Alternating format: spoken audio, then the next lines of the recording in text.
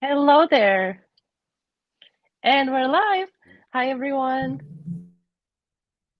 George, you're on mute. Yes, as it always happens. Hi, everyone. Thanks for joining us today or tonight or this morning, depending on where you are. We are happy to welcome you guys here on our Sales AI Summit event 2023. We're happy to kick things off with a quick introduction. First of all, let me introduce myself. My name is George. I am partnership manager here at Reply. We are covering a lot of topics related to AI today, and we think and we believe that you guys are gonna love this the set of speakers and topics we're gonna cover today. Please also feel free to drop a few notes where you're coming from, where you're joining us from, what industries you're representing, what roles are you have. Meaning, we probably know that you are somewhat related to a sales position. But let us know: are you an SDR? Are you a BDR? Are you a sales leader? Are you an account executive? And more importantly, what you're expecting to get from today's event, what you're hoping to learn today, and what speakers are you most excited to listen to today? I see that already some comments are there. So I see already some nice places, so many places.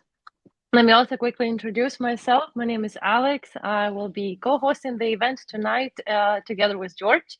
I'm also from Reply.io. I'm managing a sales team there.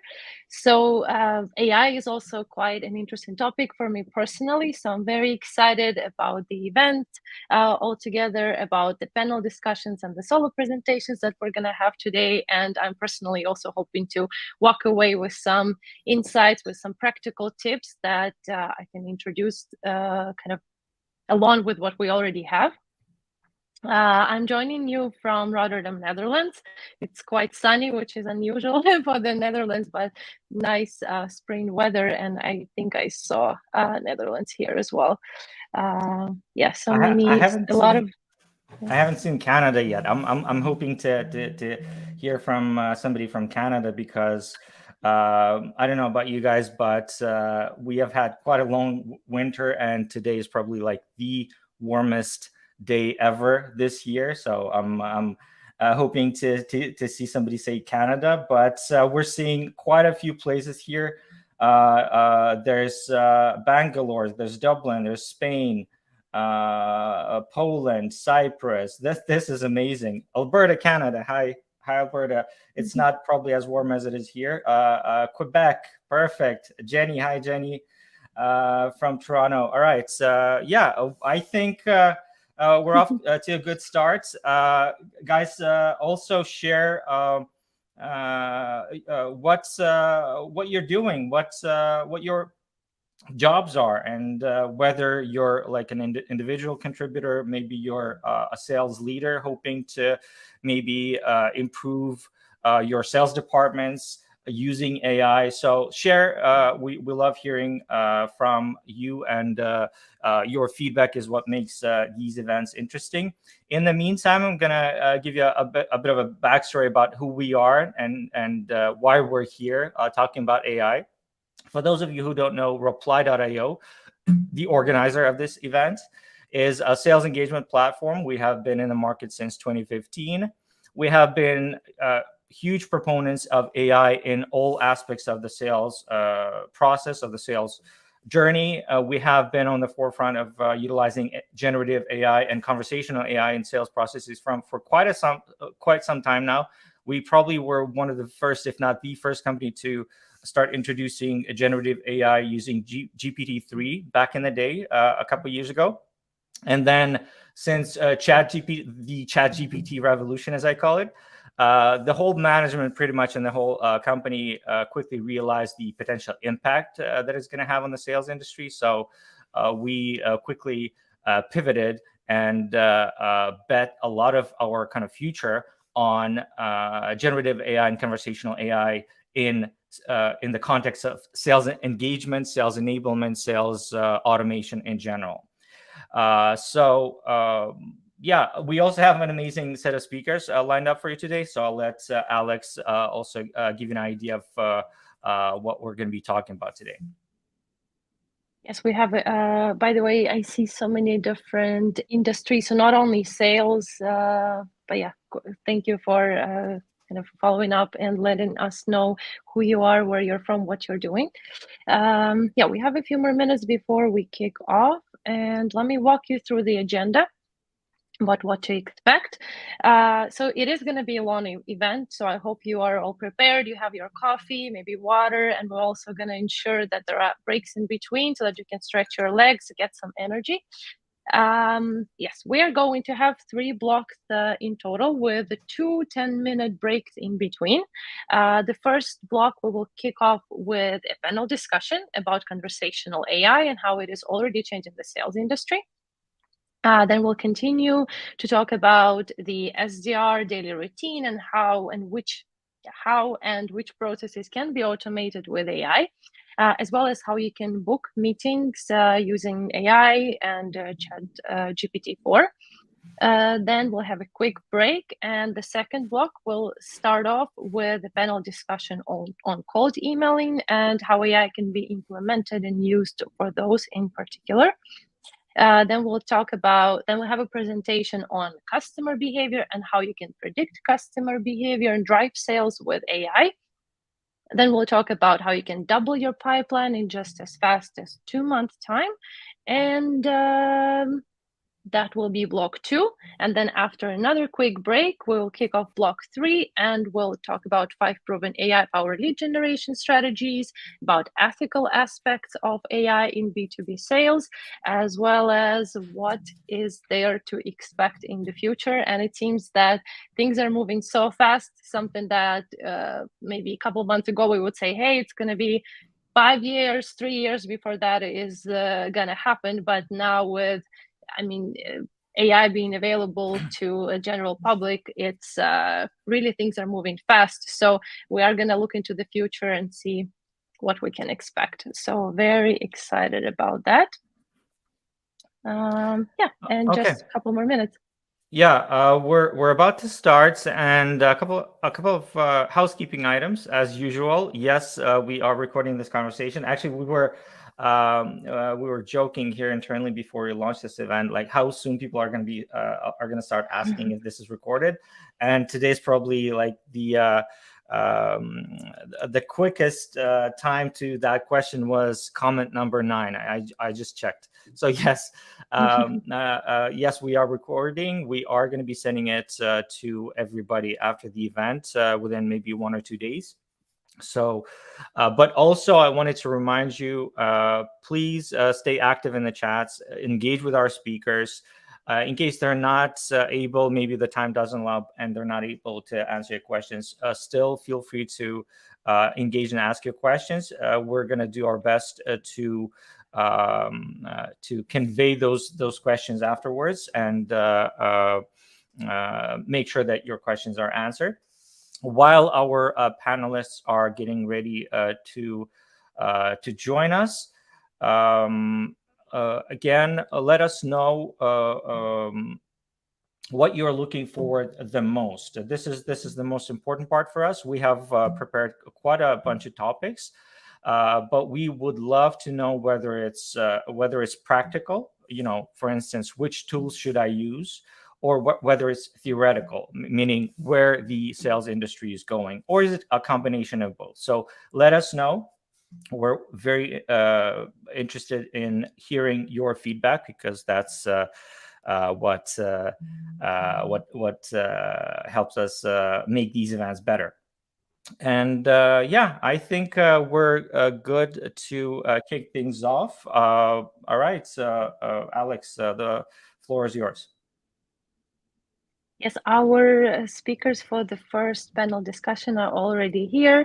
Hi, and they're joining us right now. Perfect. Welcome, Nina, David, Mehdi. Hi, how is everyone doing today? Hi, guys. We're ready to go. All right. Hey, there's Nina. Hey, there's Maddie. Hey. David, we've been hanging out a little bit because we're trying to be the best session, the three of us. So it's not a contest, but if it were, we're ready to go. We already won. Awesome. Welcome. And once again, thank you, each of you, for finding the time to come and speak to us today about conversational AI and how it is shaping and changing the sales industry already. Let me give a brief intro of our panel speakers. So we have Maddie Bell, co-founder and CEO at Scheduler AI, a scheduling assistant within popular chat, email, and text message platforms. We have David Delaney, founder and CEO at Tenbound, a sales development research and advisory firm. And we have Nina Butler, head of marketing at Regi AI, a solution that helps sales teams write personalized emails and engage in content using AI. All right, awesome. So we have some questions prepared already that we're going to start off, but we'll see if there are any good questions in the audience. We'll also try to introduce them as we go. And I thought we would maybe give a bit of an understanding and make sure we're all on the same page when we talk about conversational AI. So what exactly is conversational AI and how should we differentiate it from the traditional chatbots? Happy to jump on in, get it flowing. I know David, Maddie, and I are going to have awesome dialogue here. But I think before we even get to like the nuances and what makes it a chatbot versus conversational AI, right? I think we should take a minute just talking about like how did we get here, right? And why are businesses now, being demanded by their customers to have more real-time engaging experiences? And I think it all kind of stems down to this mobile first on-demand world we live in, right? We've all been conditioned to expect results and engagement and insight and responses in real time. Big thanks to Amazon Prime, right? For kind of conditioning us, we want our cake and we want it now. And so I think a lot of businesses are now starting to adopt solutions like conversational AI in particular to help them provide more of that real-time customer engagement. And I think, in my opinion, at least, but curious to hear David and Maddie's too, like the primary benefits of conversational AI is that it marries personalization and scalability. And I think over time, we've kind of over-rotated on the scalability and a lot of our revenue technology stack. And it's gotten us a little bit farther away from the human on the receiving end of those experiences at the end of the day. But honestly, big thanks to AI in the past couple of years, like has true personalization at scale been unlocked? And we've been able to deliver on that promise to our buyers. And so when I think about like what then delineates conversational AI from something like a chatbot, the beauty of conversational AI is that it's able to kind of marry the way in which we speak as humans, right? The way I'm speaking right now, we have humor and there's playfulness to our voice. We use, analogies and colloquialisms in the way we talk. And so technology now can start to replicate that human-specific language with the way that a machine talks, which is very direct, right? And is very one-to-one and responsive. And so I think the beauty of conversational AI is that it actually gets to kind of combine those two through both machine learning, so it gets smarter with each response, as well as natural language processing, which it allows you to start to speak more like a human. Yeah, the way I like to think about it, right, is traditional chatbots tend to be pre-programmed call and response systems. You ask this, I give you the answer. The way I would think about conversational AI is truly a trained co-pilot that amplifies the work that you do, that can learn from you, that can respond to you, that can follow your commands. And so for a lot of you guys who are out there running businesses, you should think of this as an extension of your team. You should think of this as a suite of tools that can dramatically improve your team's ability to get important things done, particularly in sales, right? So there's a variety of different tools that allow you to suddenly, maybe it took you a day to create the right level of outbound content that truly connected with your ideal customer. Now that same process can take you 5 minutes. And as you hone it and refine it, it customizes and learns for you. And that process can actually happen all the way from call it the top of the sales funnel where you're prospecting and trying to draw people in, to where, you know, my team really focuses on that bottom part of the sales funnel when it's time to convert that lead from intent to action and making it so they can take those actions instantly on your behalf, again, as this almost co-pilot feature, this amplification of you. So the way I like to think about conversational AI is, if done right, you're able to train it to do what you would do at speed and at scale throughout your entire sales pipeline. And it's really cool because, you know, for a lot of us who are founders and talking to you today, we eat what we cook. We're using these techniques and these tools to build our own businesses. And that's a really cool part of this, of you're going to learn some from using it on your business, and then you're going to kind of keep refining. It's a really good point.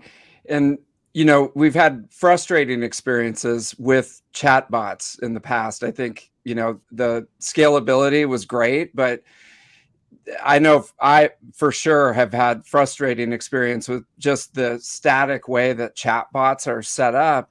And you hit it right on the head in that there's the secret to AI is the human reinforced learning, and being able to go back and see, you know, based on the behavior of the individuals that are using the chatbot, what's working and what's not, through a human being actually training the machine to give you a better response. And I think that's really the key differentiator and the promise of AI in creating the better chatbot and making it more efficient and useful for potential customers and customers.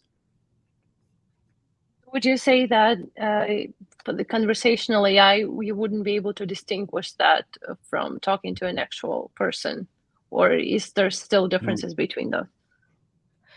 I mean, that's the dream, right? That's where it's going. I don't think it's quite there yet, but I think, you know, you wouldn't be able to distinguish, but again, there's this idea that, you know, the future workers of the world will be great prompt engineers. They'll be great teachers of AI, because at the end of the day, you know, AI is like owning a very well-trained dog, right? Like Rin Tin Tin, it can go in and save people from a fire.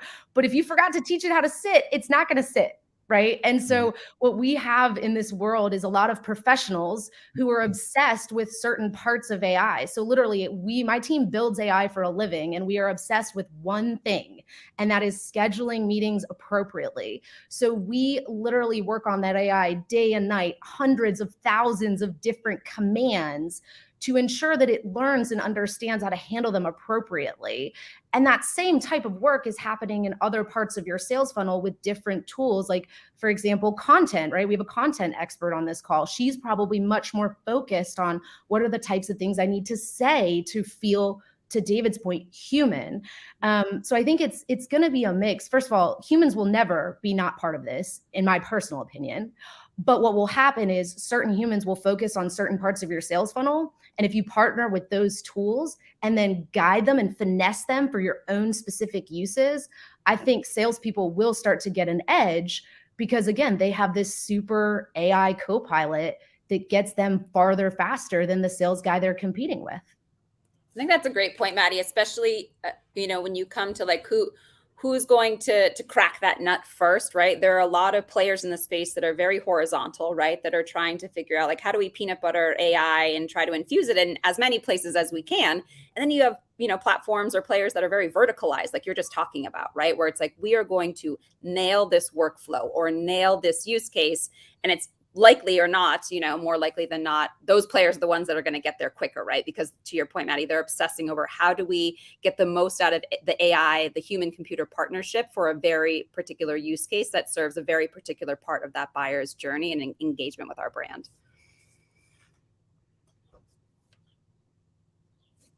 Sounds good. And I think, as we already, I by the way, really like the analogy of the co-pilot. I like that idea. And that's also something that we talk about in reply. We often get asked, is AI going to replace us? Are we still going to have a job, right? Like salespeople who are managing these conversations. So we say that we kind of encourage people to get to know AI and to kind of learn how to use it. If you know how to use it, you're not going to be replaced. So, right, as a co-pilot, but you are you are needed to be there to actually train it, and like a well-trained AI, once again, like a good reference on that as well.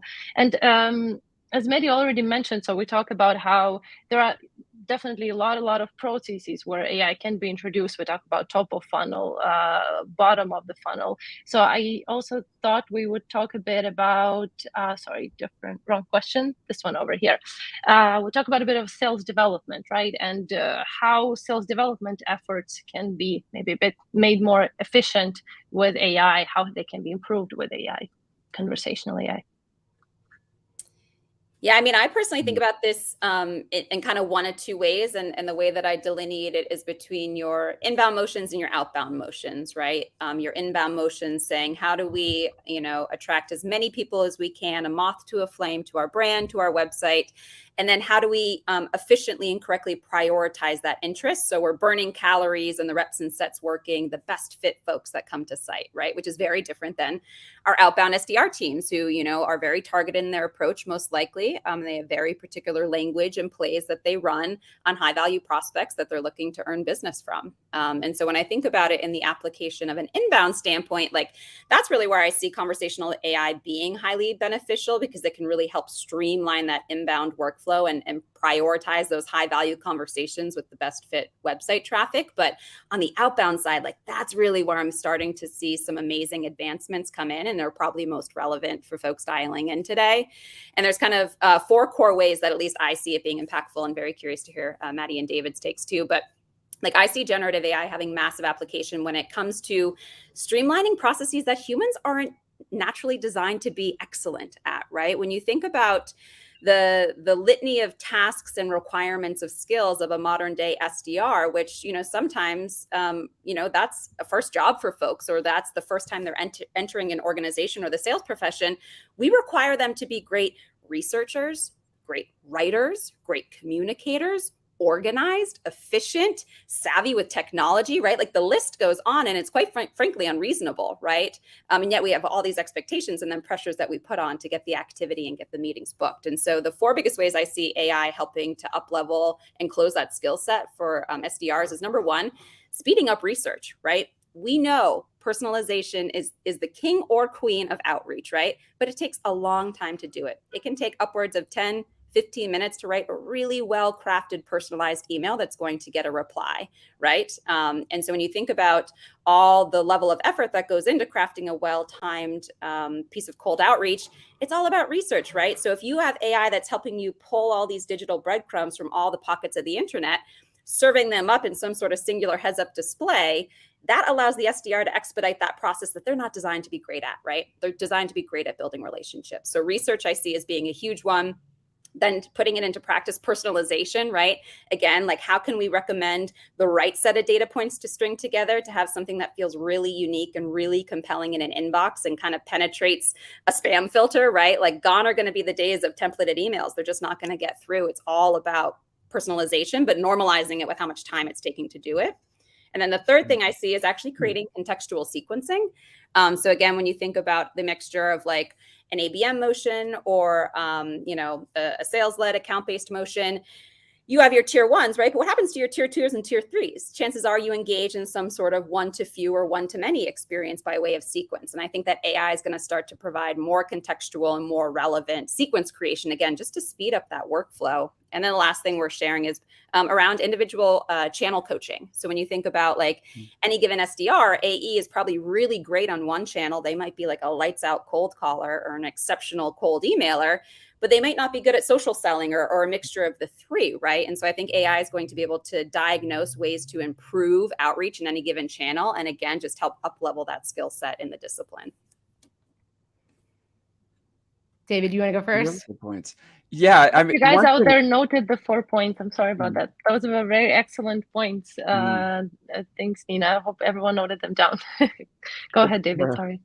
Yeah, it is a good point that SDRs are kind of thrown in the mix with a lot of different tools and sort of given the freedom, to utilize these and put them together, but, end up spending a lot of time just trying to organize and especially research. So the research is key. One thing if we're thinking about how can we keep our jobs and continue to be able to add value, is you're very unique in connecting the dots and using the different research and using prompts. If you're not good at prompts, or you haven't thought about how do I use prompts in order to get the information that I need from the Chat GPT, that's something that you can really focus on. In that, the better the questions that you're asking, and better the research questions that you're asking about an account, for example,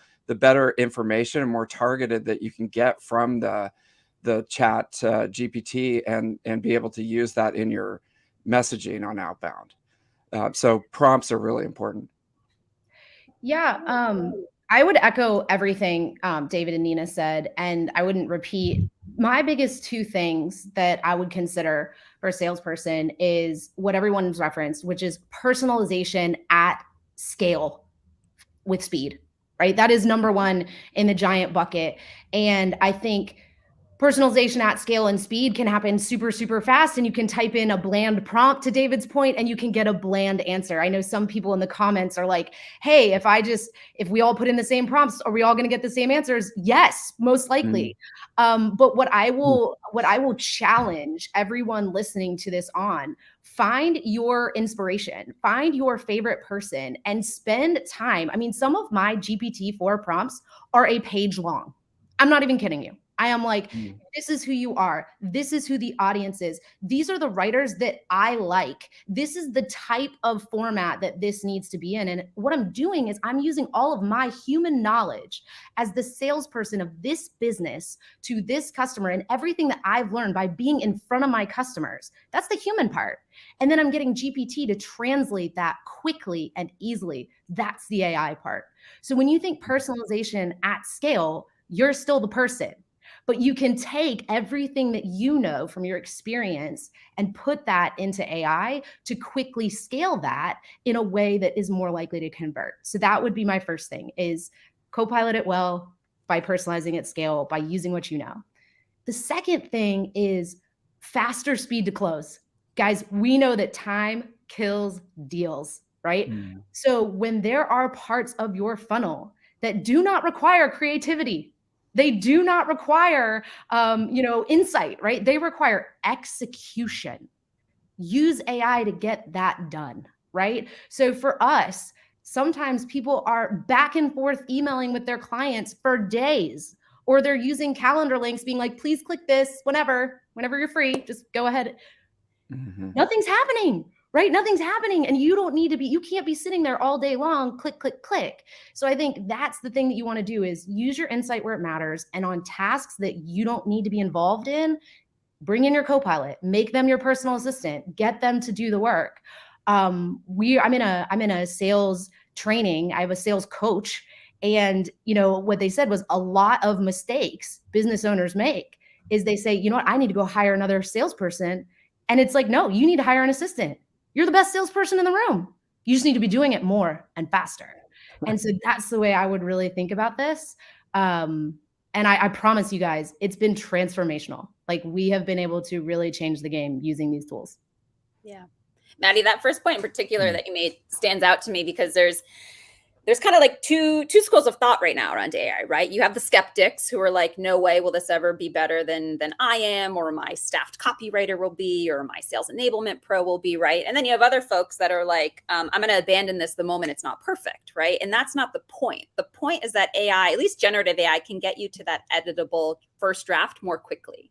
And it's like, I don't know about you, but I would 99% of the time rather be in the editor seat than the creator seat, right? And when you think about the reps and sets required in any given SDR, based on your go-to-market motion, you have a lot of activity to do in a day, right? Do you always want to be starting from scratch? No. Like, AI is able to help you kind of unlock that writer's block, so to speak, and then get you to your point. A well thought out input gives a well generated output, but then from there, like, you still need to bookend the experience with a human to make sure it sounds great before you press send.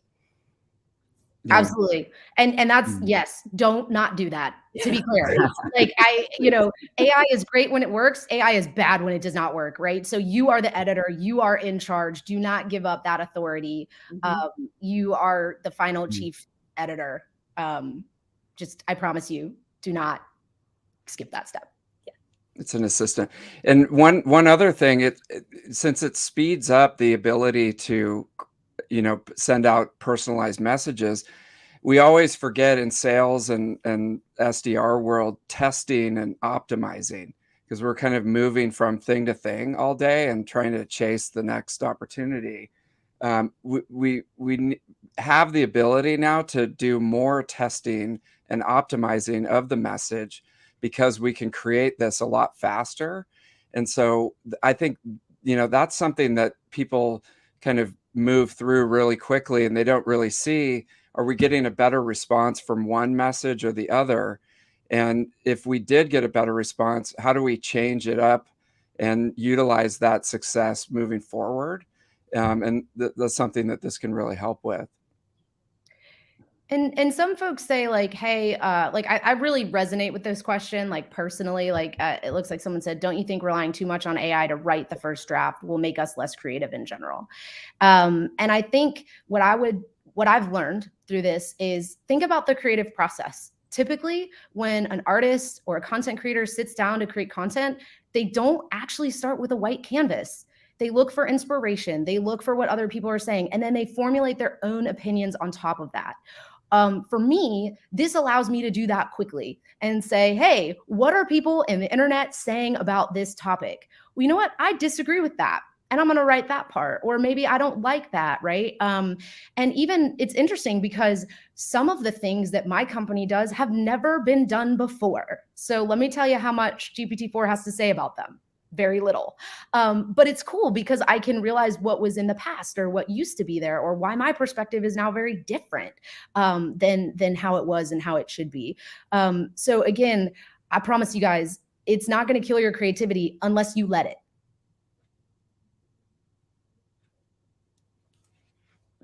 I mean, we've covered a lot of things related to sales development. We talked about prospect research, personalization at scale, definitely very popular request these days, right? How prompting can actually help you to kind of take maybe that same information that everybody else has, but then still make your copy more unique because your prompt is so detailed and you bring so much of yourself into that copy, right? We talked about certain stages, I guess, well, not in the pipeline, but I guess in the like inbound process, which are too routine for a human to be doing, where AI can really kind of step in and take that over.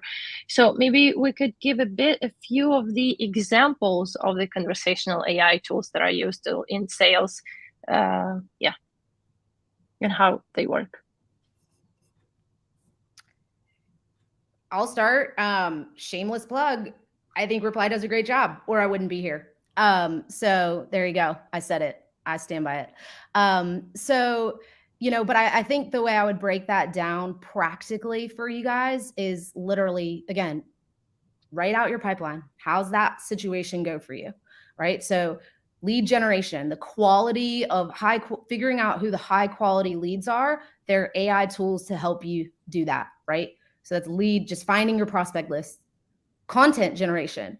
I will say, again, be careful here because the whole world is talking about content. Content is super important, but content is meant to inspire action, right? It's meant to inspire momentum. It's meant to inspire throughput.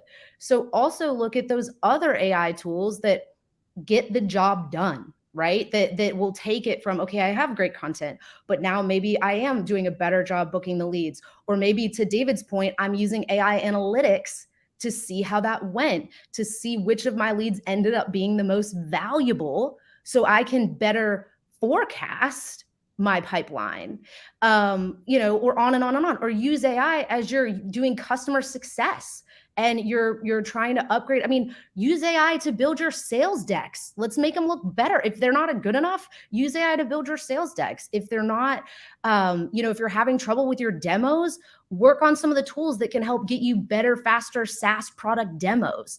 Like literally, guys, I think everyone is super excited about what AI can do for content. I am too. I'm a user. I'm a believer. But there are so many other tools that can help you with specific pain points in your pipeline. Seek them out.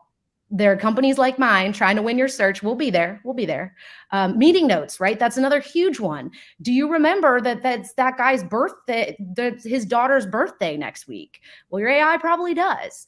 So these are just some examples of find your tough points, do a Google search, and try stuff. Because the one thing I will say, having built AI, sold it to clients, work with clients every day, is habit change is hard. It is. You guys are busy. You have to close a lot of meetings. You guys have to hit numbers. The last thing you want to do is try something new if you don't have to. So don't pick 6 platforms. Pick 2. Pick 1 and give it a try. Because you'll break down your own learning barrier. And it's really interesting. The best thing someone said to me was, it is shocking how one of the greatest barriers to the AI kind of adoption curve is how easy AI adoption is. Like people are used to a learning curve and then they get there and like, what do you mean? I just type it? And you're like, yes. Like, wait, I don't get it. Like, no, literally just see what happens. Try something. So that's my recommendation. Those are some tools that we use. We love. Pick one, try it, see what happens. Yeah, well said, Maddie. I think my only other addition to that is like technology is a double-edged sword, right? It's usually the innovation stems from a big problem that needs solving, right? And then you create something wonderful and people likely love it and adopt it. And then it creates a whole host of other things you got to go solve, right? And so when we sort of think about this inflection point right here, at least in like the generative AI space, like an analogy I like to say is, like the explosion of sales engagement platforms, in 2012 with the birth of some big players in this space, right? Well, suddenly, sales reps were able to massively scale that outreach. And suddenly like it was able to better distribute content, but then shoot, a big problem arise. Nobody has the content to fill those powerful machines, right? To provide those nuanced persona-based experiences. And so that's really where the advent of now generative AI can come in. To Maddie's point, buyer beware, make sure you're understanding what type of content you need to create for whom and when to help you ascertain what the best products on the market are going to be for you, right? But I do think it's really important to think about like, what are your biggest gaps or inefficiencies in your go-to-market workflow today or within your SDR outbound motion?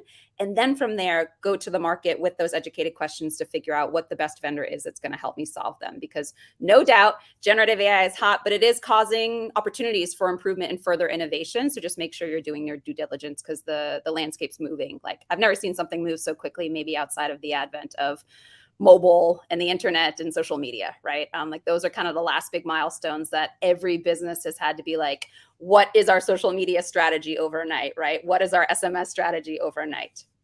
And that's a really good pro tip, deep learning point for folks. Check on your providers if they're using first-party models and/or if they're well-known providers. Like the guys here said, hey, we've been doing this for 2 years.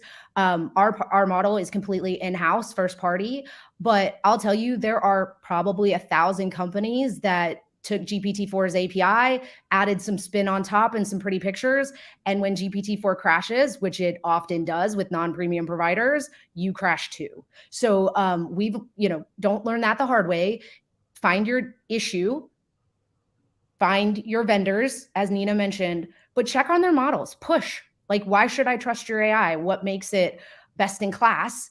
And then go trial and error because there are experts in this space. And a lot of people that have been working in AI for a while, we didn't just get hip to it, right? Like now that the whole world knows what we're talking about, we're super excited because like, oh my God, now everybody knows what we're talking about. But like, it's not day one for a lot of these companies, but you may end up in front of a company who it's like day 5. So just be careful. In addition to that too, it's not only just about like making sure you're decentralizing the data sources, right? But it's like you want a mixture of those publicly available data sets so you can take advantage of the wide world of the internet. But you also want localized data, right? You want data that's performant to your business and your customer, and things that have worked and not worked in your content or in your outreach, right? And it's really important that only together can you then start to provide a truly nuanced, personalized experience to the recipient, or else everything will end up sounding the same. But David, curious to hear your thoughts. Oh, you're muted.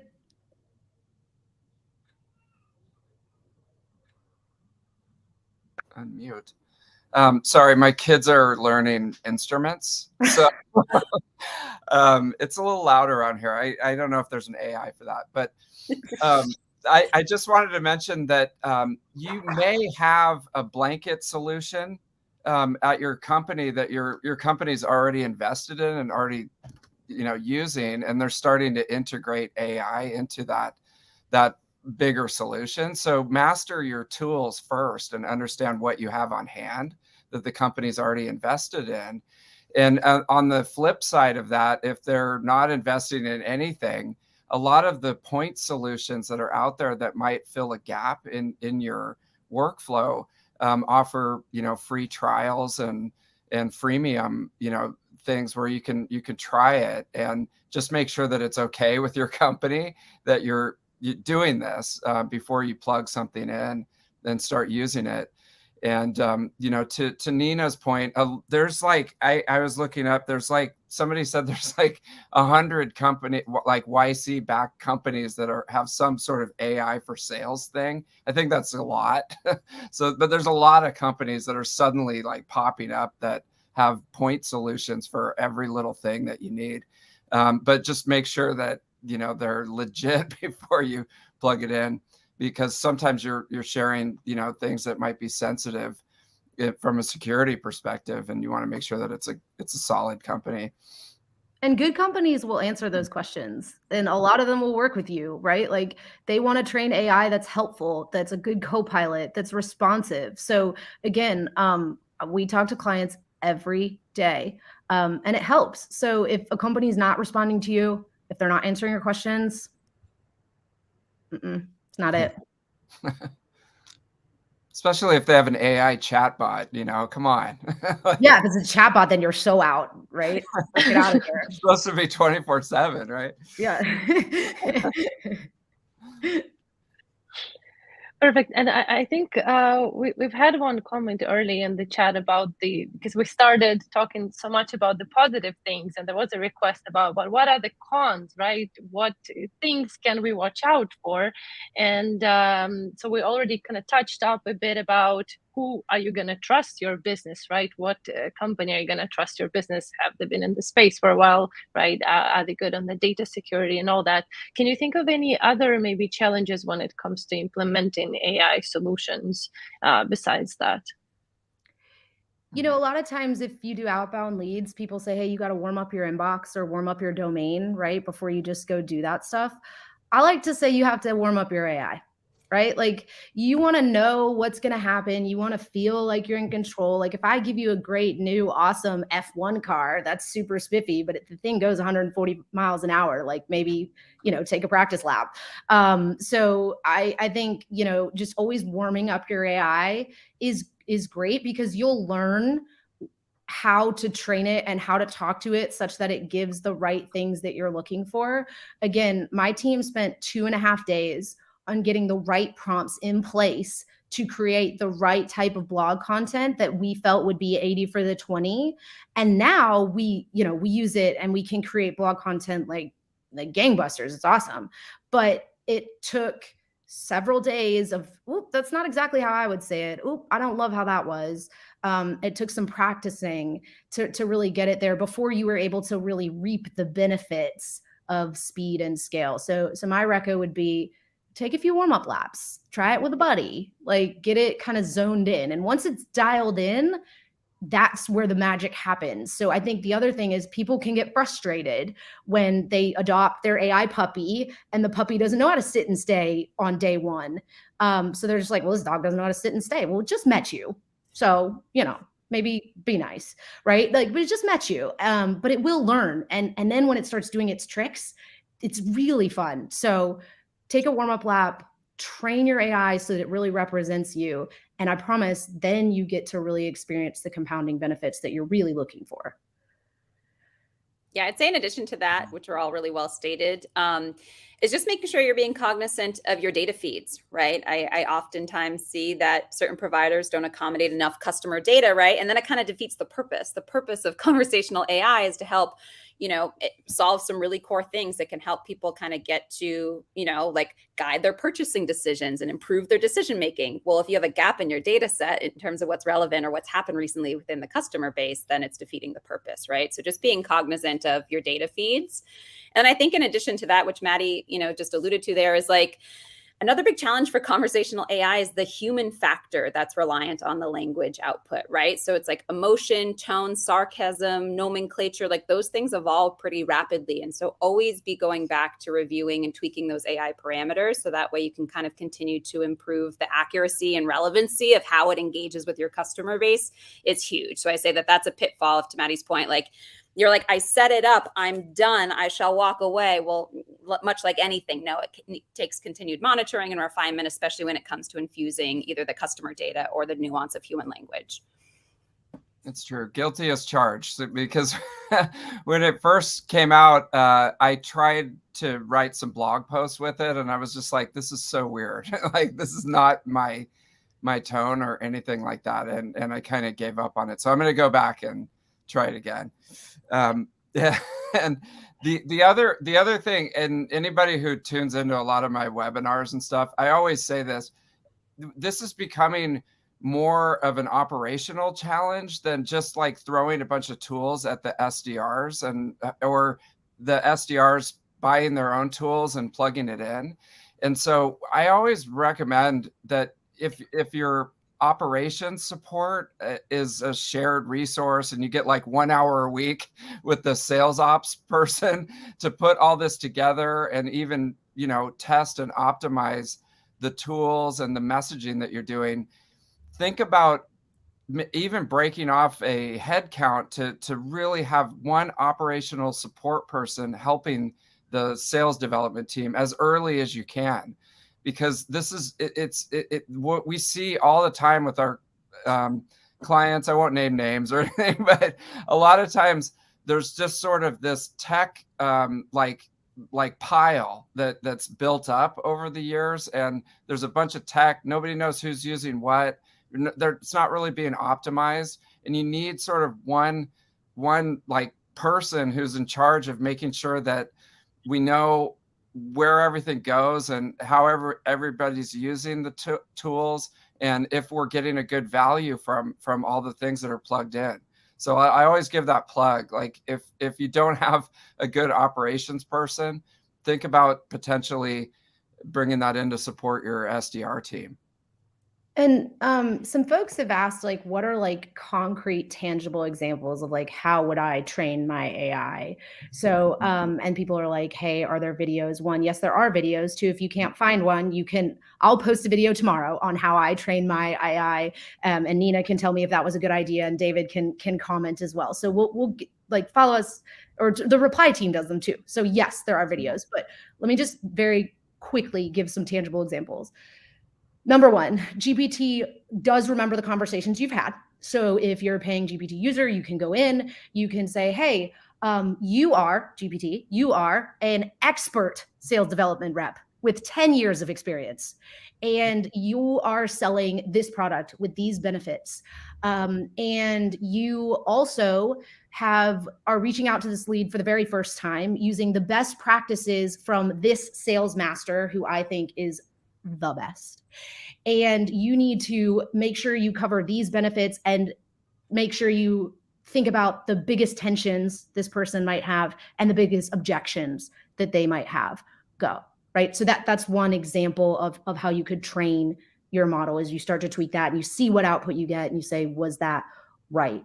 The other way platforms let you train your model or give it information is, for example, like in our product, you can go into your dashboard and you can say, when I say these words, do these things, right? Consider that I only want these meetings on these times or this duration. Again, just a practical example, but some platforms give you the ability to say, under these conditions, remember, I'm me and you're you, and this is what I want you doing for me.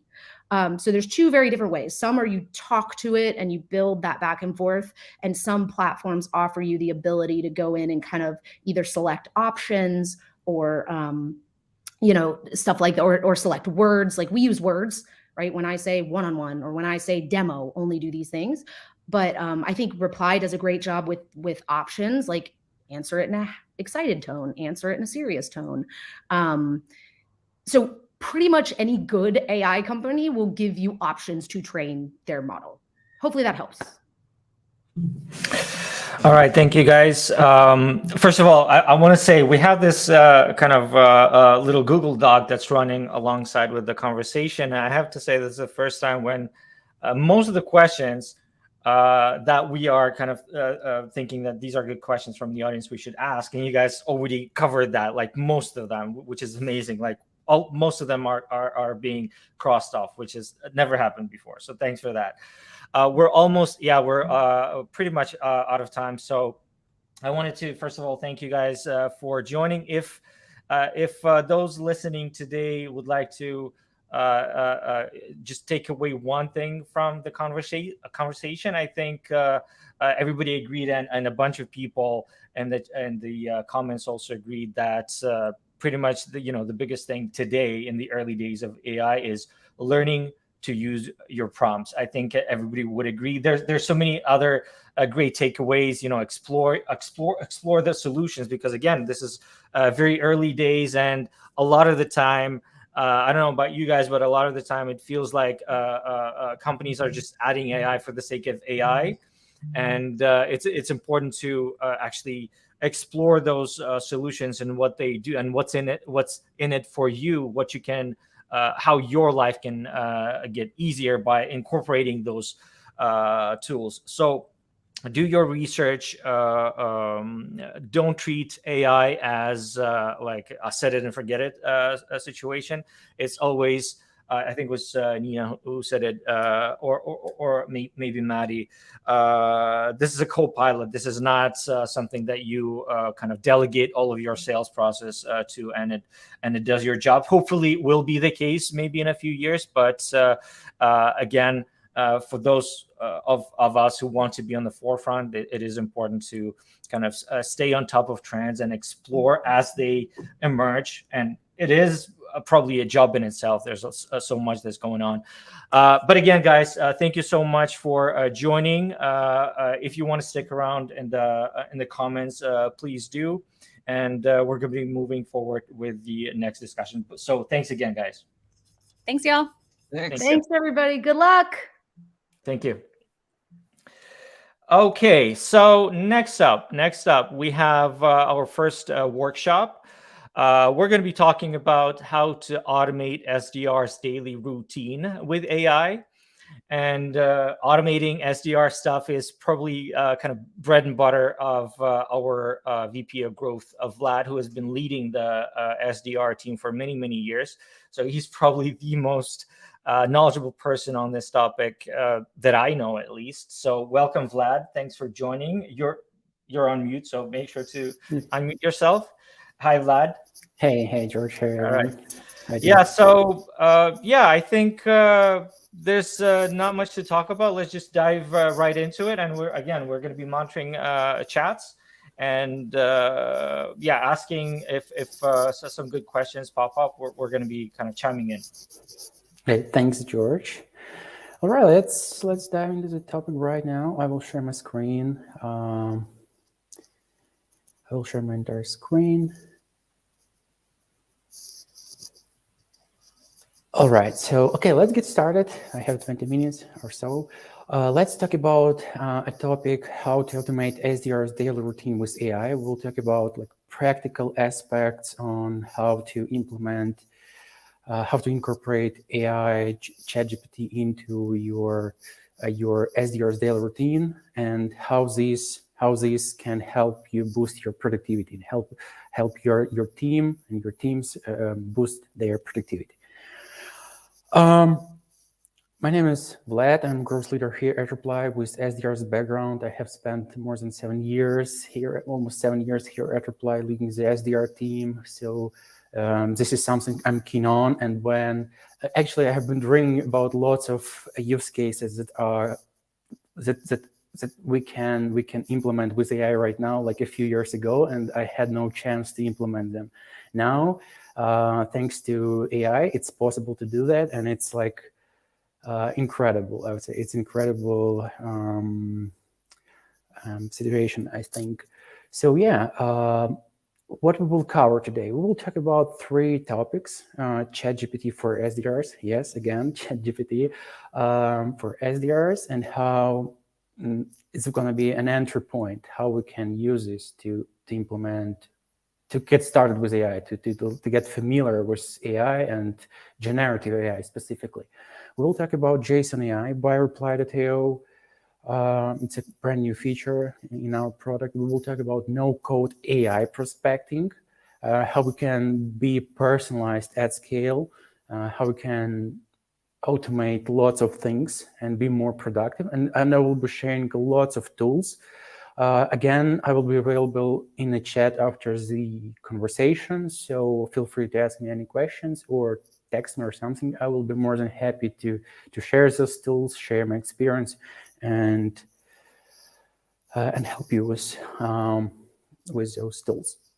Okay, so let's get started with ChatGPT for SDRs. I remember back in November 2022, when our CEO Oleg texted me, "Hey, have you seen this brand new thing, ChatGPT?" I said, like, yes, I've been trying it for a while.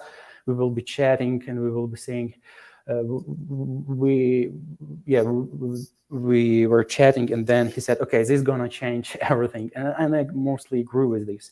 So here's how currently our SDRs and our SDR team uses ChatGPT. We will talk about how to write email templates, how to improve those email templates, personalization, A/B testing, how to write email follow-ups, objection handling, and how to summarize text and notes.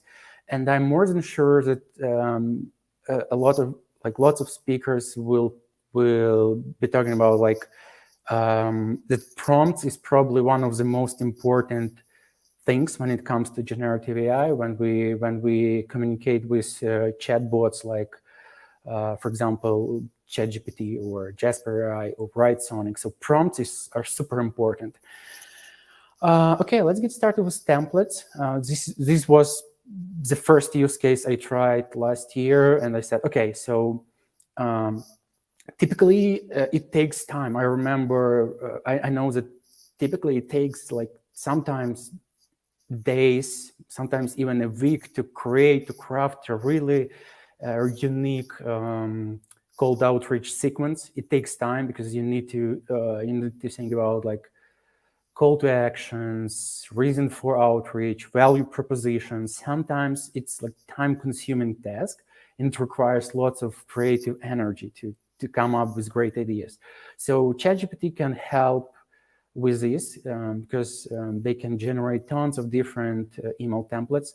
So here's a prompt we can use for ChatGPT. For example, I sell Reply.io to a piece of sales at tech companies, write a short email, 100 words max based on best practices, and try to schedule a call.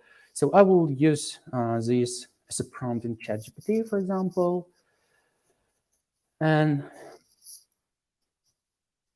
we'll start generating. They're experiencing high demand, so probably we won't give it a try today. Let's see. Okay, so we will start with this simple prompt. I hope this email finds you well. Of course, it's not a good and it's not the best practice, but we will deal with this later.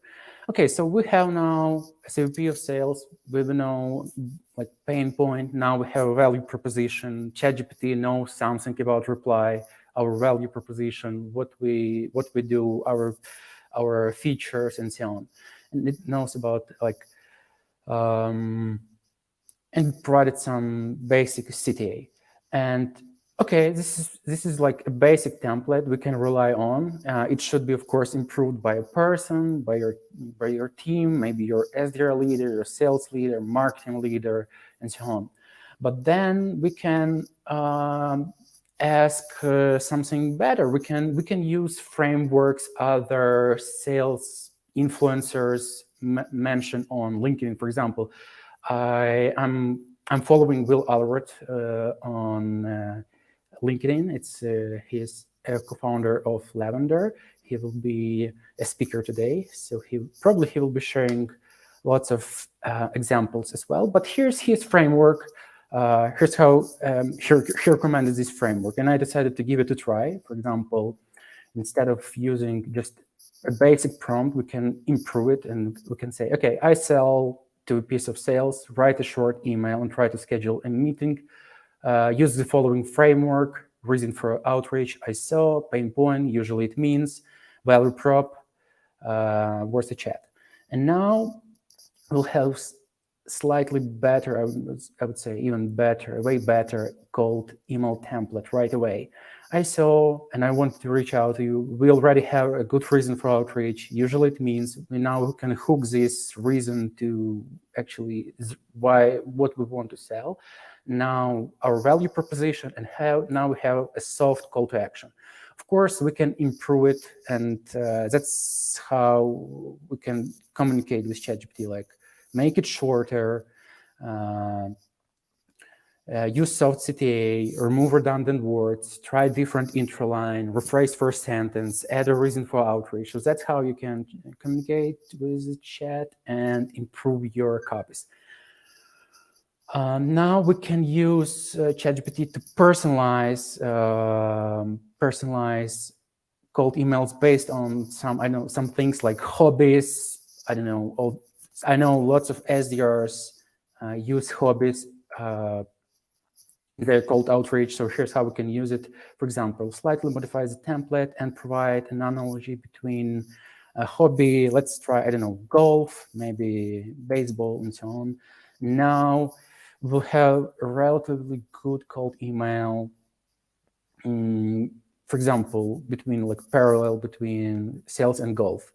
And typically it generates interesting, creative hooks, segues, I would say, for that hobby. So again, now we can iterate, we can remove redundant words, we can make it shorter, etc. But it's a great starting point. We can also use it to A/B test, different things. For example, generate 2 more variants of this template using different CTAs, reason for outreach, or value proposition. We can use it for follow-ups. We can ask, okay, now generate 2 additional email follow-ups, and it will generate some follow-ups, right? Here's how we also use. The next use case is objection handling. Typically, SDR teams face the same objections, like pricing, not right now, not right person, all set, not interested, how it works, how it helps, competitor. So we can, and typically it takes some time to be creative here, right? Because they may ask, what's the difference between you and your competitor? What's the difference here? What's the pricing, etc. So sometimes it takes time to generate a meaningful response, right? So we can ask ChatGPT to help with this. For example, I sell reply, I emailed the prospect. They said they already use one of our competitors. Find a creative way to overcome this objection. Of course, this is like a generic prompt. You can specify it by adding your competitor and adding exact reason they mentioned, for example, whether it's in an integration or pricing or something else, and it will help you generate a unique and sometimes creative ways to overcome objections. That's why actually our SDRs rely on this strategy a lot. We can use it to summarize notes, for example. Typically, our account executives, they save long discovery call notes in our CRM. And sometimes when you have like hundreds of prospects, you have no capacity to read all these notes. And you can ask ChatGPT or other AI tools to summarize these notes, or maybe identify you need some key points in these notes and incorporate them into an email, for example, or your email template. So that's how you can personalize your emails based on previous conversation. For example, this strategy works for ghosting opportunities, for closed lost opportunities, or typically for ghosting opportunities. That's how we use it. So when it comes to tools, in this case, we're talking about generative AI tools. We can rely on Copy AI, Notion AI, Jasper AI, WriteSonic. Here's the list of those tools. They have the same interface, pretty much the same interface, so you can communicate with the chatbot. And when it comes to email-specific generative AI assistants, we are talking about email assistants, right? AI email assistants, and in this case, we can talk about Lavender, Compose AI, Typewise, Semantic AI, Reply, Jasper, Grammarly. They're launching a new product, Grammarly Go. So all these tools live in your sales reps inboxes and they act as, I would say, in-inbox coaches for your sales reps. So that's how they can be more productive, right? Okay, let's move on. Now let's talk about JSON AI by Reply.io. This is a brand new feature, and there are two parts of these features, I would say. Number one is JSON AI itself. It's like B2B conversational AI that lives in Reply. So here's how it works. When you create a new sequence in Reply, there is a new tab, JSON AI. You can provide a context for this AI. It works just like with ChatGPT. You can provide context for your prompt. So in this case, you can specify your company's description, your pricing, your competitors, your use cases, your customers, your G2 score or something. And we will use this for your responses. So next time when you send in an email via Reply, all responses goes to the same inbox, to a consolidated inbox. And we will generate a draft for you. And for SDRs, instead of spending time on creating those responses, we have ready to use templates. And you can just click send and that's it, or you can regenerate response. So improve it and then click send. So that's how it works. You can it has like there are two ways to use it. You can use it as a semi-automated like assistant, or fully automated chatbot. In this case, I use semi-automated bot. So when I open my inbox, I have just like a ready-to-use response, right? So that's how it works.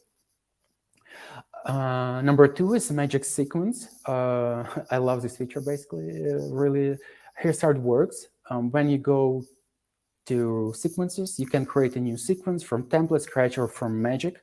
And it works just like ChatGPT. You can specify a prompt. For example, I sell Reply.io, write a cold email, and it will generate an email. We will try to like apply all best practices we know about writing cold emails. Here, not all of them are the best ones. For example, this one. Hi, now we have a solid email template. We can move on. Now the magic sequence will generate the whole sequence itself. A few additional email follow-ups based on your first email, for example, and then you can save it, and that's it. So that's how your SDRs basically can experiment with their sequences, A/B test sequences, A/B test personas, verticals, and it will take less time to generate all those things.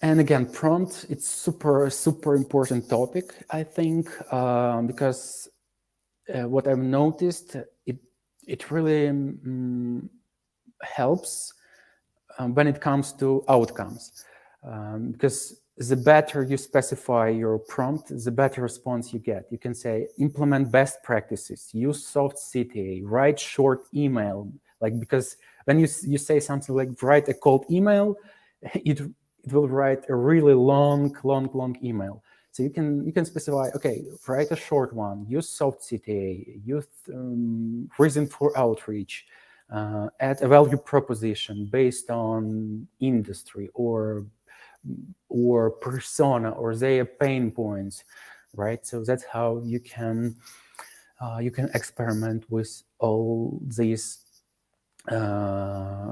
prompts. And now let's talk about no-code AI prospecting. This is my favorite part of AI, all this AI hype, because when we use generative AI, again, every time we need to write a new prompt, and it takes time again, right? It takes time to generate one email and so on. When it comes to no-code AI prospecting, we can use AI and ChatGPT at scale and be like personalized at scale. So here are a few use cases I rely on myself. For example, a basic one, company name cleaning. We can also use it for company research, for account research. Like we can ask about descriptions, integrations. That's what I mentioned, because sometimes it takes time to figure out whether or not they have an API page or an integration with a specific tool or something. And we can use it for cold email personalization at scale. So I have prepared a few use cases based on my notes. So for example, for this mini demo, I will use rose.com. It's a no-code tool, basically, with a spreadsheet-like interface. For example, so here's how to use it. I can connect my OpenAI account as an integration here, and then I can use it as a function now, not just like prompt in my chat, but as a function. So for example, a company name cleaning. I have a list of companies. They all have Inc., LC, so we can use it in our cold outreach, right? Because that's how prospects know that this is not something personalized or handwritten, correct?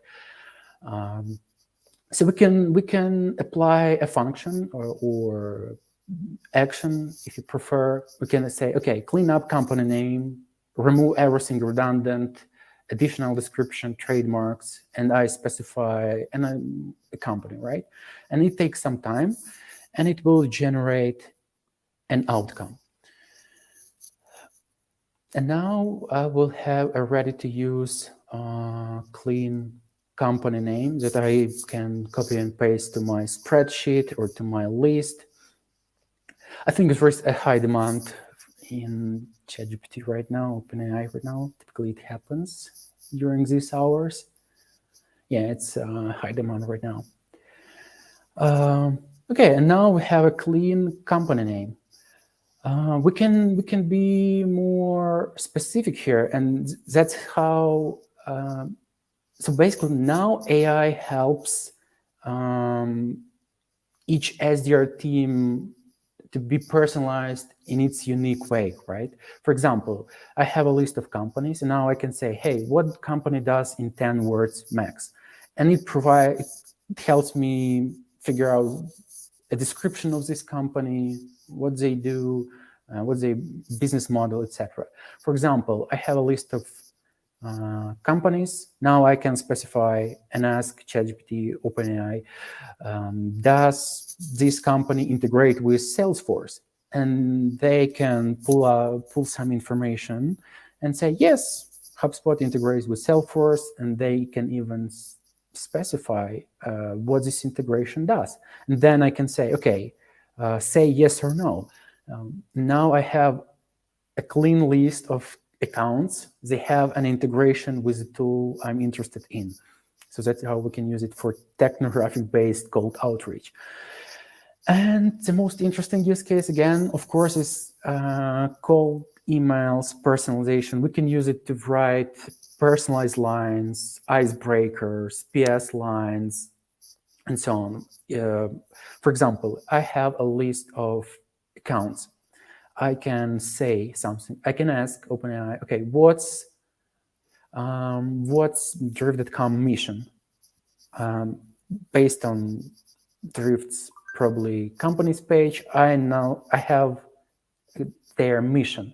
And now I can write another prompt and say, okay, I shall reply you, write a cold email, 100 words max to a piece of sales at Drift, and hook their mission as a relevancy.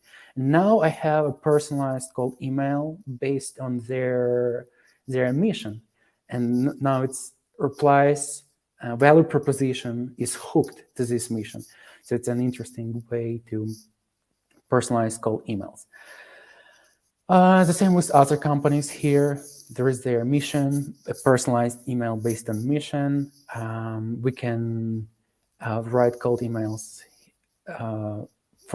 based on hooks, based on someone's social media profile, for example. And here's a prompt. I shall reply, write a cold email, 100 words max, to this person, and use personalization as a relevancy. And it will try to hook this personalization. And yes, and now that's how we can generate similar emails at scale in one application. In my case, Roast. So there is no need to go to chat, copy and paste some similar things like company name, domain, the prospect name, etc. Now we can just have a few columns, and now another column can be an AI function or action. When it comes to tools, I can recommend you Rose, Clay, Captain Data, Data Bar, Airtable. So they all provide pretty much the same experience, a spreadsheet-like experience. So you can upload a list of prospects via a CSV file, add another column for an OpenAI or AI, other AI function. And now you can write that function and run hundreds of similar highly personalized actions. If you prefer spreadsheets, there are a bunch of Google spreadsheet add-ons like Sheet AI, Cargo. You can use even Zapier, Step, Prompt Loop, Numerous AI. They all work as add-ons inside Google Spreadsheets. If you want to learn more about no-code AI prospecting, feel free to watch these two webinars we had at Reply. So we are covering way more ways to use AI for your SDRs. Again, let's stay in touch. I will share the link in the chat, of course. And as always, thank you for your time, and have a great day.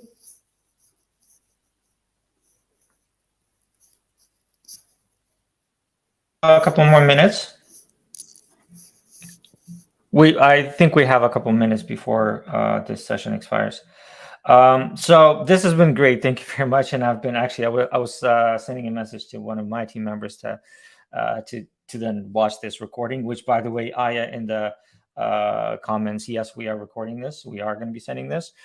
But I was just curious to hear your thoughts on. We've been talking about mostly email and personalization and kind of putting it on autopilot as much as possible.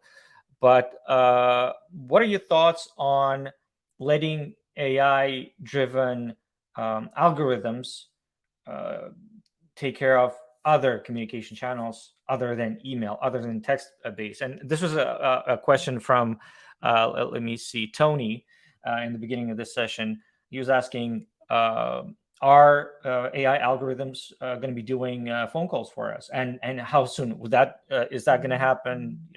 In 3 years, 4 years? What are your thoughts on this, and how ethical it is? Maybe. Okay, great question. I haven't been mentioning other channels, but of course you can write the same prompt to generate LinkedIn connection request, for example, or messages or SMS, or even generate cold calling scripts. We at Reply are email-heavy SDR teams, and we heavily rely on emails and LinkedIn connections.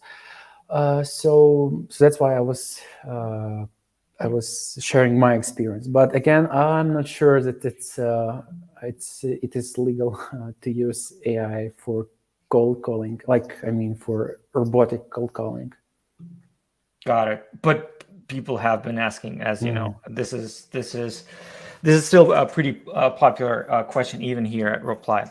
All right, Vlad, thanks for your session. Super helpful. And again, even me personally and my team are going to be reviewing those spreadsheet-based workflows. Super interesting. Thanks for taking the time for this. We're going to move on with our next speaker. So next up, we are talking about 5 steps to using AI and GPT-4 to book meetings. Our speaker is Thibaut Cerise, CEO and founder at Sales Labs. Thibaut trains and coaches B2B sales teams to start more outbound conversations and close bigger deals faster. So hi, Thibaut, welcome. Thanks for taking the time. Hi, George. Really happy to be there. Can you hear me fine? Yes, very well. Very well. All right, the floor is yours. We'll let you talk, and as always, we're going to be monitoring some of the questions in the chats and chiming in if the time allows. Okay, great. Let's do it. George, I need your help. Can you actually see my window? Yes, we do. Okay, cool, great. So thank you very much. So thanks everyone for joining for my session about 5 steps to using AI and ChatGPT/GPT-4 to book meetings. I was actually building a course on that, this week, and everyone was using GPT-4 as some kind of cool stuff, and for a lot of people, it's kind of confusing what the difference between ChatGPT and GPT-4. So ChatGPT is basically the tool we're going to use. So that's the tool from OpenAI, and GPT-4 is the language that we're going to use. So there's GPT 3.5, GPT-4, and plenty of others. So just, a quick note on that. So George, thanks again for having me. So my name's Thibaut Cerise, CEO and founder of Sales Labs. And I've been invited because I think I share a lot of stuff around AI prospecting, specifically on LinkedIn. So if you have questions, please add them to the comments. I'll be really happy to answer them. So I kind of, took these 5 steps because I really wanted to be tactical, to show you some examples of how you can use AI and specifically ChatGPT. I focus on ChatGPT because for me, I see it as the infrastructure. Just like the internet would be an infrastructure, electricity, water, and everything. If you understand how it works, you can use it on all the other tools. And I know Reply.io inserts and uses a lot of AI tools and a lot of ChatGPT for that. So if you understand how to work with prompts, how to converse with the chatbot, it's going to really help you. And your first step, as always, is to do some research.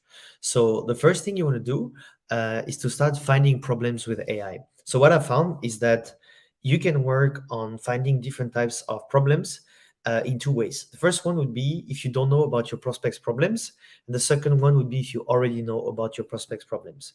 So one thing you can do, and you can see here, When you don't know about your prospect's problems, you go to ChatGPT, you open a new chat, and you insert the following prompt. Act like the job title of the company and list your top 3 challenges for 2023. And then you give like an example of what is the company doing, detailed bullet points, answers only.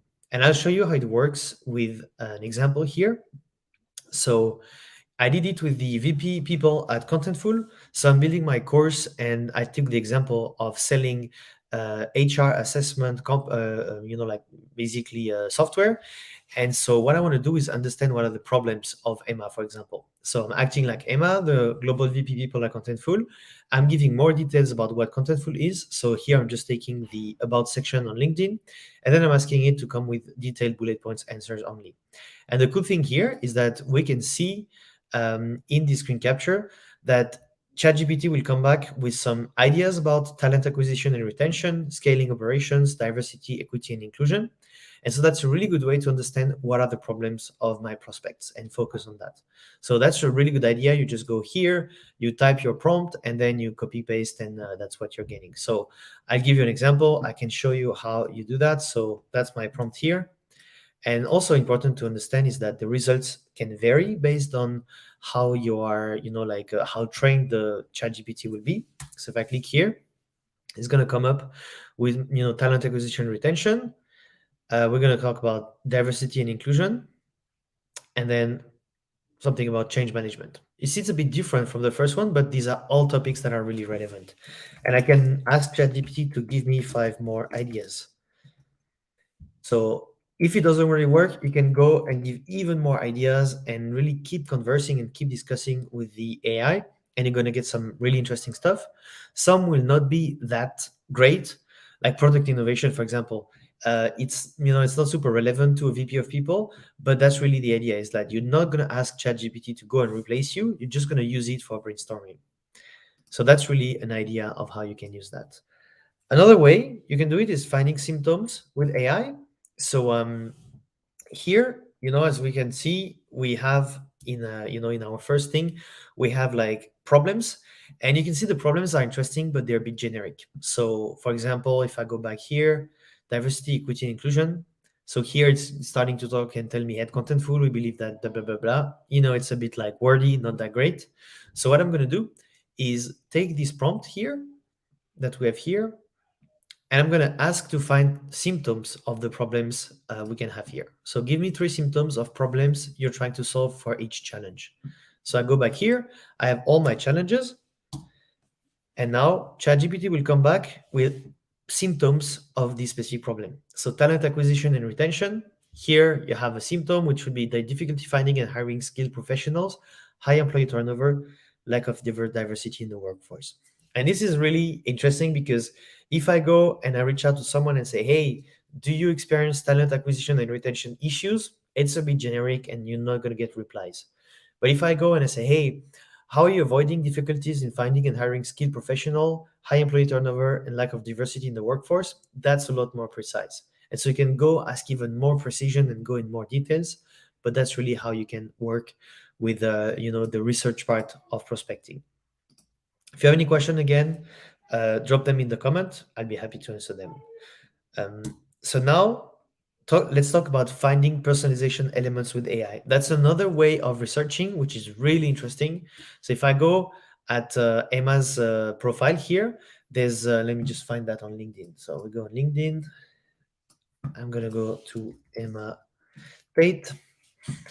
So what I found is, scrolling through like a profile can be really long. There's a lot of data, it's just kind of not something I love doing. So I can click on Save PDF. It's going to download the resume in PDF. It's lovely, a lot of details, but no one has time to go through that. What I'm going to do is use this prompt here to go and find details about personalization elements. So we're going to go here. Let me find that. I'm taking this specific prompt. Let's go here. And then up we go here. And I'm saying, here's the LinkedIn profile of a prospect. I'm trying to get this prospect to reply to my outreach messages. And I need to mention an element of their profile that is relevant to problems I solve. The problems I solve are hiring the wrong people, problem 2, problem 3, Now find me 5 elements from this resume that I could mention to catch their attention. Here's the resume. And here what I'm doing is just copy pasting without worrying too much about, like the formatting, because it's not that important here. So let me just find that. I don't remember how to do that, but I have all the data here. Yeah. So just scrolling up, we have all this data. Put that here. Don't need to worry about formatting. And now what it's going to do is going to, give me some ideas of things I can mention. So Igma states extensive experience in HR, including organization, in my work from Meta. So I can work on these things. And again, if it's not that great, I can ask it for more ideas. I can be more precise about the problem we solve, be more precise about the typical issues they're having. But that's a really good idea to do some research and get some ideas. Again, questions, drop them in the comment. I'll take some time at the end to answer. Step 2 is to build a sequence. This one is very simple. You don't really need anything around AI for that. You just need to work and understand important points about sequences. The first one is that outreach sequences have one goal: to get a reply. You're not trying to sell something. You're not trying to set a meeting. You're just trying to start a conversation. And for that, one thing that works really well is to work with one problem per touch point, one resource per touch point, and one call to action per touch point. What I mean by one problem is if you go and you try to start conversation with your prospects by, telling about your features and how you're the best, it's not going to work really well. But if you go and you say, hey, do you have this specific problem? Because if you do, I have a specific resource, a checklist, something to help you solve it, then we should talk. Sounds interesting, and that's your call to action. And so to build your sequence, you can do it this way. You actually want to build the core structure of your outreach sequence, touch point, and channels, because it helps you build the prospecting routine and get more replies. And reply.io, I know they're working like that with sequences. That's a tool that really helps you do that. You're going to start with defining how many touch points you want to use, name the steps, define a channel for each touch point, define a media for each touch point, and define a cadence between each touch point. So here we go. We have the 6 touch points of my sequence, their name, what's the channel, LinkedIn, email, or phone, what's the media, a connection request, is it a text, is it audio, is it video, and what's the cadence, how many days between each touch point should I let before following up. And so that's really how you can build the sequence. Super simple, but 80% of people don't do it, and then they end up not having good replies. Step 3 will be to craft your messages. And so here we have different types of messages we can craft, but what I really like to do is, instead of going and saying something like, build me an outreach message. So if we go here and I say, build a cold outreach message to sell a sales engagement platform. If you go and type that, the result will be really crap. So, hello, I hope this message finds you well, blah, blah, blah. It's super long, it's super generic, it's super boring. So here you go. If you receive that, I'm sorry, but most of us will not reply. So what you can do whenever you are trying to get these messages is to go and train the AI on how to make it work. So you're going to pick a messaging framework that works for you. So you can go reply.io. They have tons of blog posts about that. You're going to go to ChatGPT and you're going to train the AI on what a good message looks like. So I'd like to build a 9 touch points outbound sequence in order to get a prospect to reply to my prospecting. I use the following framework for each message. Then I'm going to share a framework template plus an example of how it works. Now, based on the frameworks I shared, build a call outreach message for each of the symptoms my prospects are having. Don't we already use a direct and concise communication style? So here we go. Example here, there's this question, teaser, call to action, and a PS. So I'm doing exactly what I said. I'm detailing what is a question, what is a teaser, what is a CTA, what is a PS, giving an example. And now I'm saying all these symptoms are things I typically train or typically help my prospects to solve. Don't be wordy, you be direct, and don't use buzzwords. And here we go. Sure, here are 3 touch points outbound sequence, 1 for each symptom. So for this one, for example, the question would be, hi prospect, I'm curious to know how you're tackling high turnover rates among your employees. If you're interested, I can share a short 3-step playbook on increasing employee engagement and reducing turnover rates. Would love to know your thoughts on it. By the way, I saw you on your LinkedIn profile that you're into hiking. Any favorite trials you'd recommend? So that's an example. You can use tons of different frameworks. There's basically in this course, that's the here, that's like the resource guide of the course I'm releasing on the 14th of April. There's like 4 examples of how you can do the math for your prospects or do question, teaser, call to action, but it's really about showing the AI what's working really well. Now let's talk about our step 4, build a reciprocity resource. This one's so important because what you want to do, if you remember when we go here, there's this specific thing where I talk about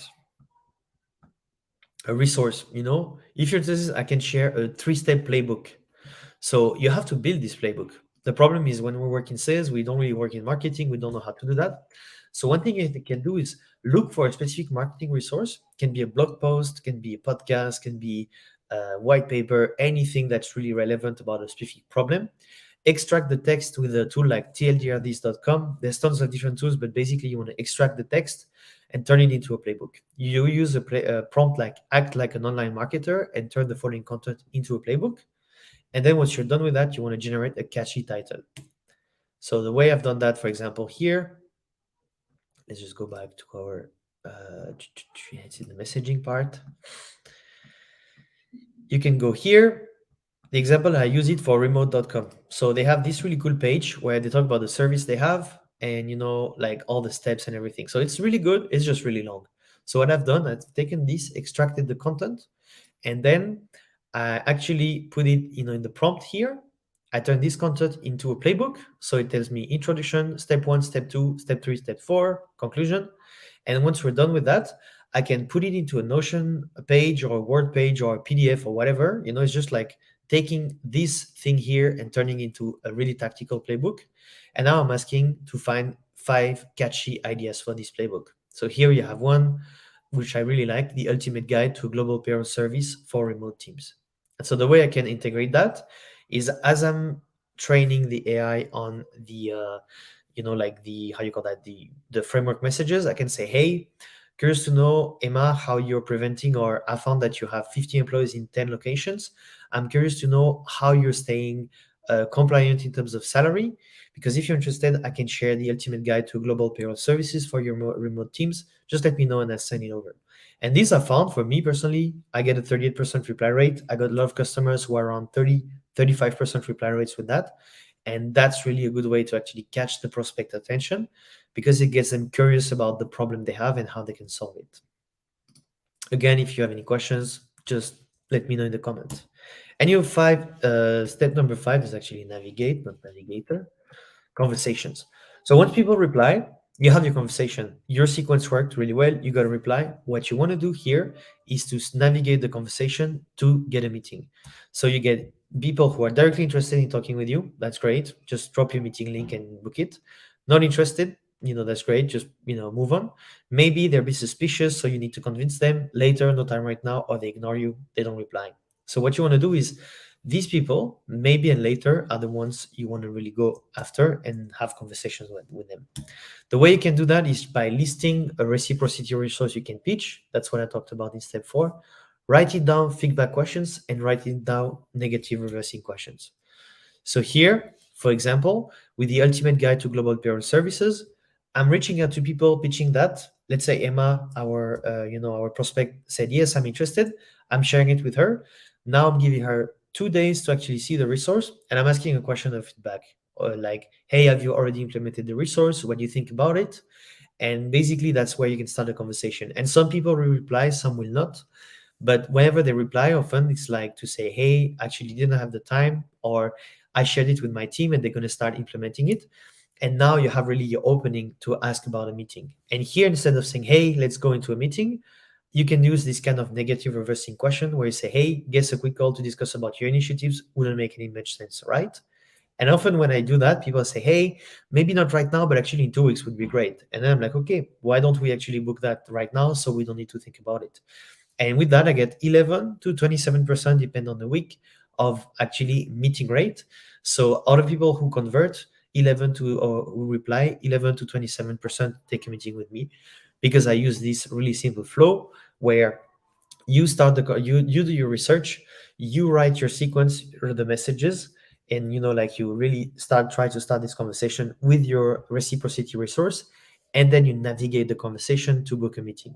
And that's a really good thing, because when you start the meeting, people already know about you, they already know you provide value, they already know you're interested in their problems.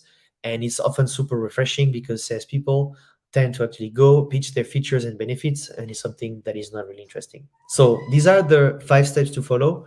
Do your research, build your sequence, craft your messages, use a reciprocity resource, and navigate conversations. So that was it for me. So I'm actually building a course on this, releasing on the 14th of April. So just go follow me on LinkedIn. I'm talking about that all the time. I'll be really happy to help there.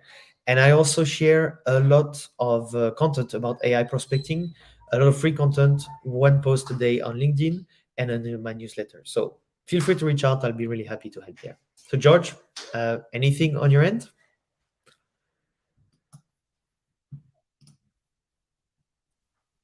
Hi, Thibaut. I'll jump Hey. in. Hey, Alex. Yeah, we switch back and forth. So. Yeah. By the way, thank you for the presentation. It was so many. I feel like the audience was kind of mesmerized by it. There weren't many questions because I think everyone was like trying to, okay, so many things to know. So there was a question, will you be able to share a presentation, or do you have that put together? Because I think you were sharing multiple tabs, right? Yeah, I can share the presentation, so I can send it with you, the PDF, and I'll share it, no problem. Perfect. Yeah, because indeed, I feel like everyone, because there was a lot of info, a lot of practical info, and a lot of details. Yeah. So me, definitely, I'm going to need to do a rewatch and then go through it. But then so many, it's really fascinating. What I was thinking about is that how the process of generating email copy and outreach sequences, how it has changed. It's still there. It still requires a lot of activities from SDR, sales rep, whoever. But the things that you do have changed. You don't need to come up with these things anymore, but you need to give the right framework to AI, and it's going to generate that for you. All those examples that you gave about symptoms, problems, and then kind of questions to ask as well. Yeah, that's really important here. It's the problem with AI is that people, often they heard about this. Even my grandfather, he's like 82 years old, talked to me about AI. So he only speaks French, and he speaks French with like a really strong South of French accent. He's like, oh, how do you think it's going to change? And I'm like, yeah, I mean, so I didn't go and start talking about my framework, but I said it's going to change a lot of things for people who know how to use it. But it's not just there. You put ChatGPT and then you don't need to prospect or do anything. You have to really learn how to use it properly. And I always like to say, salespeople who use AI will replace salespeople who don't. It's not AI who will replace salespeople, or maybe not yet.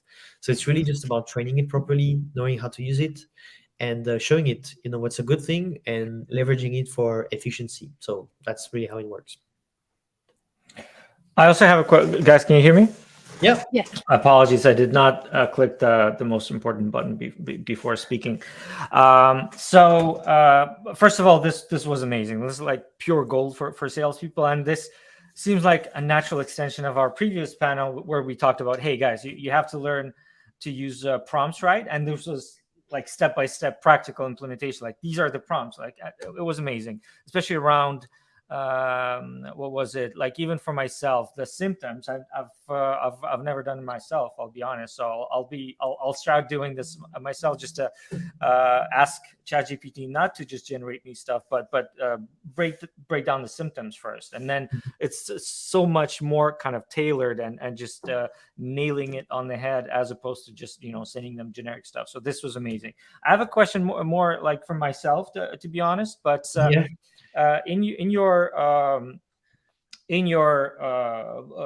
what do you call it, in this kind of little course, which, by the way, a quick plug, I'll remind people, 14th of April, Thibaut is gonna release his course. Be sure to check it out. But you were talking about getting from cold to then having a conversation. Do you have any thoughts on or comments on the situation that most of us are dreading the most, where especially SDR professionals, where you get to that point and then it goes silent for a while, and there seems to be some initial engagement and interest, and then they go silent, and then do we go back to kind of the old ways of, hey, and trying to engage with them? And if so, what are the tips using AI to make that a little bit more to stand out a little bit more? Uh-huh. So I mean, there's different ways. What I found is in a lot of cases when I start this conversation, you share that with people and they don't really come back with you, and that's okay. So I don't really try and chase them and get them back. But one thing where AI can be used for salespeople in a way, or to do something that they couldn't really do, is to create some regular content. So I'm not talking, you can talk about LinkedIn, for example, but is making sure that instead of when I started working with LinkedIn, it took me a lot of time to understand how it works, how to create content. It still takes me quite some time, but now it's better because I use the AI, for example. So one thing you could do is talk regularly about a specific topic, and you can talk about that into a podcast or recording, and then you can feed the transcript of this recording into ChatGPT and ask it to turn it into a newsletter, for example. And that's a really simple way to do that. And then you can share this newsletter on a regular basis and share extracts of the newsletter once in a while on your LinkedIn, and then people will sign up to the newsletter.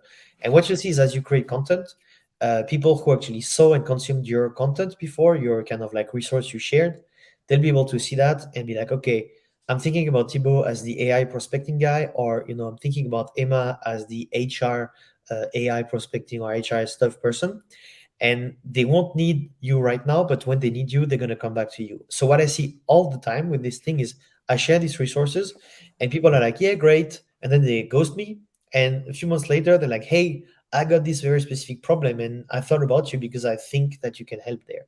So that's a way they can do that. Is just to understand that you're trying to start conversations with people. 97% of people will not have a need right now or just a need for a conversation, and there's going to be 3% of people who are in the market. So a lot of people start conversation with you, don't have an immediate need, but things can change really fast. So that's really what I would keep in mind. All right, amazing, thank you.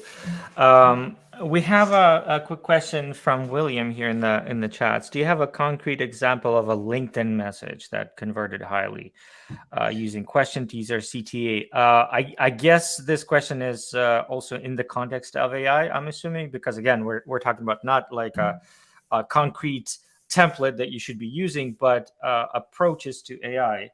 How to use it. So any thoughts on LinkedIn specifically? Does it differ in any way if you are incorporating it into a sequence? So I can show you a framework. It doesn't really differentiate so much between email and LinkedIn, except on email you have to find a subject line. On LinkedIn it's not that complicated, but one really cool framework I found, let me just share my screen so we can get concrete on that. Entire screen, here we go.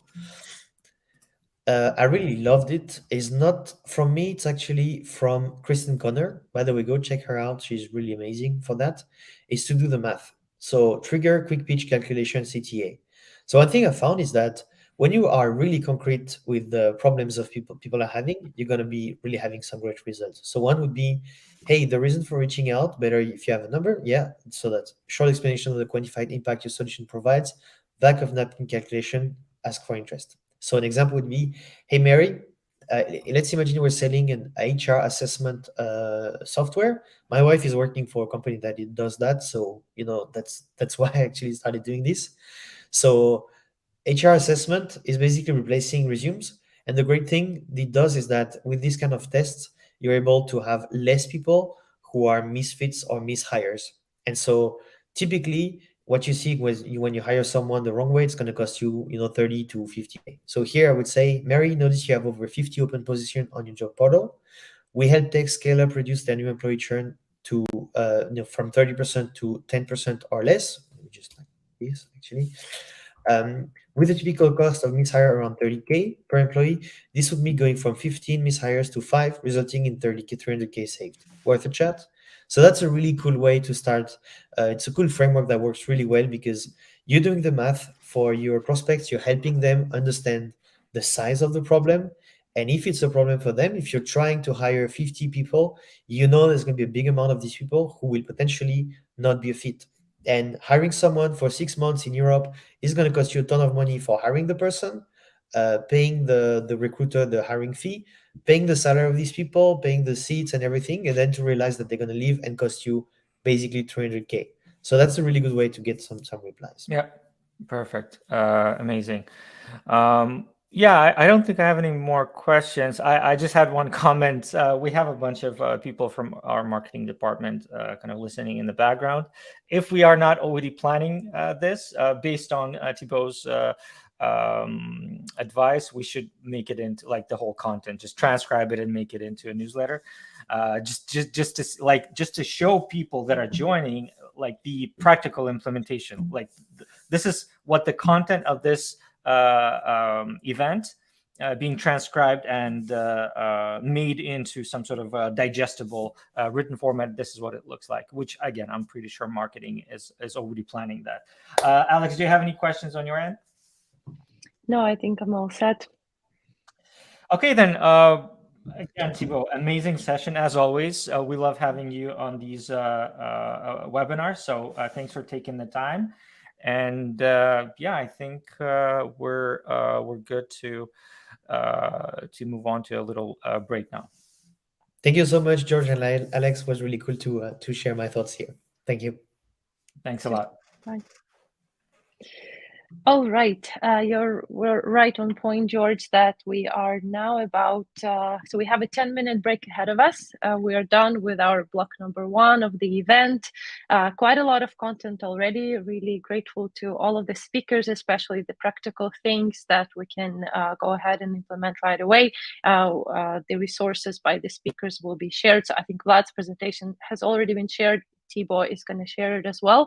So we have things to use in the process. And yeah, so see you guys in 10 minutes. Take a break, and we will be back on top of the hour, and we will talk some more about cold emailing. So about pitfalls, best practices, tools, maybe prompts again. So really looking forward to our next discussion. Yeah, there was a bunch of questions in those previous sessions. People were asking about specifically cold emails, examples, and all of that. This is exactly what we're going to be talking about in 10 minutes. Okay. See you in a bit. All right. See you soon.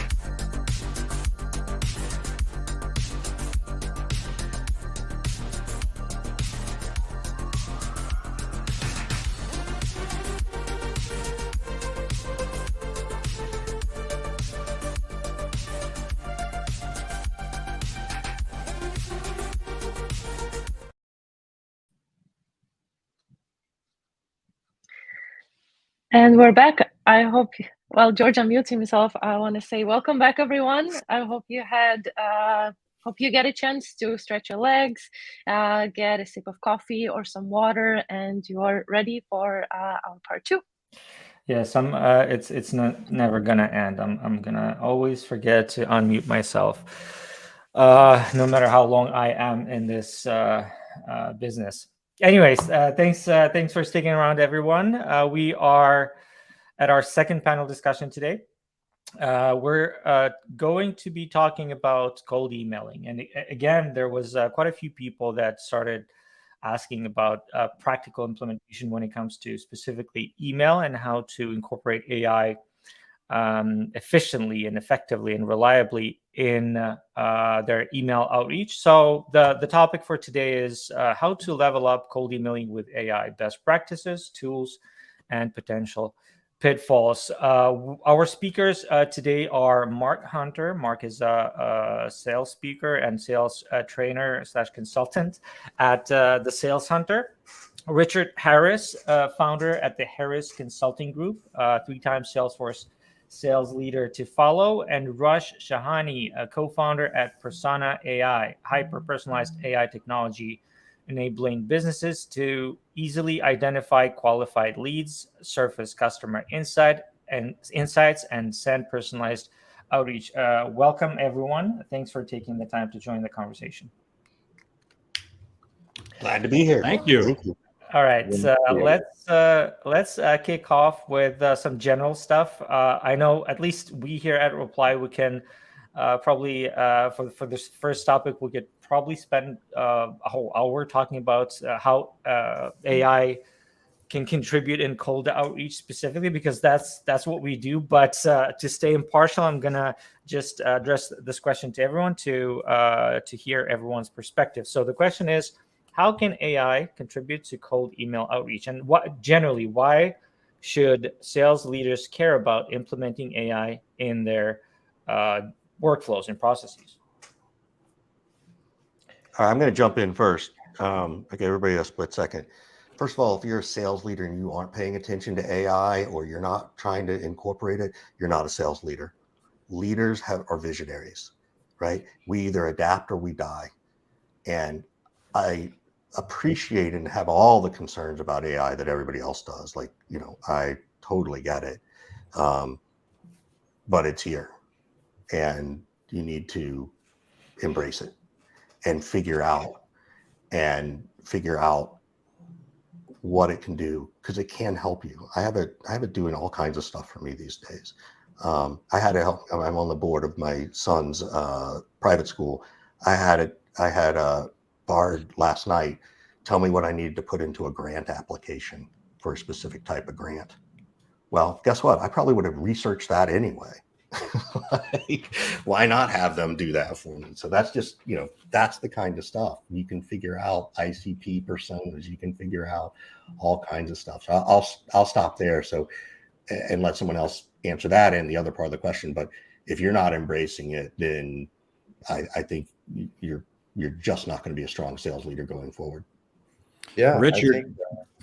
Rush, go ahead. Yeah, thanks.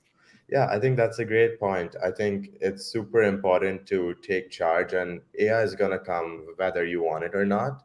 I think it's about being at the forefront of it and taking advantage of that, and just helping you with all kinds of research as well. When you're trying to draft a cold email, you want to research the ICP, like you mentioned, also research the leads company, but really help you find out where the blend is between where you can help the lead and also where the lead can also benefit from you. So helping you scale that research, whether that's looking at SEC filings, looking at the leads company information, maybe they launch something new. What AI has been able to do is do that at scale, because a human cannot actually go through that much information, but showing you the information that's important at the right time.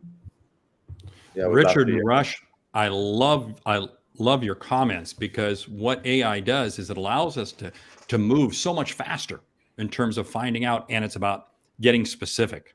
AI is not a mass tool. I look at AI as a specific tool. It allows us to get very tight information, and that's what's cool. The example you used, Richard, hey, you figured out how to fill out a grant that much faster.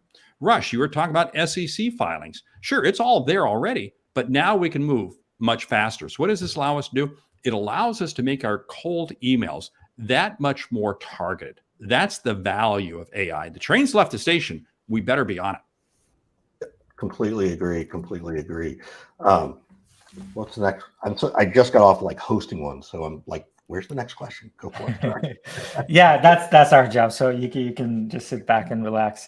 Well, actually, you guys, you kind of already pivoted into the next question, and we tried to structure them in the order of the workflow of a typical sales process, which is, first research, then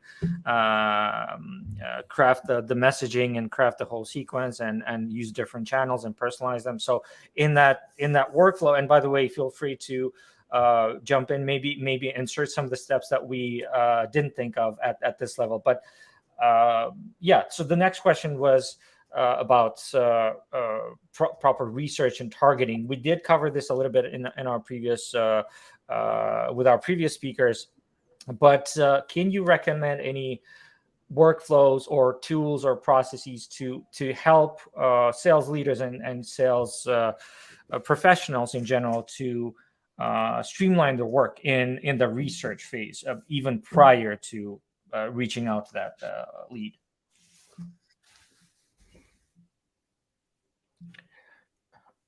Ask that question again. Let's put it this way: AI-assisted prospect research and targeting. What is that, or is there something on the market that can help with research and put it on autopilot? I'll jump in here. There's a lot of tools out there, and every day there's new tools being added. Here's what I tell people: keep it simple. You can get so caught up chasing shiny objects all over the place that you never actually get to the source. If we go back to the source of really AI, and we'll say the tool that kind of came on the scene in November and December, ChatGPT. That right there is a very quality tool that you can use. Now, you can bolt on all kinds of things to that, or you don't even have to use that. But what I tell people, keep it simple. Don't try to boil the ocean with what you're trying to do, because otherwise you'll never get it done.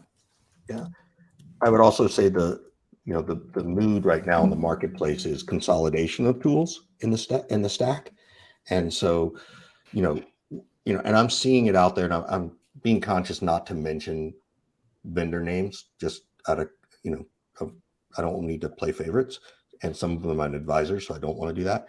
But there are tools that will write the entire sequence and cadence for you, what the message should be. They will bring in personality insights, whether it's a disc profile. There's now recording software that will actually not just record it, summarize it, and transcribe it. It will also give you some level of AI intent, like what was Mark Hunter's intent to purchase from Richard, which is always really high. He's one of my best customers. But these are the jokes, people. They're not getting better, I promise. So there's a lot of stuff out there. The challenge, and it's almost like it's just like when all the original sales engagement platforms first came out. I think we can mention SalesLoft and Outreach. We all know about them, right? So that was like, oh my God, look how better we are. And then we started to get some of the other video tools and some of the, the recording software. Now all of a sudden we've got all these things in so many places, and now we're stepping up from that with the AI side. And I think we have to be careful, as Mark said, it's a pretty butterfly, but don't let it overdo it. Now, what I think will happen, and someone can correct me, is that, Mark and I are old enough to know a couple of things. One, emails didn't count because they couldn't count them in a system. We only got counted on cold calls in the 90s. Like Mark, Mark's old enough to know that. Like email. Well, excuse me, Richard. You're old enough to know it too, so it's okay. I said me. I thought I said. That's right. Yeah, hey, I still love you, man. I still love you. So these evolutions occur every several years, and now it's just accelerating. And I think we need to be mindful of that, and be aware. And then at one point, the reps still had to go find the email address. Well, then we got smart and had an ops person who would go and get the clean data, right? Now, I think what will happen is this AI stuff right now, it feels very one-to-one, but what I think will happen is that either the tool itself or the sales operations function will be, here are the targeted accounts, go get the 20 people at each account we need to hit, go craft the message for all 20, and then either the system will run it for you or the rep is going to run it, because now they have all the data and you just want a manual part of it. But that does affect, headcount to a certain extent. So I think we're going to see this, how we gather the data and get it to the rep to be used will be sort of another phase of this after we get over this hump of like, oh my God, look at all the data. Yeah, great point there. I think it's super important for the AI tools to, fit in their workflow. It shouldn't feel like you have to juggle 20 plus tools out there, whether it's going into researching using chat GPT or even sending the email via outreach. I think what we'll see is these AI tools that serve as a co-pilot to really help you scale across all your outbound campaigns. So whether it's doing the research for you, getting that list of leads, also helping you craft the message by doing research on like different characteristics about ICP. But it's really important for it to, fit into your workflow so that you don't have to go into a different tool for each of the steps. And AI will help you automate that. I think we're starting to see more tools in the space where it does the whole process for you, where it's just not a one part tool, but it's a whole it's a whole task that it does. Yeah, and I think generally this is kind of the sign of the times. It's just very early, and therefore there are a lot of point solutions. But as it usually happens, then they consolidate into or being acquired by bigger tools, and then kind of streamlined fashion in a single, let's say, sales engagement system. If we're talking about sales engagement, my next question was about. Let's just dive into the emailing part of it. If you can maybe list some of the best practices when approaching using AI in personalizing cold emails, not specifically like use this prompt or that prompt, like what to keep in mind when personalizing outreach with AI. What are your thoughts?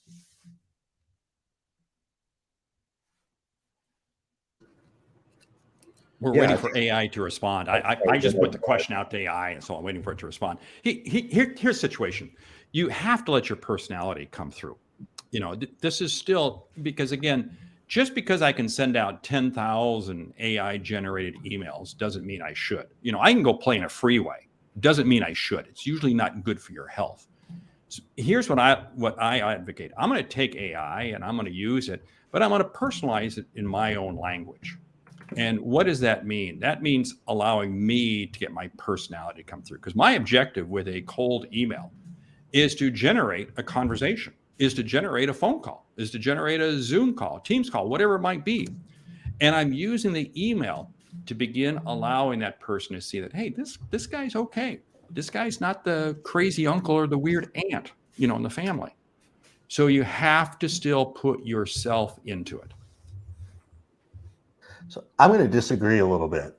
Okay, I love this. Now we're having fun. Thank you. Now we're having fun, right? So I like the concept of what you're saying, right? I think that the challenge for messaging, and the thing I like about this, and this could be a Richard thing, by the way. This could be like, well, Richard, you're just crazy. Is that email needs to be written for the recipient, not for how I feel about me. And I think the AI piece can come in and bring it that, oh, this person's a high I personality. Here's the message to send.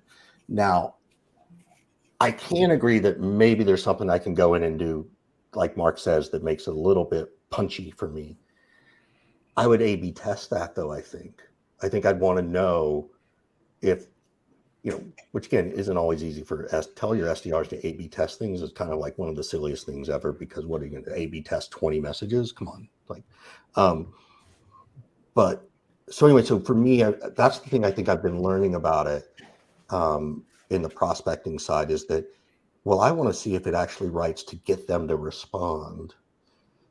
And it's not the, well, would you answer that email? Well, no, I'm not selling to me. Now, if I'm selling to salespeople, I think Mark and I often sell to salespeople, so our personality aligns, and that's easier. If I'm selling to an IT person, I don't know that my personality needs to come through. Like, I don't think they care. So anyway, so I kind of disagree. I can see where it goes, but I kind of disagree, and maybe I'm wrong. So someone disagree with me too. No, I'm glad you call that out, because I'm not saying to talk about me, but what I'm saying is sometimes I will put something in and it comes out and the words are they're just a little bit too complicated. So I simplify it. I make it simpler to understand, simpler. That's really what I'm talking about.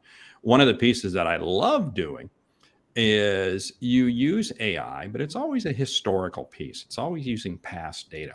Back a couple of weeks ago, we had this thing called March Madness, both men and women's NCAA basketball tournament. And I was able to, because again, knowing personas, knowing people, knowing what team they're backing, what team they're supporting, maybe something they said already out on Twitter or Instagram, whatever it might be, I was able to drop some of those pieces in there in terms of their team. And I was amazed at the response. I did that both in email and I did that by way of text messaging. And it was amazing at how it increased the level of response. See, so that was letting my personality come through, because I was into March Madness myself. And I was finding where are those common connections, and I was trying to build on it. And it generated some excellent responses. Just out of curiosity, Mark, were those cold outreaches, or did you know those people? They were maybe ones that I had maybe just a little bit of an inkling of a conversation with. You know, they were several people who I had met at a conference. There was one person in particular, for instance, I had met at a conference 4 or 5 years ago, had never talked with that individual since. But I remember when he was at that conference, he was wearing a Houston shirt. Well, University of Houston happened to be in March Madness. So guess what? I played on it. And you know what? He responded. I was shocked. So yeah, it wasn't true 100% cold. So these were that I had just a little bit of an inclination of. Yeah, I think that's a great point. It's about how you tell AI to make it sound like you, bring those layers of hyper personalization, but don't just use it in a way to just do it at scale while sounding robotic. I think bringing that layers of human touch is very important. I think one thing that I found helpful is you just tell the AI, this is what my ICP is interested in. These are some of their interests.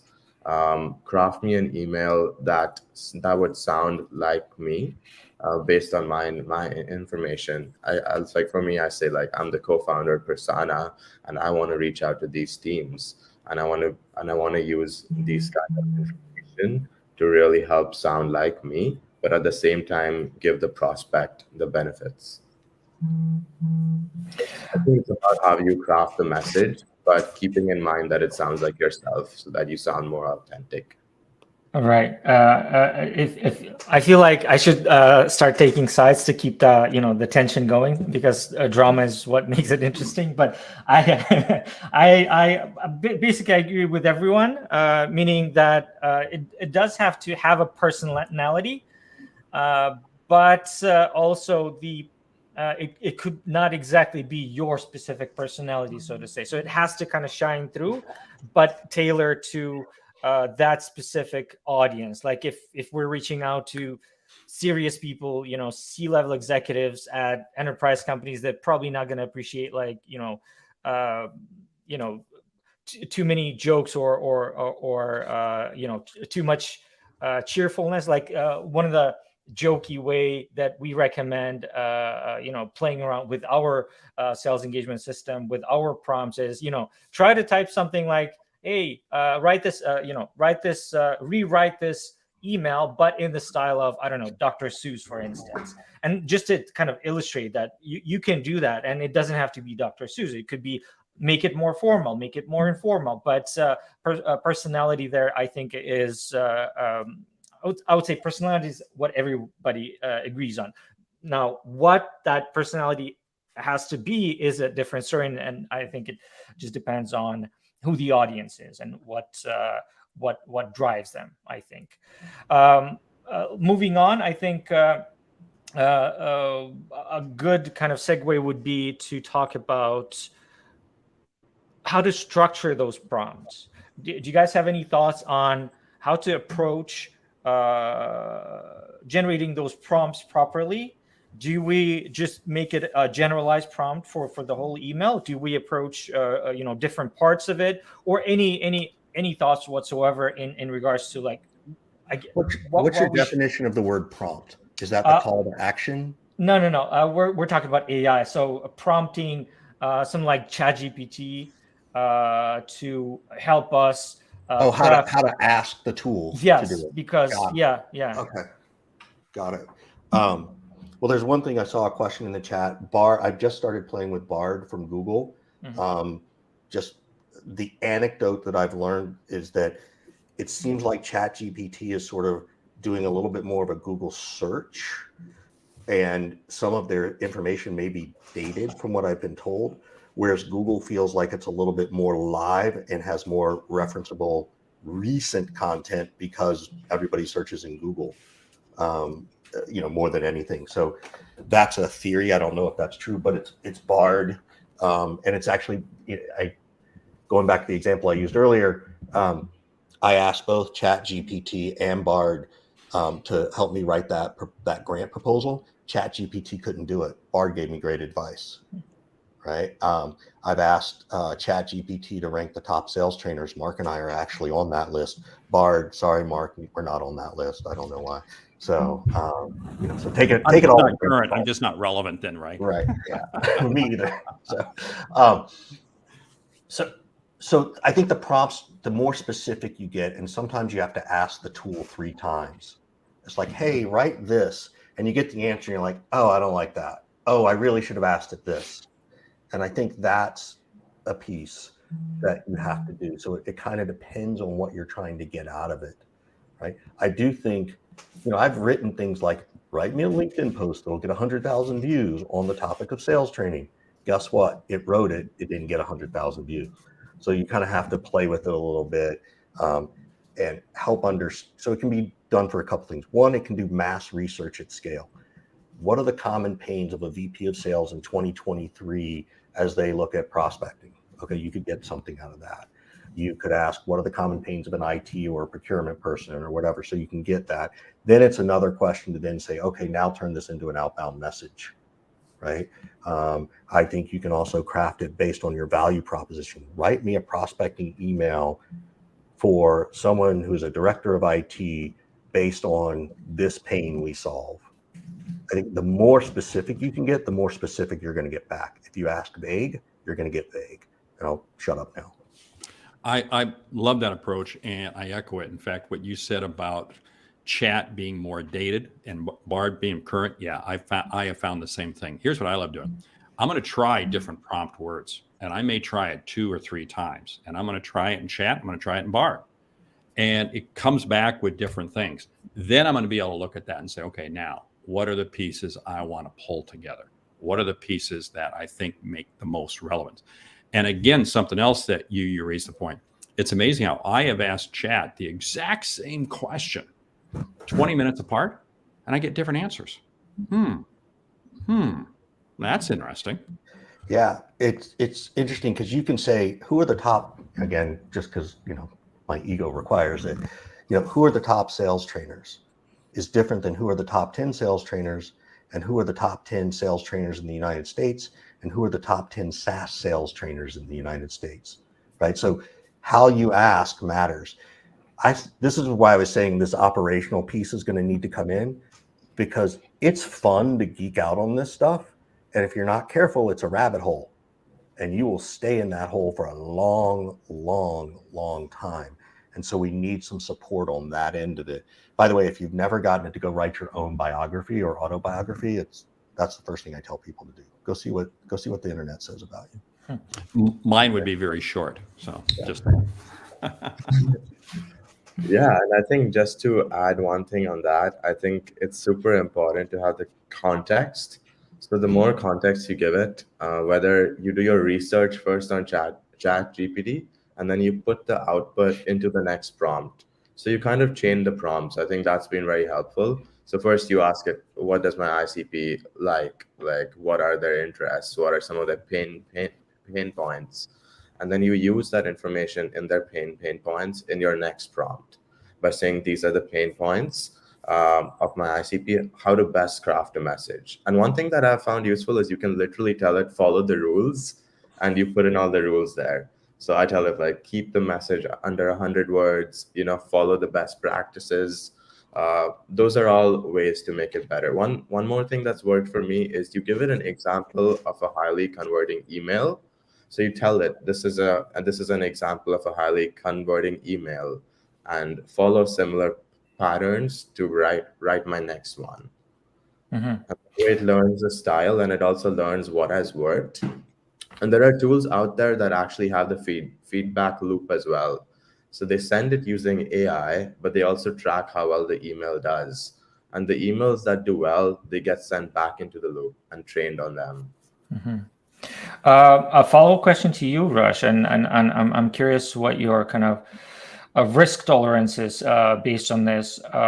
When you're feeding the outcome of an AI request and basically make it into another request, where's your limit? Meaning, like, do we just make a couple of those steps? Because we've all heard those horror stories of how ChatGPT can go crazy. Like I recently, a couple of days ago, I heard a story about a researcher just putting in a request without even like recycling those requests and the responses. Just put in a request like the result of which was ChatGPT accused some professor of crimes that professor never committed.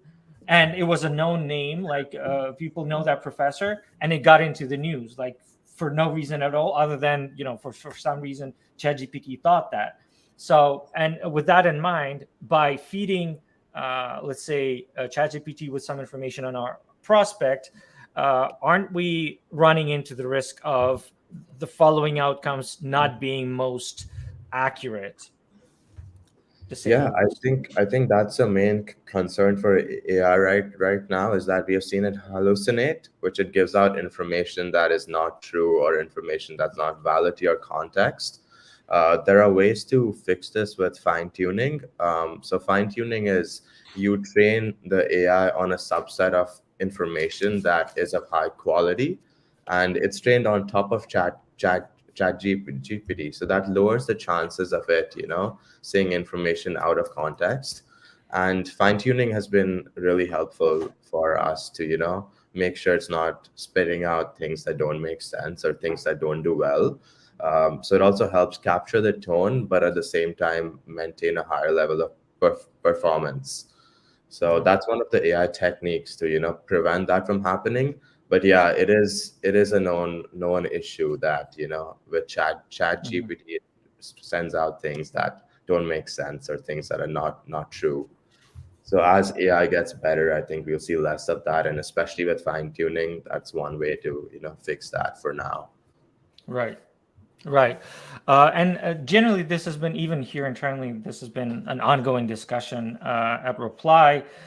With our solution, some of the AI elements are still kind of human touched, meaning there's a proofreader who just makes sure that there's nothing crazy that's going on. But that's actually a good segue to my next question. It's more of a general question on your thoughts on full automation via AI versus semi-automation. Do we rely on AI to do the work for us, and how? Actually, that's a lot of questions in one. So, automation versus semi-automation. Are we there yet? Are we ready to rely on AI to run the conversation, let's say up to the point of booking a meeting, or are we ever going to be at that point? What are your opinions on this? We're going to get there. We're going to get there pretty soon. I would not trust it yet. Time is still our most valuable asset, and it's our customers' most valuable asset. So I'm not going to trust it right now to fully book meetings. But you know what? It'll get there. Yeah. I'm going to age myself back to the 90s. I remember in the 90s when the holiday season came around and the news was all about $100 million is going to be spent online for holiday gifts. And that was like a big deal. And then it got to $1 billion, right? And so I agree with Mark, there will be early adopters of this who will do it. And I think those will be the most successful. The challenge I also see, and it goes along back to that, to the comment about the professor and the fine tuning piece, is that it's also going to become the new blame and excuse factory. Hey, SDR, we got you this tool that incorporates Chat GPT. Why aren't you hitting your goals? Right. And so fired. Right. So that's going to be another challenge internally in sales, because we're always looking for an excuse for the losses that doesn't accept accountability, enough of the human accountability. So that's a big piece. I think we are going to get there where it's mostly automated. I think the role is going to change. I think the role of a sales rep is going to be, there's going to be a different type of sales engineer, right? There's an SDR engineer, for lack of a better phrase, right? Where they're doing this. And again, with Mark and the comments of like, it still needs a little bit of a human touch to it, right? So that's my answer to it. So.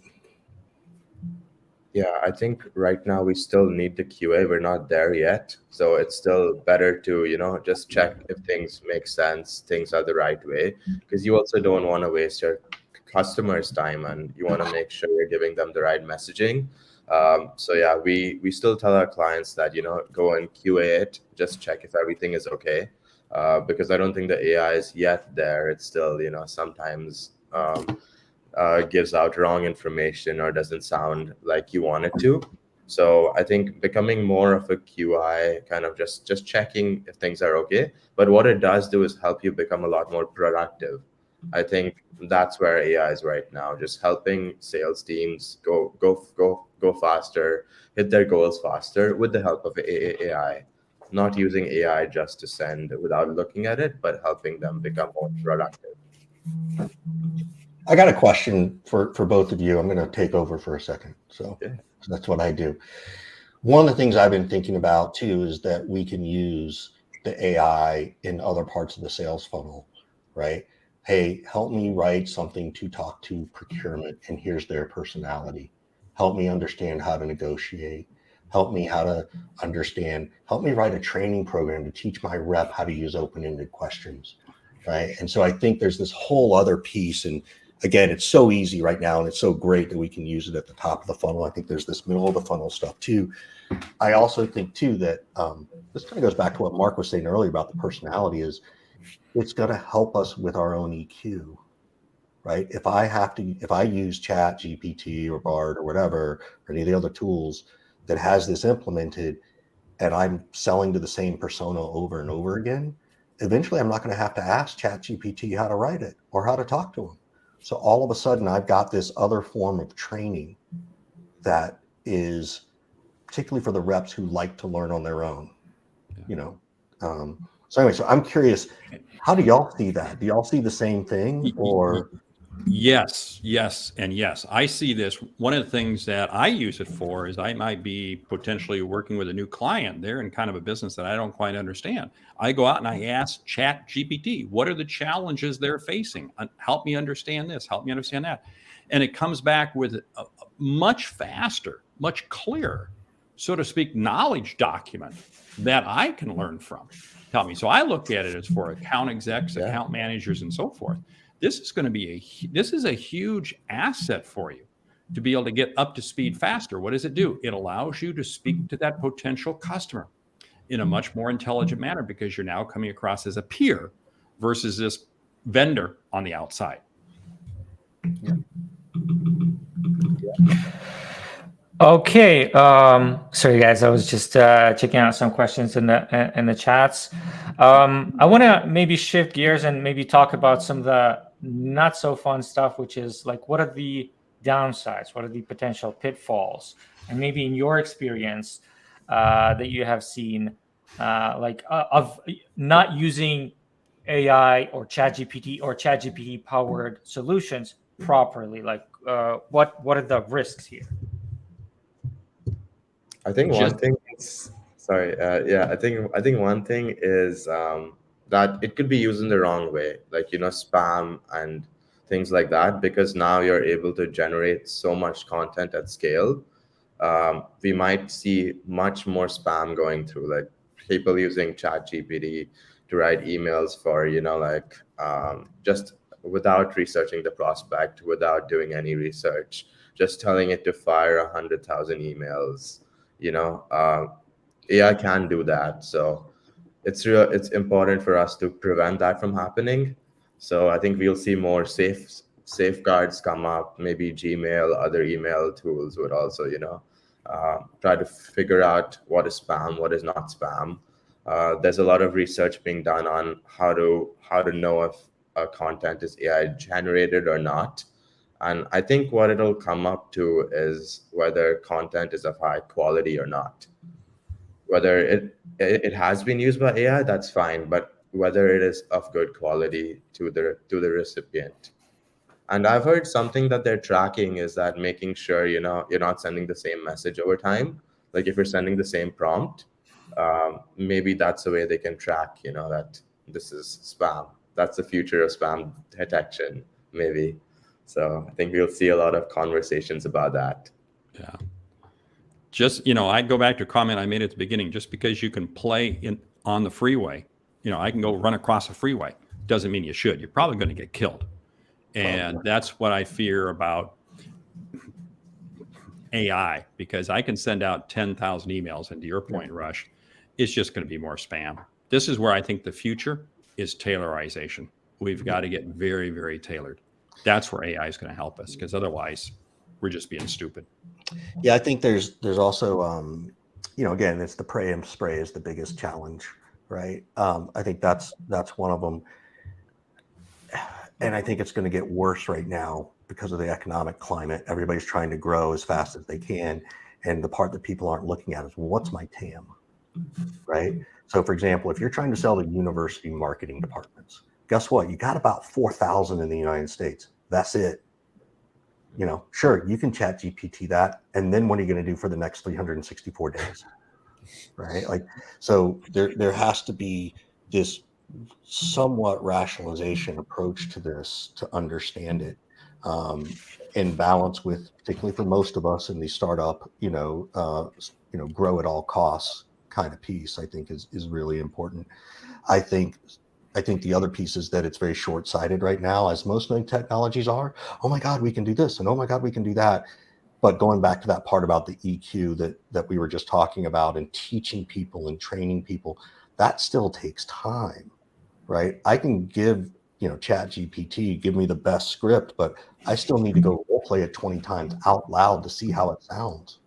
I need to say, oh, wait a minute, that is really hard for me. I need to make it a little bit more like Richard, or Mark needs to make it like Mark, or Rush like Rush, and then what does that do to the script? Does it make it better or worse? So there's this other element that I think, there's some great things that are happening short term, and then we also need to look at it from this long-term perspective.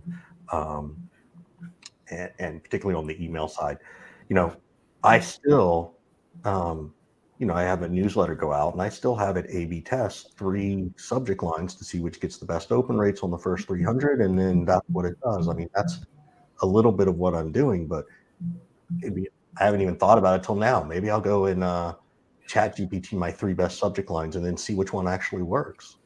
And then 20 minutes later, I'll get 3 different ones according to Mark. I'll quickly chime in here to add on that, because we started talking about the volume, right? Just because you can generate so much content, you can automate sending all of that, right? There's really little effort that needs to be put in there, but is it really worth it or not?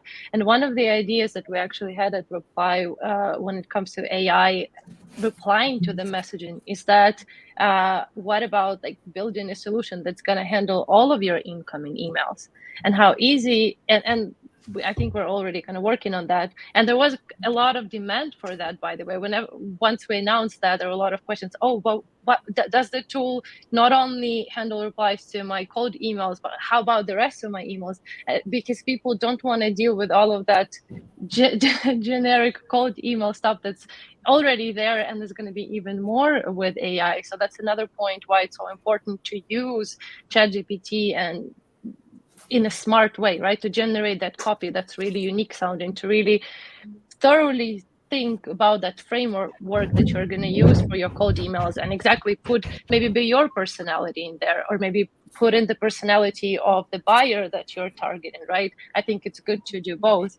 So yeah, still a lot of training left to do for us, and I think that's exactly what we're doing at this event today.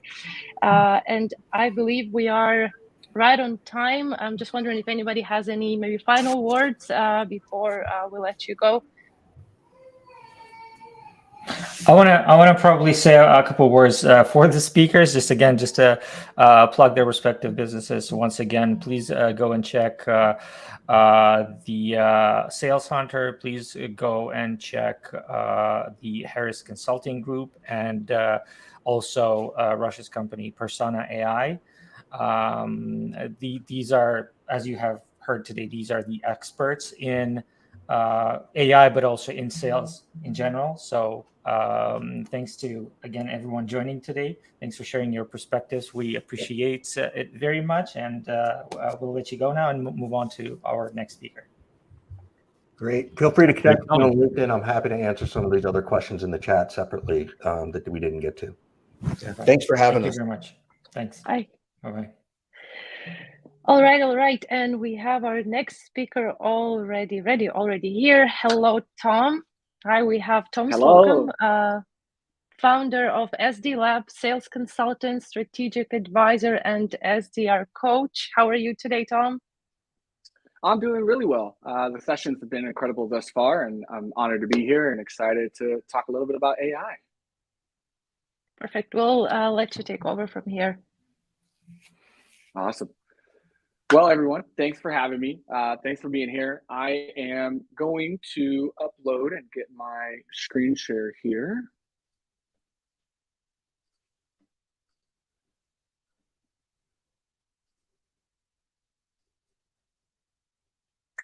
There we go.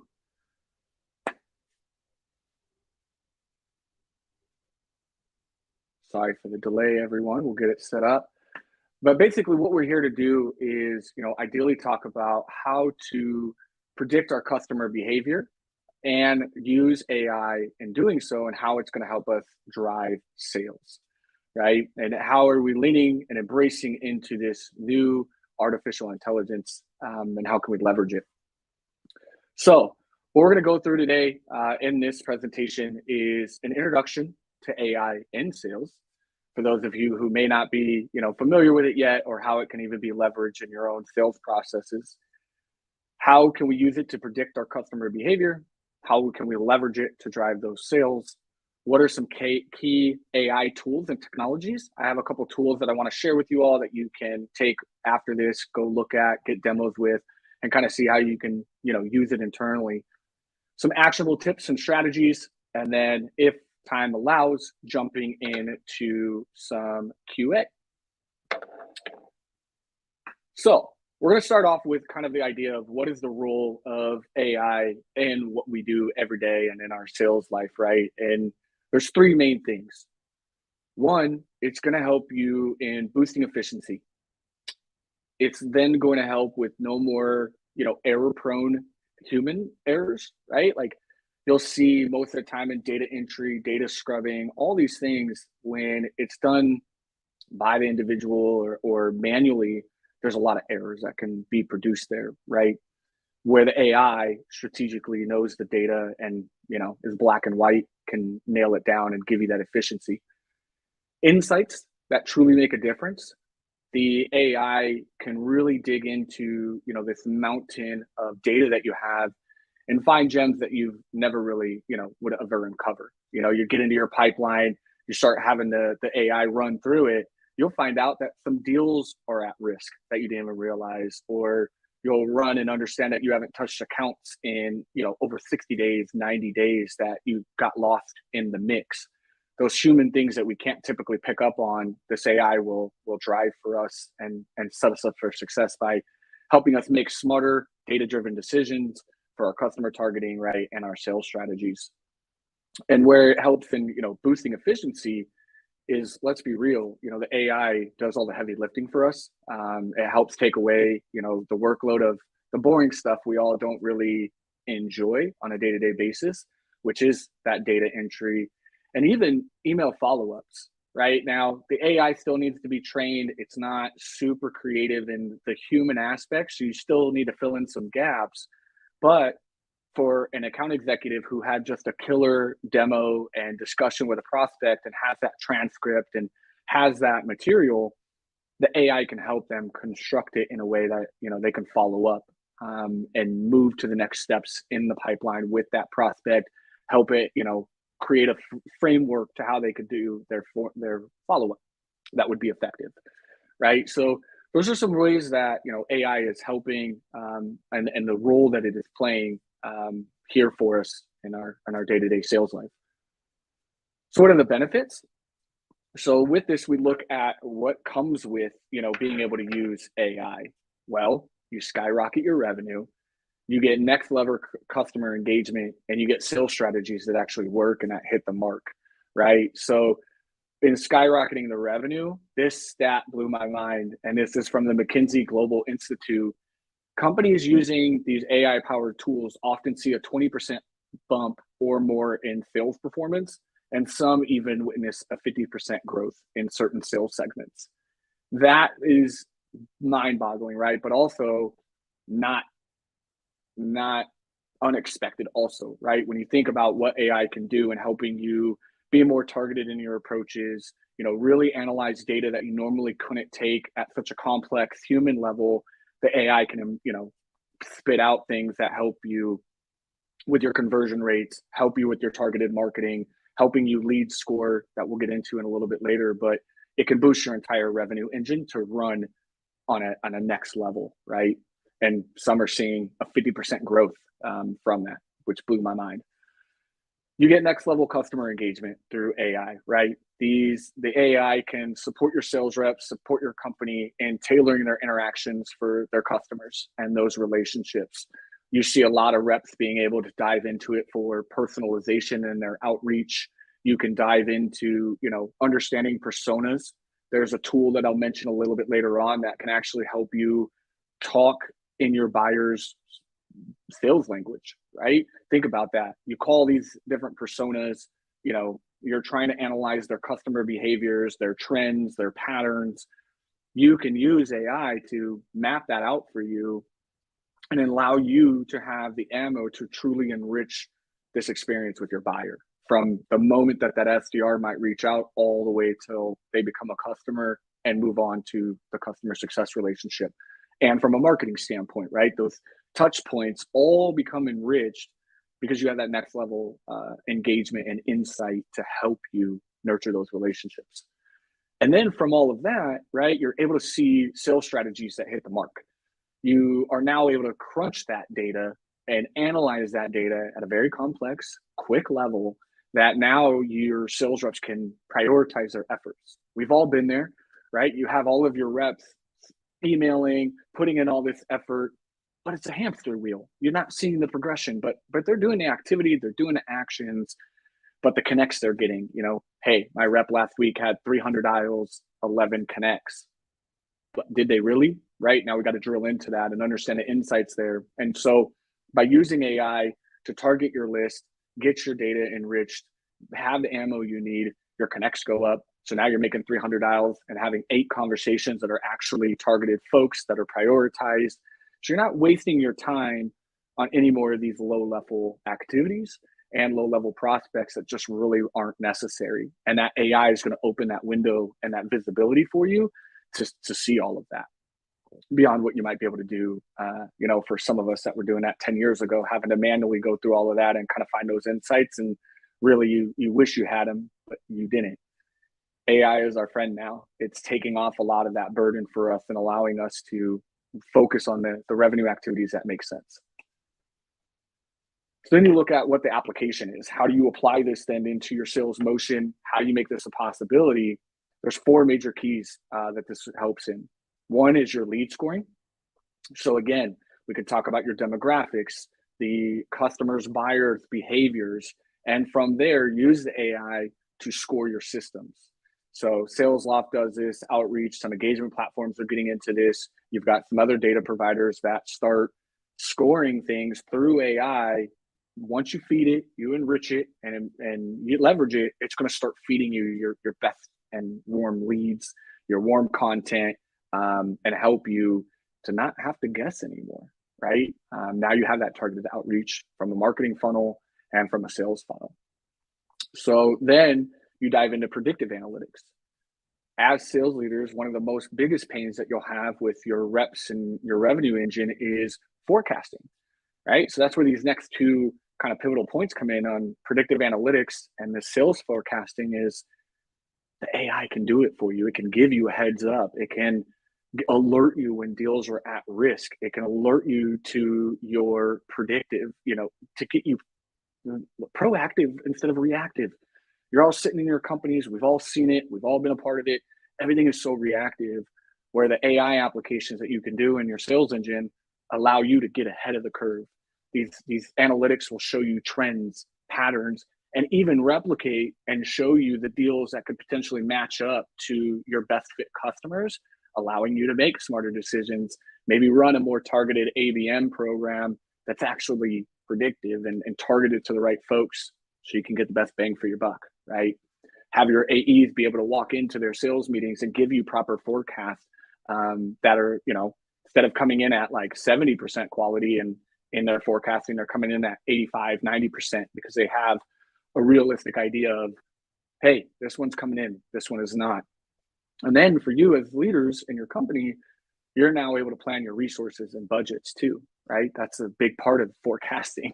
You expect these things to come in, you're working with your reps, and let's be real, we only take 20% of what they say as truth, because it's hard for the human to predict anything with human behavior. But AI can, when you have your enriched CRM giving it that ammo and giving it its your best customers, giving you the ammo that it needs to spit out that direction for you and say, hey, here's your best accounts. Here's where your money should go. Here is your targeted approach, right? Versus we're just going to go out and wing it as best as we can.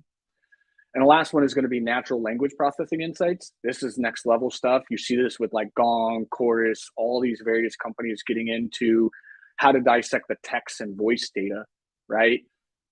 It's those tools are really incredible when you're able to sit and listen, and the AI can scrub your phone calls, your interactions, your texts, and this voice data to kind of pick up on what's those aha moments with your customers. Where are you losing customers? Where are you losing the phone calls? What best, how many touches does it take? They're kind of just looking at all your text and voice data to really understand what your audience feels. You look at customer sentiment. My good friend Ronan Prasar, right, was at a CS company called Stylo that was doing this. It was using the AI to look at your customer sentiment and notify you within your ticketing what your overall sentiment was with your customer base, their preferences, their needs, right? This all comes with the AI. So helps you, resonate with your target audience a lot more. So now, the formatting on this did not transfer well. So now, how do you take all of that to anticipate your customer needs, right? Now that we understand the role, the benefits, and the applications to it all, now how do we take all of that and start decoding our customer behavior within our sales engine? So the first part is understanding that customer behavior. This is where AI, again, can now look at patterns, preferences, and purchase decisions, right? Those are the 3 core things that the AI will look at in your enriched customer base or your competitors' enriched space, right? You can look at the patterns. We all have patterns. We're creatures of habit, many of us.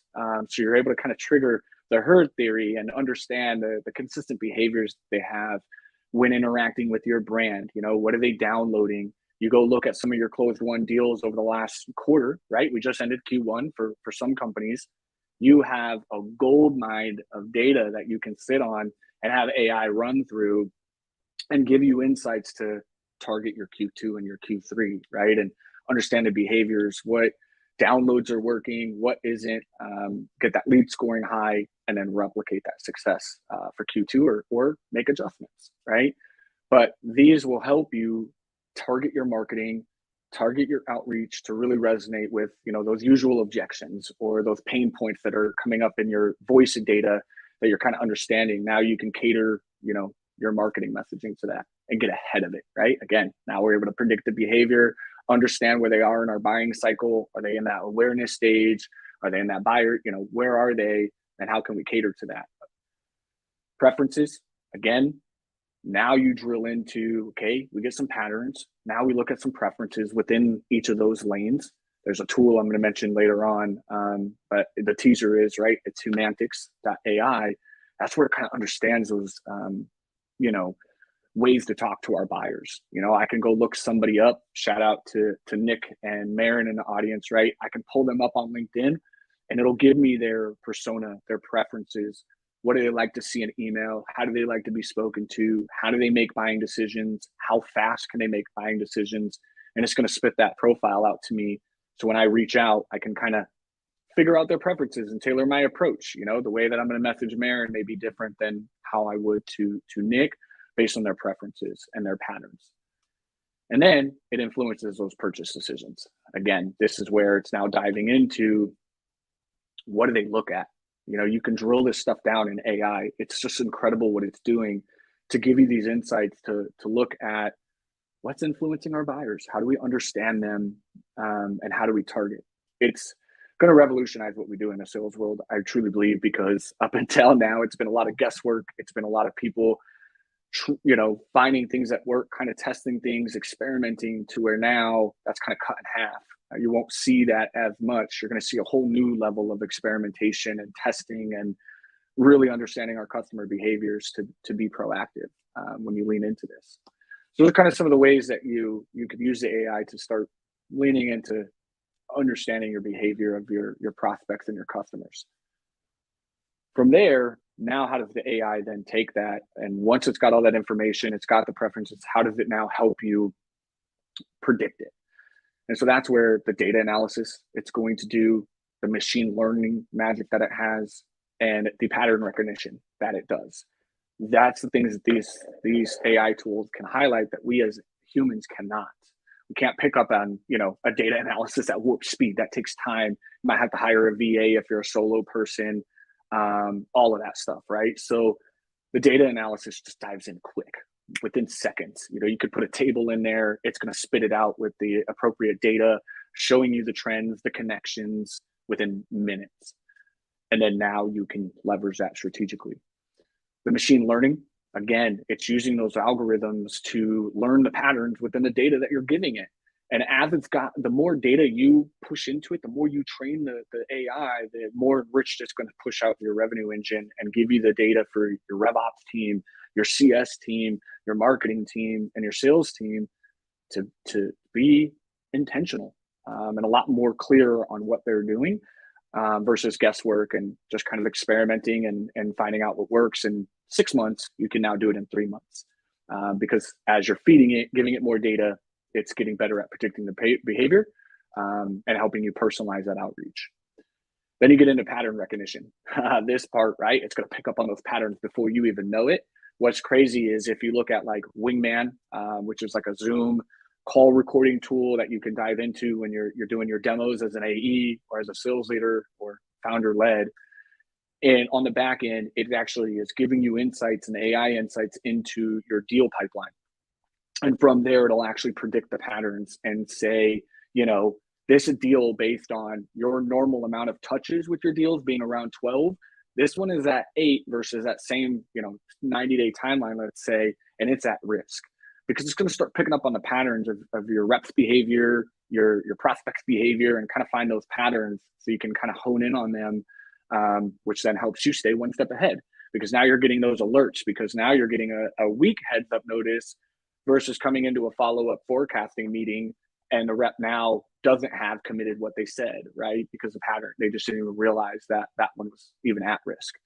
The pattern will come a week ahead of time. You'll get alerted as a sales leader. You can dive in there and get that rep ahead of it and say, look, you need to call this person at least 2-3 more times here in the next week or two, because the AI, the patterns that we see here is if we don't do that, this has, this jumps up to a 60% churn possibility, and we can't have that. So, reach out. And now you just get your team just ammoed to bring deals across the finish line. So those are some ways that'll help you predict the behavior. Marin, as you mentioned in the comments, right? Lavender is an incredible email AI tool to where you can, look at the personality of your customer, kind of understand how to write to them and tweak it to specifically speak to them a little bit more by running through its social profiles, finding some personalization. Humantics AI does the same where you put in the email, you write to who you want, and then you can click personalize within a click. And it's going to use the AI to then open up a little bit of a personalization blurb in that email that can now be more resonant to, me, Tom, not founder at the SD Lab, founder like everybody else. It's now written for me, to me, in a way that works best for me. And then you can tweak it a little bit. So what's the importance of doing this, right? Why even do this, Tom? Why should I be getting into AI? Why should I look at it for my tech stack? What am I doing here? And why is it important to be ahead of my customers? 3 things, right?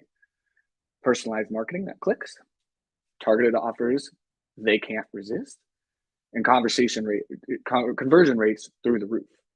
So you have, the ability for your marketing to be very personalized now that you understand your behaviors. Again, if you know your buying cycle and you know what gets people to move through those stages, your marketing can be catered to those folks and be targeted differently with your lead scoring and the way that they're differently, staged in your funnel.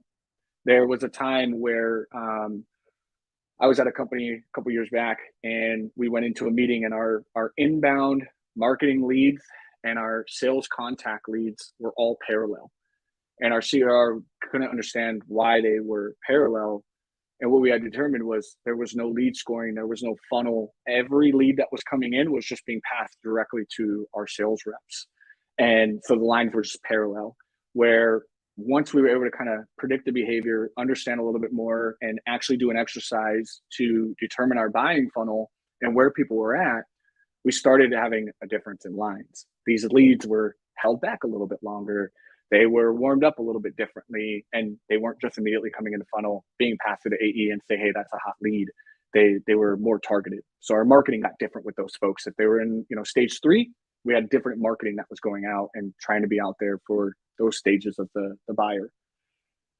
You can look at targeted offers.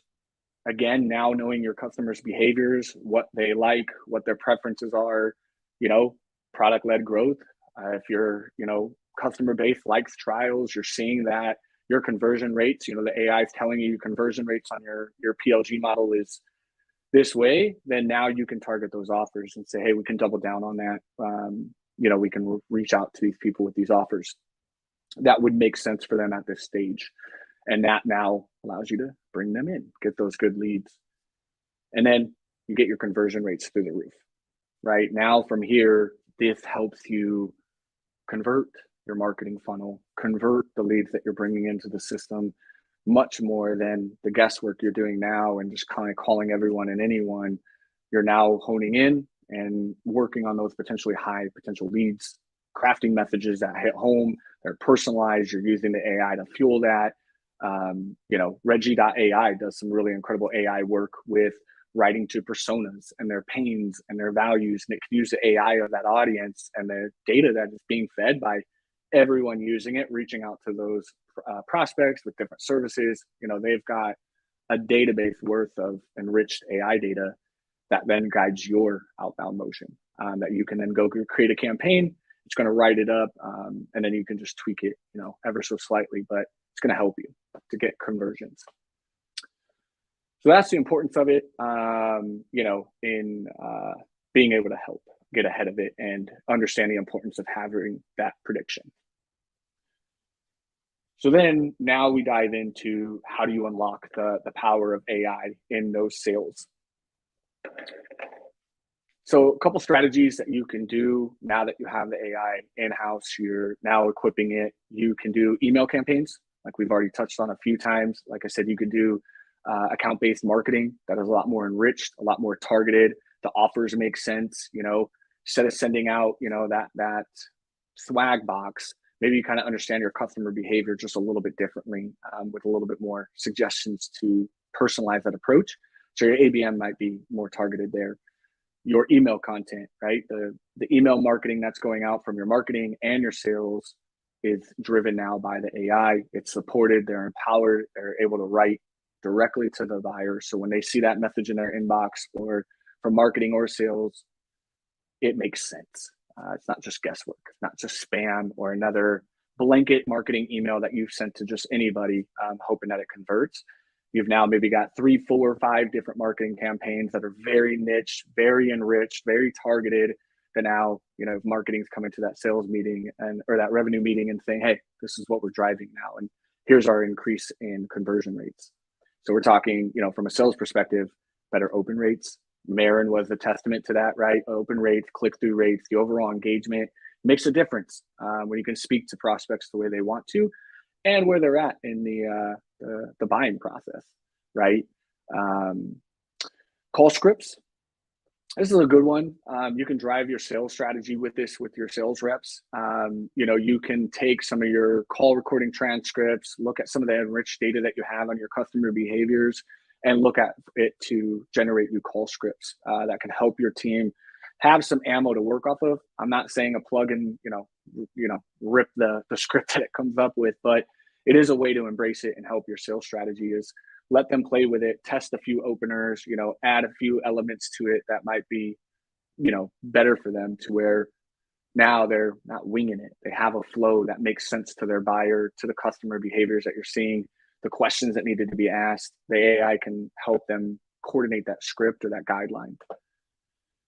Another interesting one that most people don't talk about is like your pricing strategies. So, as founders or companies just going out to market, you're trying to figure out your strategy around pricing. And even in a big org, right, you're looking at how to roll out a new product.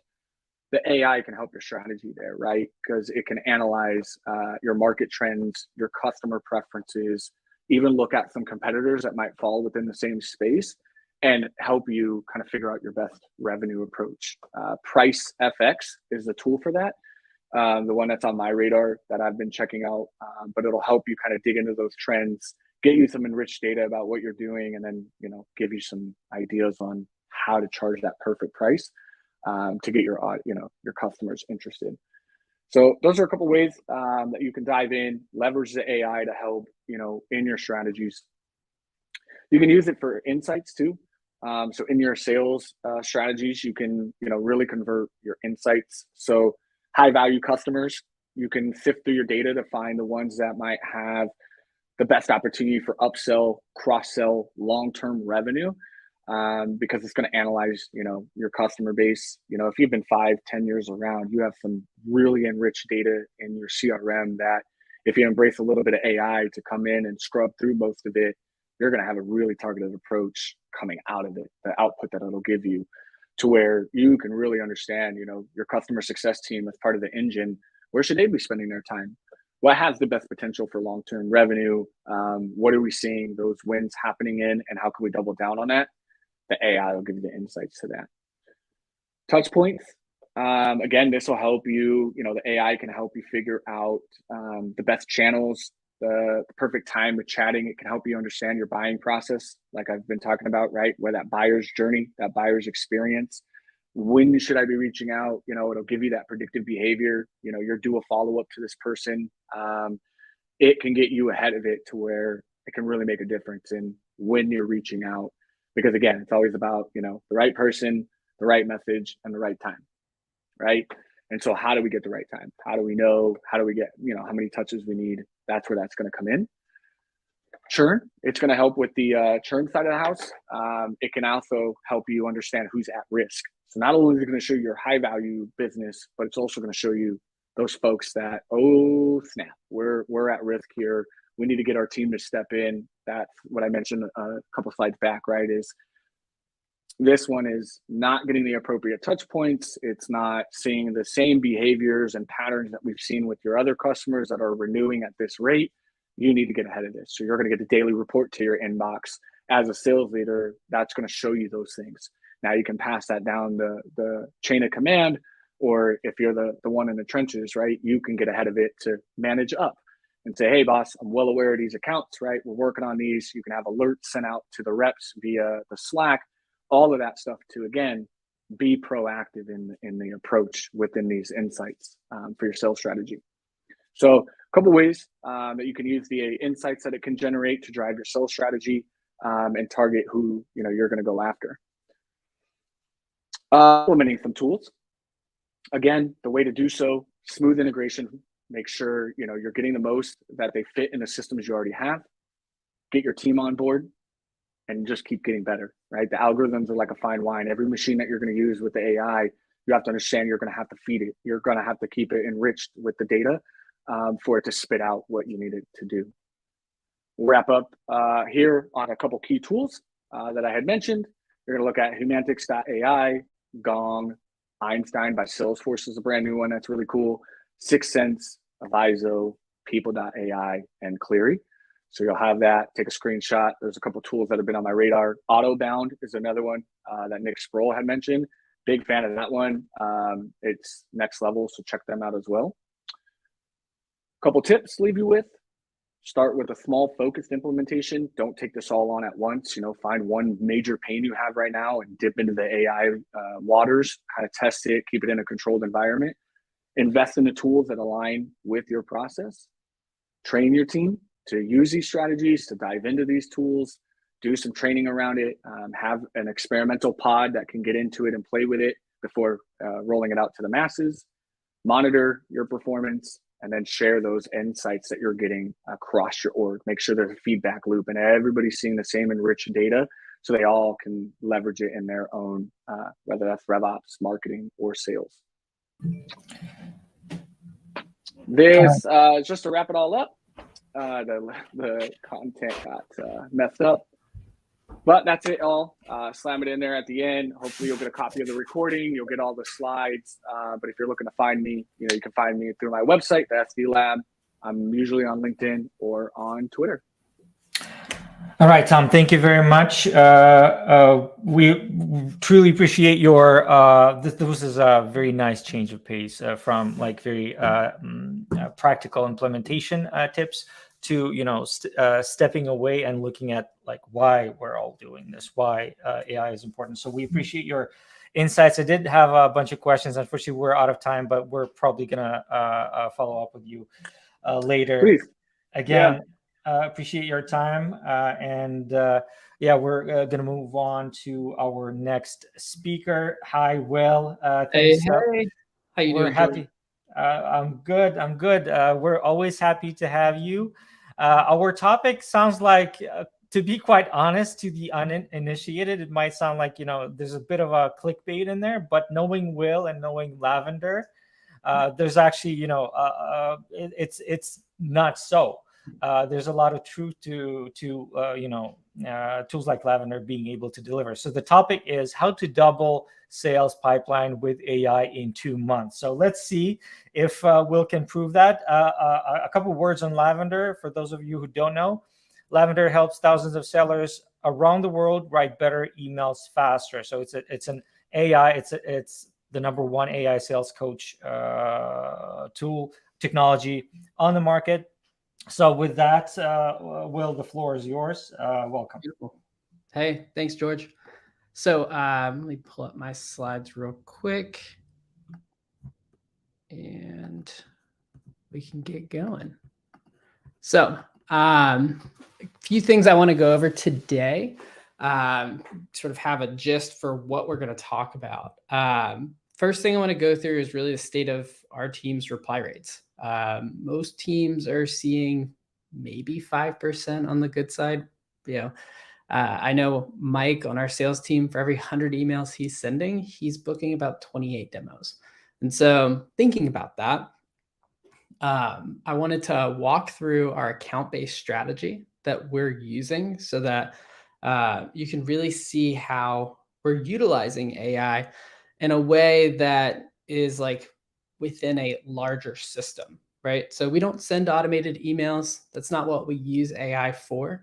And so I really want to talk about how AI is powering personalization for us, how AI is driving what is driving a good email for us, and really how we are using our own tooling to provide real-time coaching in order to accomplish that. So first thing I want to go through, just like our reply rate. So literally it sits almost at 40%. Per email that we send, we are spending less than 5 minutes per. You're not seeing a crazy amount of emails sent, but we also only have one full-time person focused on sales. So it does kind of make sense that you wouldn't see some massive number there as far as total emails sent. The thing that I'm proud of when it comes to these reply rates is we're booking a lot of meetings from those replies, right? So for every 100 emails sent, you're getting 28 meetings coming out the other side. And this is data looking at the past quarter, in case y'all are curious. But it's not just our data. I'll make note that we're doing this exact same thing for a number of teams, whether we're talking about Brex or Twilio, Clary, Sendoso. I think I saw Katie Penner's name in the audience, so I'll be giving her a shout right now. Katie was one of our first users at Sendoso at Lavender. Looking at their data, like we were able to generate a lot more out of their emails, out of their sequences. Same thing with the team at Twilio. In the first 6 months, they were able to see a 60% increase in meetings booked. And that was done after some pretty serious layoffs where they let go of 1 out of every 10 people on the sales org. So thinking about our own strategy, what we're doing from a content analytics standpoint is still impactful regardless of the strategy that you put that into. But I want to make sure y'all walk away with a system that's a bit more forward facing and is designed for this AI first future. Because I think the world of sequencing as we know it is going to abruptly change. And so I want to point out like what our reps are doing, what they're focused on, and where AI plays a role in that process. So our sales rep, Mike, he is 100% manual when he's going outbound. There's nothing automated about it. He's sending, over 20 plus emails a day. Now, I'll tell you, like our revenue is up and to the right, hyper consistent. We grow about 30% quarter over quarter. This quarter, that's actually looking to accelerate. So we should see that go even higher, really, as Mike has now ramped up. And so, what that comes down to is his approach, but also how we're leveraging AI in that process. So let's talk about the actual cadencing that we're using on the back end. So when we approach an account, we are actually, before I jump into how we're approaching account, I think everyone's response to our approach to things is, well, how does that scale? How do you like really grow that up? How do you like meet a number of people? And the thing that I always remind folks, especially I talk to a lot of founders, being a founder, and they'll be like, oh, I need to send like all these different emails. I'm like, you don't have any revenue. So please explain to me like why like you need to reach out to 500 people in order to figure out like how to get one person, right? And it's the same thing of talking to reps and their quota is like 4 meetings booked per week or per month, and they're sending out hundreds of emails per day. The thing that I always point back to is the scale that you're going after. It's made up of individuals and individual accounts. So thinking about those accounts, we break those up into folks that are above the line and folks that are below the line of making a decision, right? So if you think about that pretty simply, it's people who are going to spend money on what you do, and then the people that are going to influence them, right? It's not like rocket science. It's more of just like mapping out everyone within that account to understand, and then like, approaching it from this lens of like, who are all the people in that buying decision, right? A lot of how we sequence and how a lot of approach it, like how we've seen a lot of folks approach AI in this case are, okay, let's find all those people within the buying committee and like focus on this efficiency thing. And that's great in the sense that you might generate some high level response, but at the same time, if it's not done within the right system of orchestration, you're missing a much larger high level point. And so when we think about the buying committee, like it might be RevOps, it might be marketing, it might be sales. There's a lot of folks that are going to be involved in making that overall decision. Now, there's also the people below that buying decision line that are going to be having a conversation, or thinking about above the line as well. You're going to talk about like CFOs as well. And so knowing your end user is going to have a huge impact on whether or not someone actually makes a purchase decision right now, right? Like, especially in the world of sales, like I know pretty much every conversation we get into, a question of like adoption is becoming more and more common. And so if you're focusing that conversation, you're focusing your research and that viewpoint from the get-go on your end users, who's actually involved above the line, and like getting a story together that's like super clear, what you find is you're actually able to create much higher qualified pipeline much faster.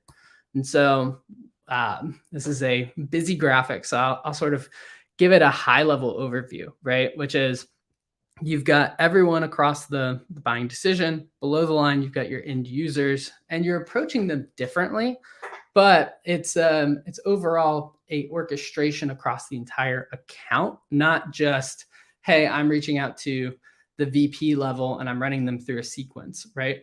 Everything is sort of integrated together, and as information happens, you're moving that to different people within the account.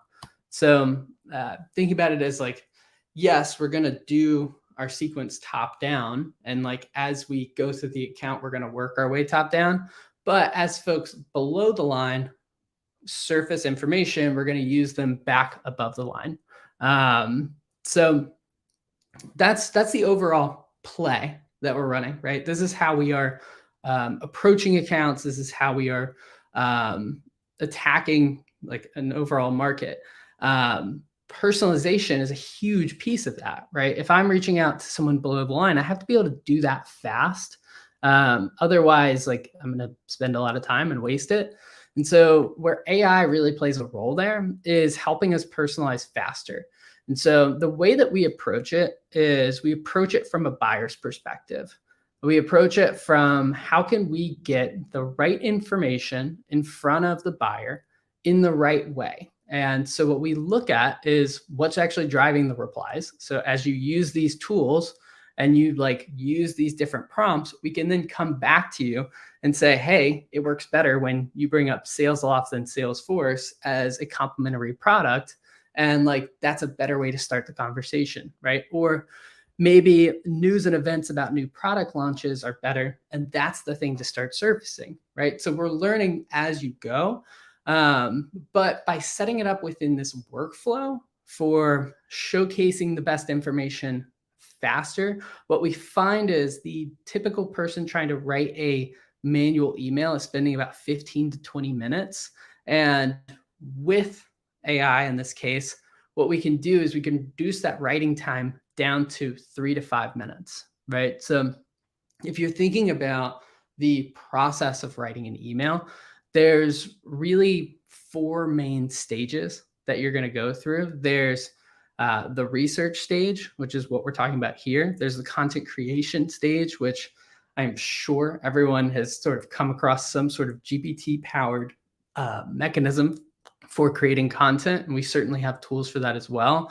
Then you have the editing process, which I'm going to spend some time on, and then the overall learning and iteration, right? So an email is not as simple as put in some bullet points and generate something, right?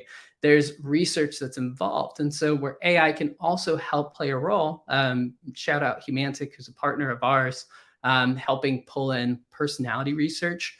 And we pipe that right into our own product so that we can use it ourselves, right? But it's pulling all of these aspects together so that that cold email doesn't feel so cold, right?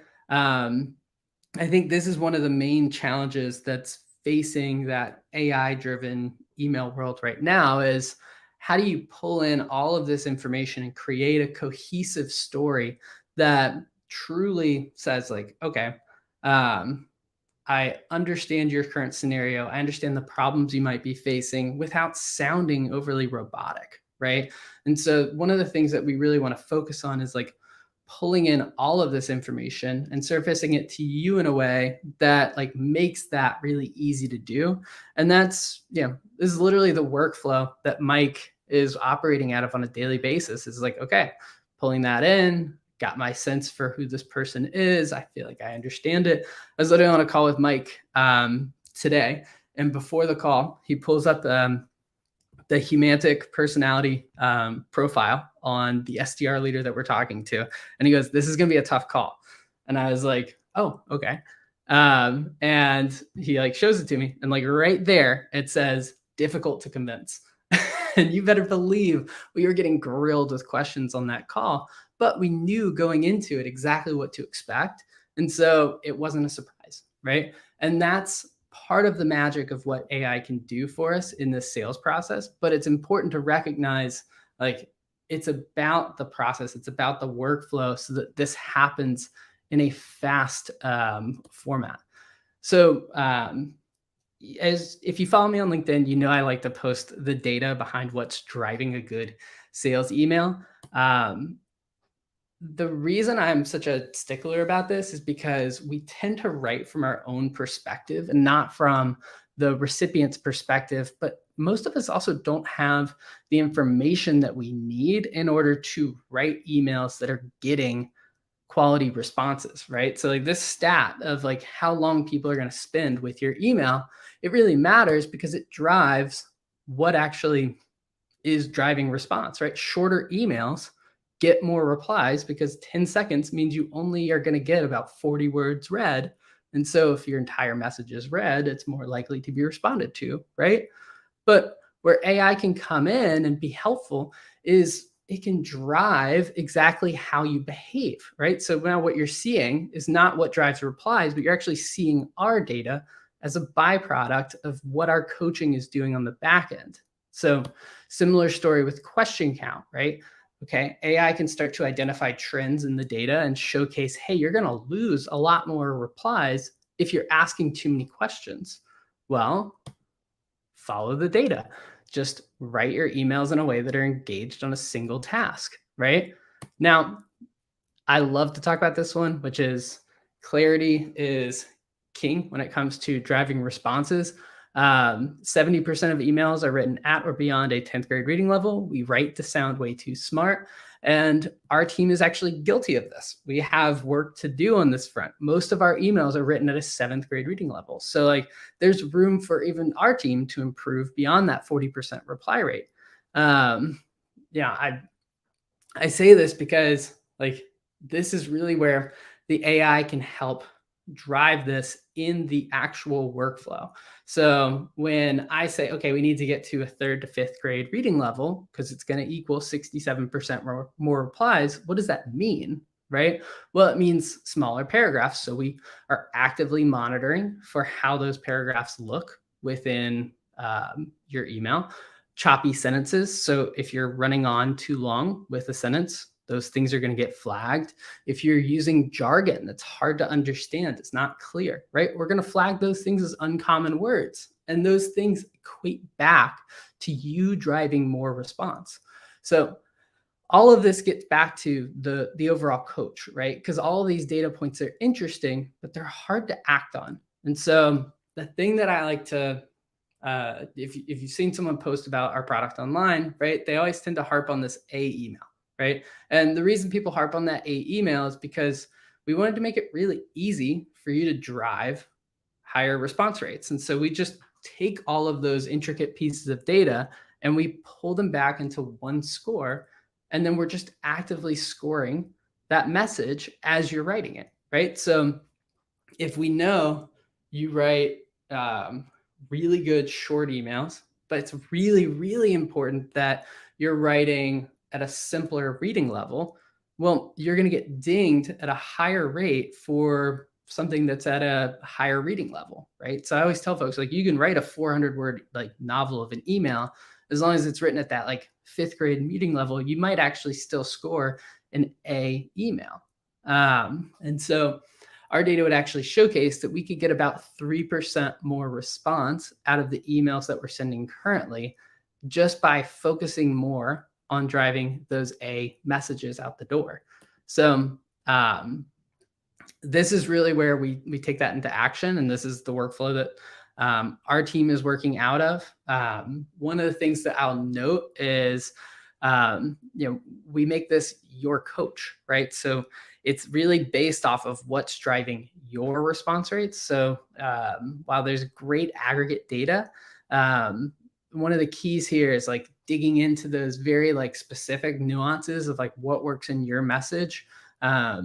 Sort of a spoiler alert on some new data that we're going to drop. Like if you write an email and you include numbers in it, you're half as likely to get a response, right? So like me coming to you and saying, hey, I can 2x your reply rate. Well, that's half as likely to get a response as me just saying you get more replies. But that might not be true if you're sending a super intricate, thoughtful message about, hey, I noticed the following thing on your website. And, based off of how much traffic I see you're getting, and then maybe you include the number. Does that look right? And then you dive into like a really, really high level, like pricing analysis of how much money they're leaving on the table based off of how much, some core items in their website costs. Like that could actually generate a ton of response. And so the recommendation that you would get on that content in that moment would be very different, right? And so the key is just working into that workflow. It's not just AI for AI's sake, it's AI for the sake of being helpful. So wanted to sort of leave it open for questions, given I've sort of been working in this world for a while now, and sort of seeing the good, the bad, and the ugly of where AI can be applied.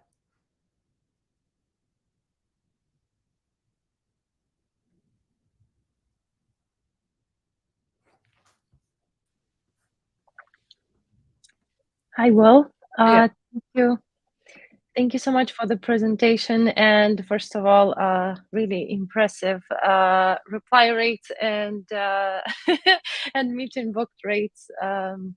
Really kudos to your team. And it's actually very refreshing because we always talk about scaling numbers, how we can increase the numbers. And now with, I think the saddest part about kind of ChatGPT and AI being here available to everyone is like, hey, I want to personalize this at scale, right? We keep the same mindset and we apply that here. And it's really impressive what your team is doing with way smaller numbers, but with way higher engagement rates. Yeah. And Alex, the way we think of that is when you're focused on automating things like personalization, you're really only solving a problem for the manager, but you're shortchanging the reps as far as when it comes to understanding at the core level, what is driving this need for your tooling, right? These SDRs eventually have to become AEs down the line, and they need to be set up in a workflow that can teach them these things so that like you're not just like paving over a much larger problem. So that's really how we're approaching that. Yeah. And then you mentioned kind of the account-based strategy, right? Maybe we could maybe go back to that a bit and elaborate on that, because you had the above the line, right? Below the line. Yep. Yeah. I can pull up the graphic too, because it's a bit intricate. So when we talk about above versus below the line, one of the things that I'm quick to note is like in a world where third-party data is readily available and can be used to generate sort of emails really quickly. The mental spam filter for those at the top is only going to become X% more stringent, right? We're already seeing right now that the average amount of time that someone's going to spend reading an email is 10 seconds.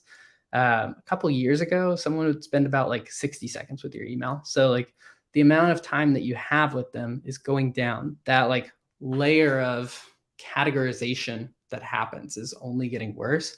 And so the more first party information that you can start to aggregate and source from within that account itself, the better the chances that you're actually going to break through and have conversation at the top. Now, you might break through and start like making deal progress in the middle, and then you can start to use that to like warm up the person at the top with that information. But like that's really at the heart of that strategy, is noting that if the future of this space is, you know, all of these AI-driven tools pushing a lot of like, yeah, hey, I see X, yeah, makes me think Y, really simplistic, like shallow sort of personalization.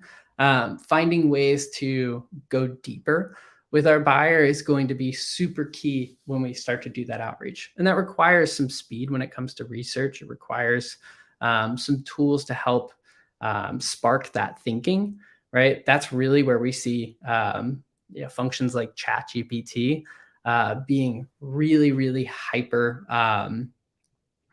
helpful, as far as like we've already started to play around with some like chat-based functionality of being like, hey, if I'm the following buyer, how would I perceive this email, right? And you start to be like, oh, wow, that's actually really accurate, like way to like view that. And when you approach it that way versus trying to pull the rep out of the thought process and the thinking process, you're missing out on a ton of value that could be added from it. There were actually a few questions in the chat now, and they're in regards to Lavender. And the first one was, so Lavender actually reads every email in the inbox, or only the one that you're kind of generating from scratch? It's a great question. I mean, it just depends on how you integrate the system into your inbox, right? So we have options that are a bit more privacy friendly, of course. But even when it comes to emails that we see go through our system, we don't store what you write. We saw some other companies in the writing space get some blowback early on for storing things in plain text. And so we wanted to take this much more privacy first approach of like, I don't really care what you say exactly, I just care how you say it. We're doing some really clever things when it comes to de-identification and categorization of content in order to make that possible at scale.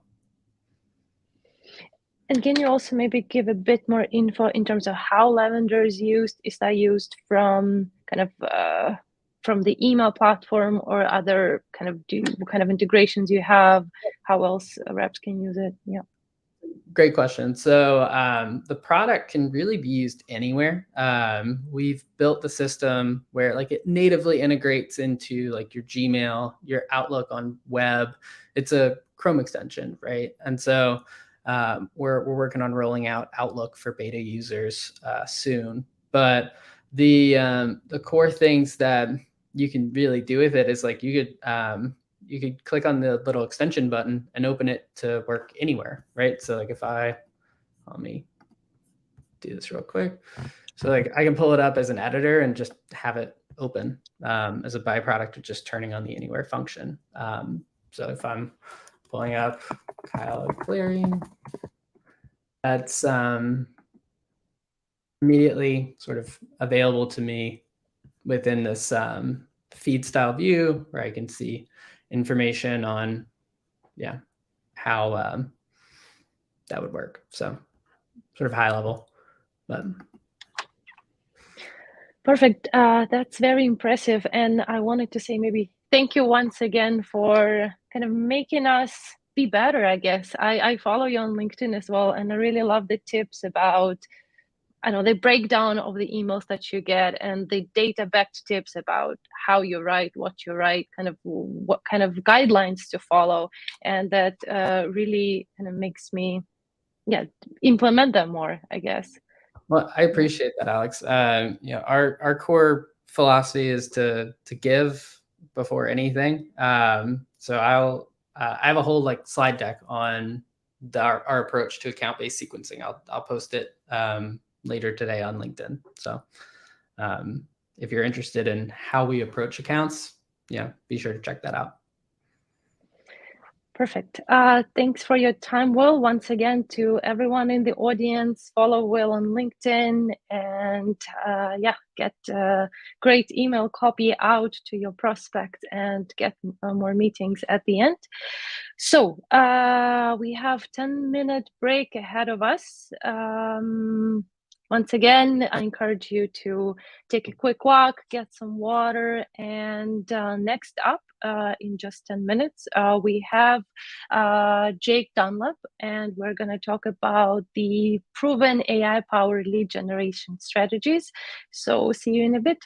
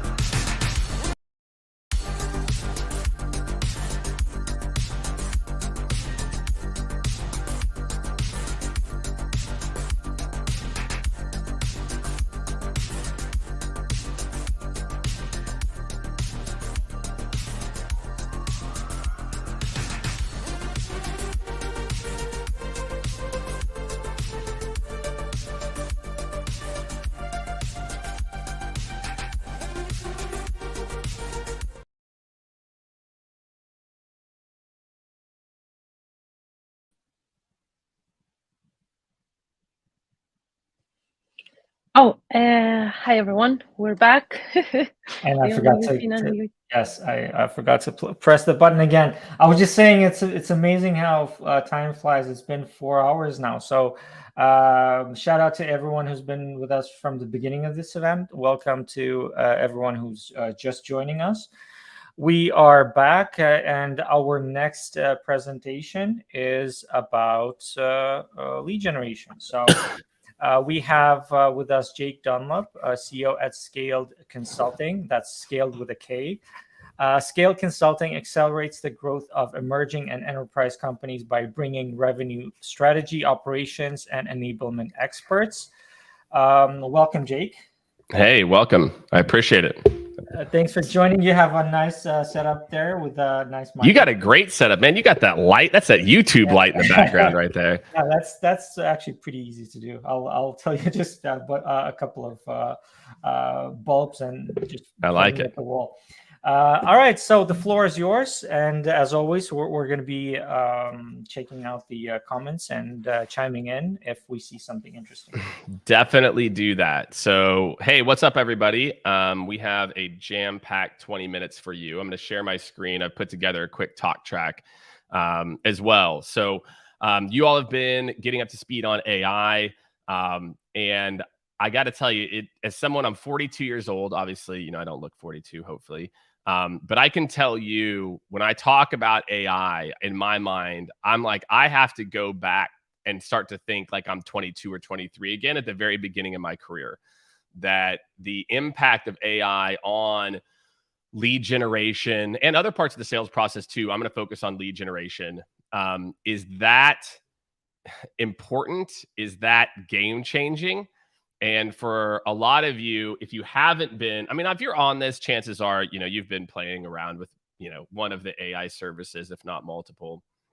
But I'm going to talk you through how we're talking to our clients about using AI in the sales process in particular. So without further ado, boom, share screen. And here we go. All right, let's get into it. So if you don't know me, I'm the CEO of Scaled Consulting. We're a 40-plus person sales consulting strategy and revenue operations company. What that really means is we help organizations optimize parts of their sales process. It could be demand gen at the top of the funnel, their sales process itself, growing their current account base, all of the above. And we work with a mix of rapid growth tech companies. We also work with manufacturing, sports teams. I was on site with the Miami Marlins the last 2 days. Shout out to that team. That was a lot of fun. And so we get a chance to see every year, I see hundreds and hundreds of different ways that organizations are using technology to generate more meetings, interact with customers, grow customer relationships as well. So you can find me on LinkedIn as well too.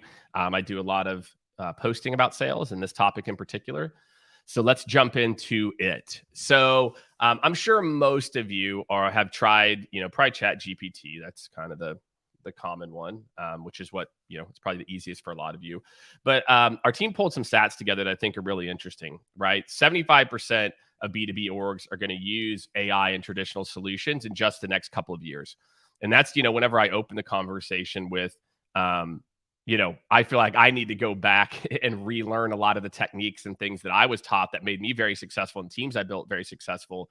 It's because of this. Lead generation and research alone take up 21% of someone's time, whether you're account executive or sales rep. And when I talk about my 5 ways to use AI, this is going to be a big one. Again, thinking about reducing costs, thinking about different ways to utilize it to do lead generation. And again, not necessarily to just like write these custom messages for you, which can be interesting.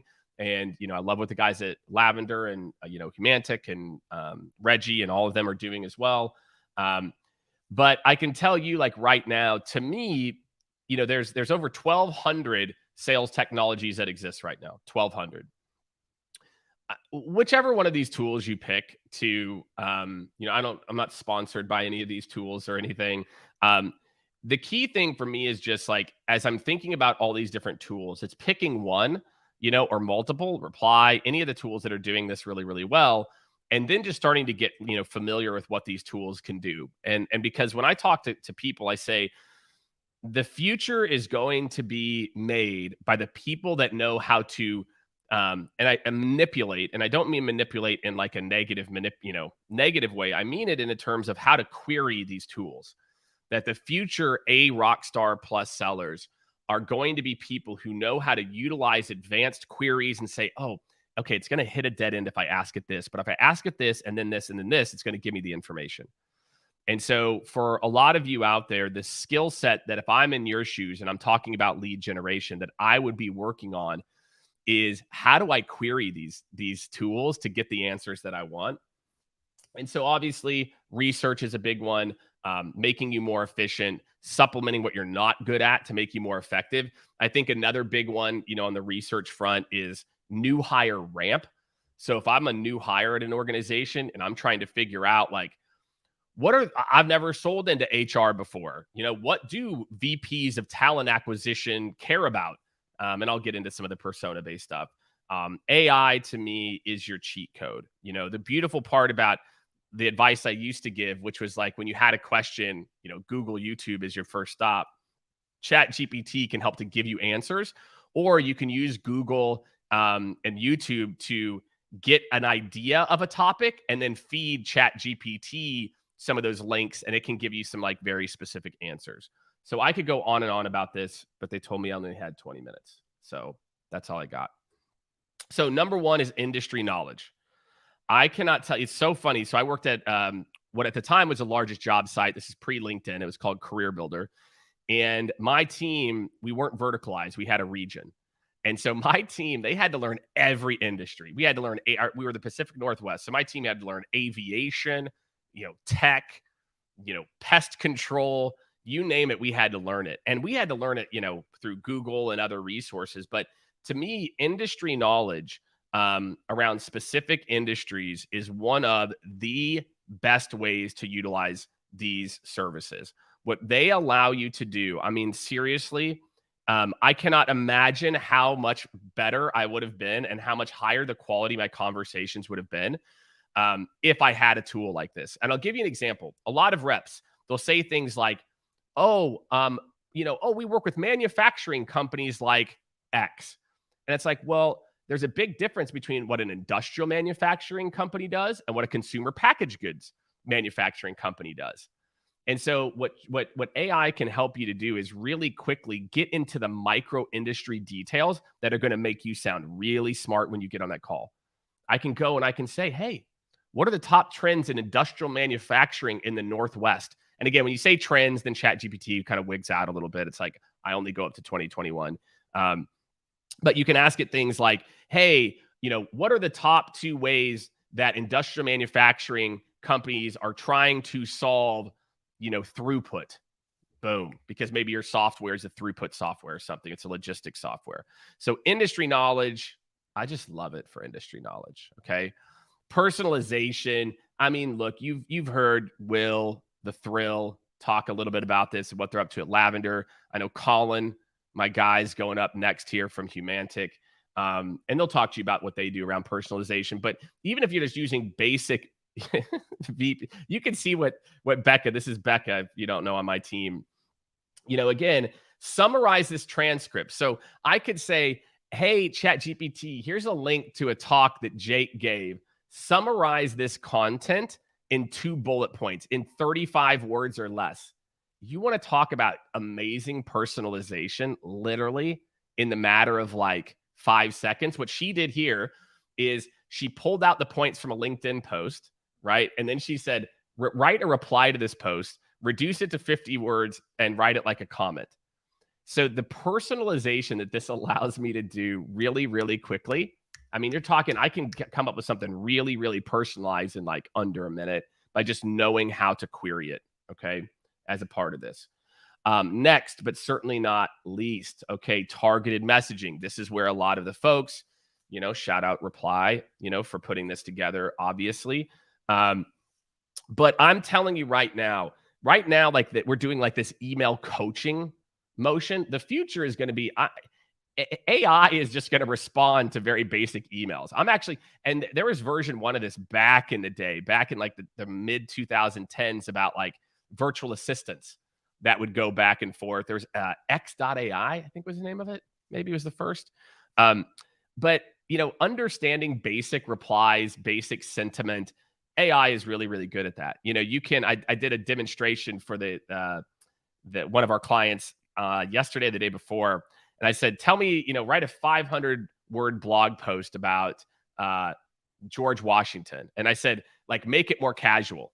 And it's like, George Washington was a badass and does this other thing. It was pretty funny. So again, what you can use AI to do, again, for me, that's so powerful, is I can use it to get that personalized insight. And then I can use it to also get the tone right. Okay, well, how does Jake write? How does he not write? I know Humantic like pulls in some of the disc stuff. And I know the way that Lavender does it's a little bit different too. So again, I want you to think of that very, very quickly, I could put together a really well thought out message that matches, that shows that I understand their industry, and shows that I understand their persona, and shows that I understand how they prefer to talk in like a minute.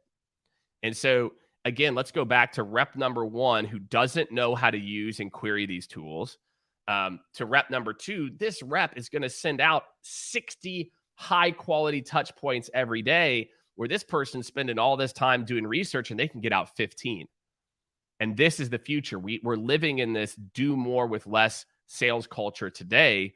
And so I want everyone to think about, if you want to be one of the people who thrives in this new world, 2025, 75% of these orgs are using AI at scale. You need to know how to query these tools. Okay, list building. Let's go. Okay, so list building. Here's what some of these AIs can't do. They can't go search the internet for you, but there's plugins. There's other things that people are doing. There's Chrome extensions. There's LinkedIn extensions, where again, you can do these types of real-time lookups that allow you to go in and use AI to guess and use other websites. You can also, just so you all know, for some of this, and here's just some of the people that you can do this with. If I go and I say, here's a LinkedIn profile, or here's a list of LinkedIn profiles, find the email address if it's on their LinkedIn profile. So even if you don't have a Chrome extension or you don't have one of these tools, if you tell it to do that, as long as you give it the list of links, it will go and tell you. You can go and give it a list of URLs, and you can say, hey, from this URL, can you find me somebody with a title of vice president of marketing, right? And then I could take that list of people and say, go to, from LinkedIn, can you find me ABC? So there's a lot of really smart ways, whether it's through using one of these tools, which again, invest in one of these tools all day. But even if you're just using things like ChatGPT or one of the other variations, I haven't messed with Google Bard very much. So if anyone out there wants to give me advice on Google Bard, I'm sure I'll start checking it out here sooner than later. I'm definitely down to learn. But list building, it's very, very good at this. Okay, really quick. Again, if you know what to feed it. If I just tell it, give me this person's email address, again, it can't search the web. So again, I've got to get good at how to query this, or just invest in the technology. Okay, boom. Following up without losing quality. This one to me is amazing. Absolutely amazing. We've done the research, and it's something like touch points 2 through 9 are this like responsible for like 66% of like a sequence effectiveness. So just to run that back, it's like, I can't remember. Touch point 1 is like 20% or something. And then when you combine, it's like touch points 2 through 5 and 6 through 9, it's like almost like 66%. Maybe Becca on my team, if she's joining, she can drop it in the chat too. But it's crazy to me that what most reps do is they spend all their time personalizing the first email or touch point, and then they just move on. They just go on to the next thing, as a part of that. And the reality is, again, whether it's whether it's continuing to find new value add reasons, the AI in particular can help you to find so many relevant touch points that you should never, ever, ever be checking in, touching base, or following up, ever. There's no excuse, because guess what? I found this stat about Jake, and he said this buy versus build talent thing. Cool. Then I say, okay, go find, here's his URL. Tell me the last post he wrote about this topic. Boom. It can search. If I give it a feed, like a link to my activity feed, it can read that and then pull out another value point and another value point and another value point. And so when we think about like both automating and the quality of our follow-ups, right, then this is going to be a really big, important part of this, right? Again, automating follow-ups. Hey, I heard that they said this, send this auto response. I'm following up on a cold email. How can I make sure I'm adding value? So it's a mix of these automated follow-ups coupled with higher quality follow-ups, where I feel like, again, AI can just make the biggest difference. I wonder if Allen Iverson is mad that like everyone's using AI now and not talking about him. For those of you who don't know, he was a basketball player back in the day. Shout out to AI. So that's what I got, everybody. Here's like a really cool follow-up automation, just so you all know of like something that's really possible. This is with Zapier. You can set this up, which is awesome. Shout out to Brian on our team. Brian does like a crazy job of this, which is like new email, conversation, send a message back in Slack.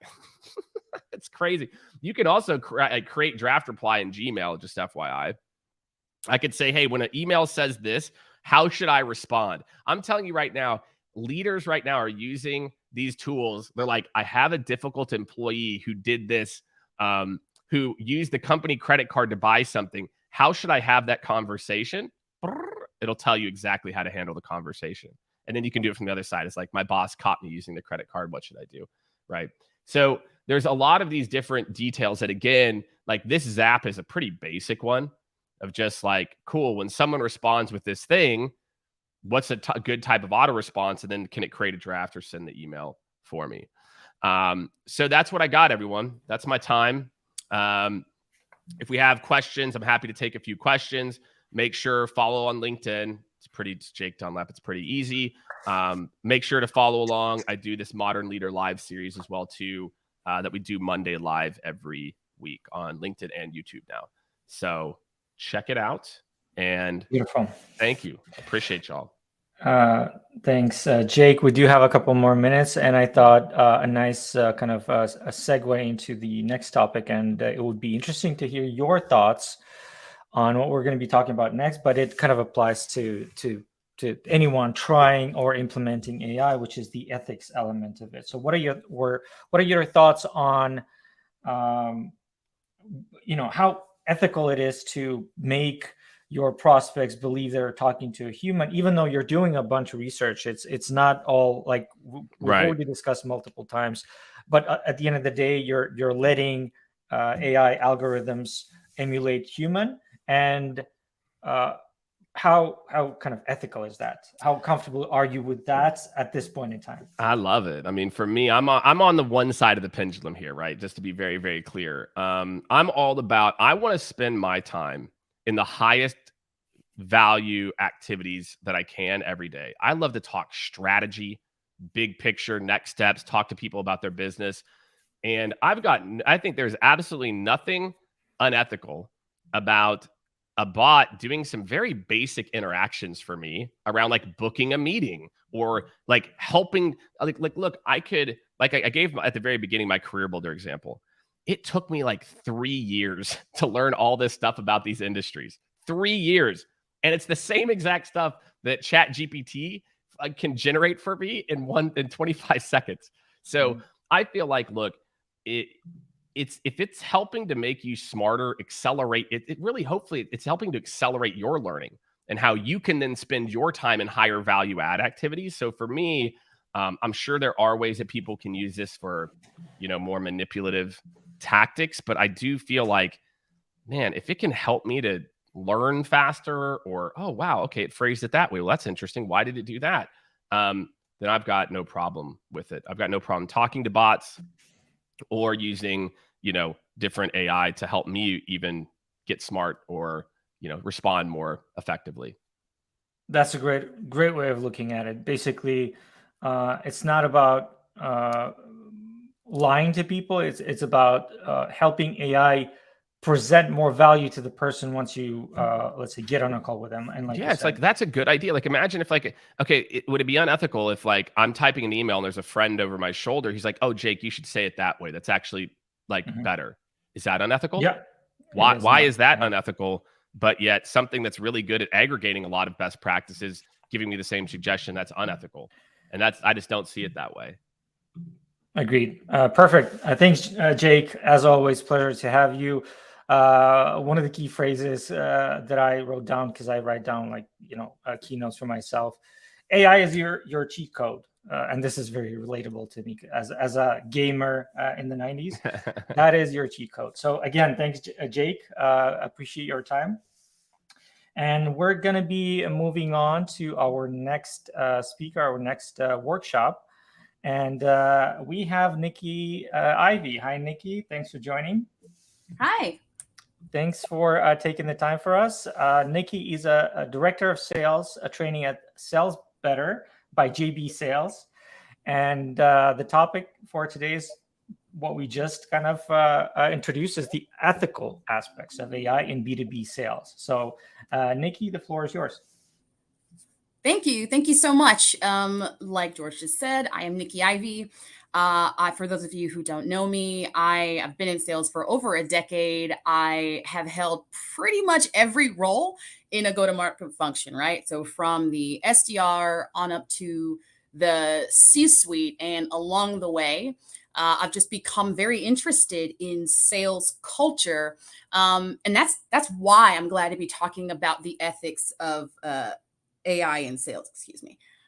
Because look, I think that there is this connection between how we use technology, right? All of it, but specifically AI for today's discussion, and, what kind of culture this profession ends up developing as the technology develops. I heard Jake talking in the last section, and I think a lot of what he's saying is absolutely right? We don't want to overblow the implications, right? The ethical implications of using AI in sales, but we don't want to ignore some of the really important aspects, right? So I'll just quickly, before we get started, I thought it was funny. I was trying to come up with my intro, right, for this talk, and so I asked ChatGPT. I gave it the prompt based on her public LinkedIn profile, write a fun, charming, and witty introduction for me, Nikki Ivy, as the speaker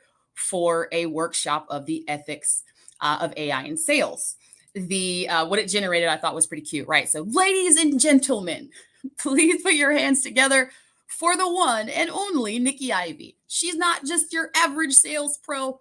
She's a sales magician. It goes on, right, to give a lot of other like hyperbole about me and all of that. And I guess that's one of the things that when we talk about the ethics of AI in sales, that I think people do need to be careful of, right? It breaks down to, wanting to avoid impersonating people, wanting to avoid AI violating people's privacy, and wanting to avoid AI excluding people because machine learning and AI is susceptible to bias just as any other medium, right? So those will be the discussion points. Specifically, what are the ethical implications that we should consider when implementing AI in the sales process? How can sales leaders ensure that AI is used ethically in the sales process? And what guidelines should organizations follow to ensure the ethical use of AI in the sales process? So we'll move to that first question, right? What are the implications? I mentioned a moment ago bias and discrimination, right? Because AI algorithms, right, they're taught, right? And the prompts, all of it is taught by human beings. And because bias exists within human beings, it inevitably will find its way into AI tools. Another implication, privacy and data protection, right? In the sales process, we do. We collect, we store, we analyze all of this sensitive information. And, you know, we have to be really careful about data privacy for our customers. The next implication is transparency and accountability. The lack of transparency and understanding of how AI makes decisions can undermine trust in the sales process and lead to ethical issues. I'm going to pause on this one because I think we really need to pay attention. I've been talking all month about, you know, this level of trust that buyers have in sales or in sales as a profession. It just continues to decrease, right? Sometimes that has to do with market conditions. Other times it's just, you know, enduring stereotypes, right? Whatever it is. But if what we know is that that buyers are having a difficult time trusting salespeople, then the last thing we want to do is not offer enough transparency or enough accountability when it comes to using AI in the sales process. So again, just wanted to really emphasize that piece. And the other, which for me was sort of the first piece of, for lack of a better phrase, widespread panic that I saw among salespeople when ChatGPT hit the scene, and that is the implication of job displacement, right? So the use of AI in the sales processes has led to job displacement, which raises these ethical concerns about the impact on employees and on a larger scale society, right? I'll pause again. Listen, like I said, I don't think that it's productive to be dramatic about this stuff, but it's also in the long run, right, going to be, you know, to our benefit to, at the very least, consider these implications and make sure that as we build and use and implement technology, that we are considering these implications. When we get through thinking about the implications, then, you know, now what, right? Do we just sit here and have these questions? No, we want to get into how do we ensure that we're doing the things that we just learned, right, that we should avoid. There are 4 key ways that I've been thinking about that I wanted to share with you. Number 1 is we want to train sales teams on the ethical use of AI, right? It's already a lift to train salespeople on, you know, the day-to-day things, right? Keeping up with, you know, best practices, what's working, what's not. This is something that as we move forward, we're going to have to roll into that training. We're going to have to teach people to be intentional, right? Because if we don't, right, then we're taking on more risk than I think is necessary, right? We want to develop an ethical framework, right? So as an organization, we should look to develop that framework and have it be something that outlines exactly how the AI will be used in the sales process, and then reiterate those ethical principles. You're probably seeing a theme, right? Basically, we're just teaching people and reinforcing, hey, let's stay out ahead of this. It's also important to monitor and audit AI systems. Sales leaders, you know, all of us, we need to continue to monitor these ideas, right? I'll pause again, just because I really want to make sure that we're thinking about, again, not only, you know, this productivity tool, right, and all the things that we get excited that we can use it for, but also, right, what that looks like moving forward. And I'll talk a little bit about why. The last big wave technology that changed or transformed the profession was automation, right? Was this predictable revenue model. And for a long time, we did that right? Generally speaking, for a long time, we weren't engaging with any negative aspects of what happens when that tool is used irresponsibly, however you would term it. But if you are seeing what's happening now, if your LinkedIn inbox is the dumpster fire that mine is, then you know that this is a tool that, yes, has all of these really great uses for salespeople, but in the wrong hands or with, not enough intention, has led to these things that are these practices, right? This generic mass LinkedIn prospecting that, again, is impacting that trust that buyers have in salespeople. So if we're going to avoid what we're doing with AI turning into what we're doing now, what some are doing right now with automation, then again, these are the things that we need to stay ahead of. Oh, I can see the chat now. I couldn't before. I felt like I was in here talking to myself, but I certainly don't want you all to just be lectured by me today. This is an important conversation, and I am interested. I'm interested in what you all think. So in the chat, share with me, what are your, if any, concerns about the ethical implications of AI in sales, right? Do you agree? Is there something I've said that's pushed the button? Please do let me know. I love to have these spirited discussions. I'll get back into what you likely came here to learn about, and that is what these guidelines look like, right? So number one, we want to ensure transparency. So when we think about that, it's being really upfront again with our prospects about how we're using the information that we are collecting about them, right? We want to do our best to minimize bias. And like I mentioned a moment ago, because human beings are the ones teaching the machines, if we want the machines to have diverse ideas, or at the very least to have less bias, then we are going to have to solve another problem that's facing sales today, and that is a lack of diversity on most sales floors, right? There are any number of reasons why I champion that issue, why it's been important. But again, as we start to really adopt AI in sales, this piece is going to be super important. So the guidance there is have a more diverse team working on your projects and on your sales floor.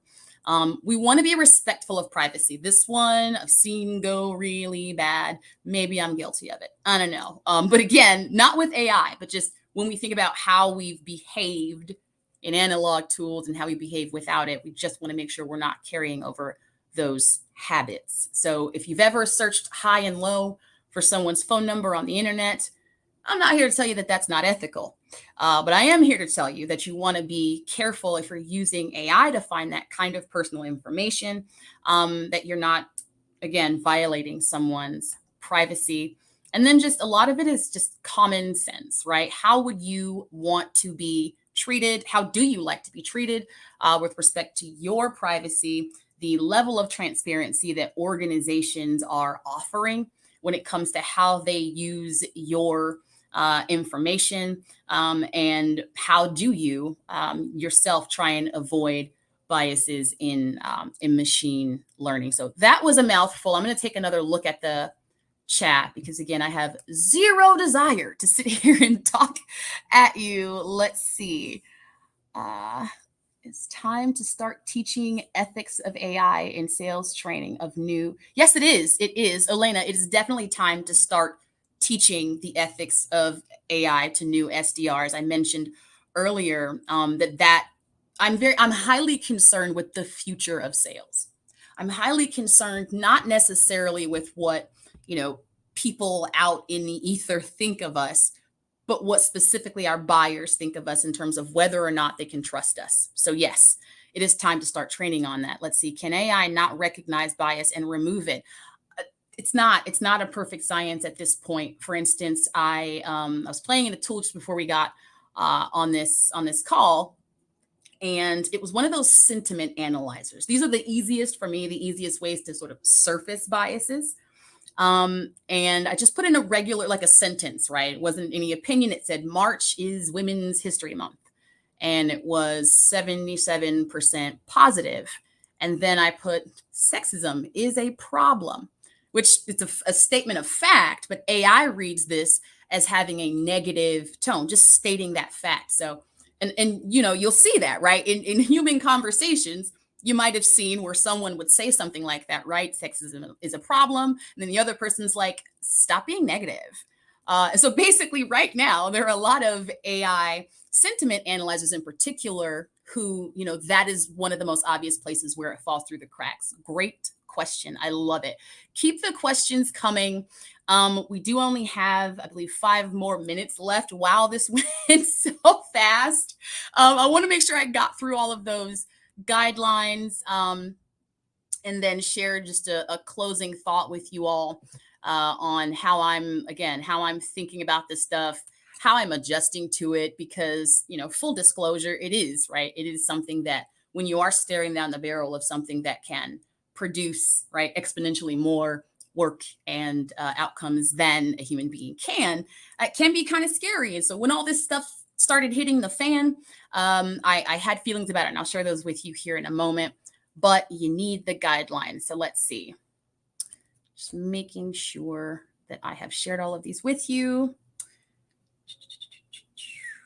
Oh, I think we did get through those. So I'll move on to the closing thought here. Let's see. We have 4 minutes left. Again, if you have questions, please let me know. The closing thoughts are these.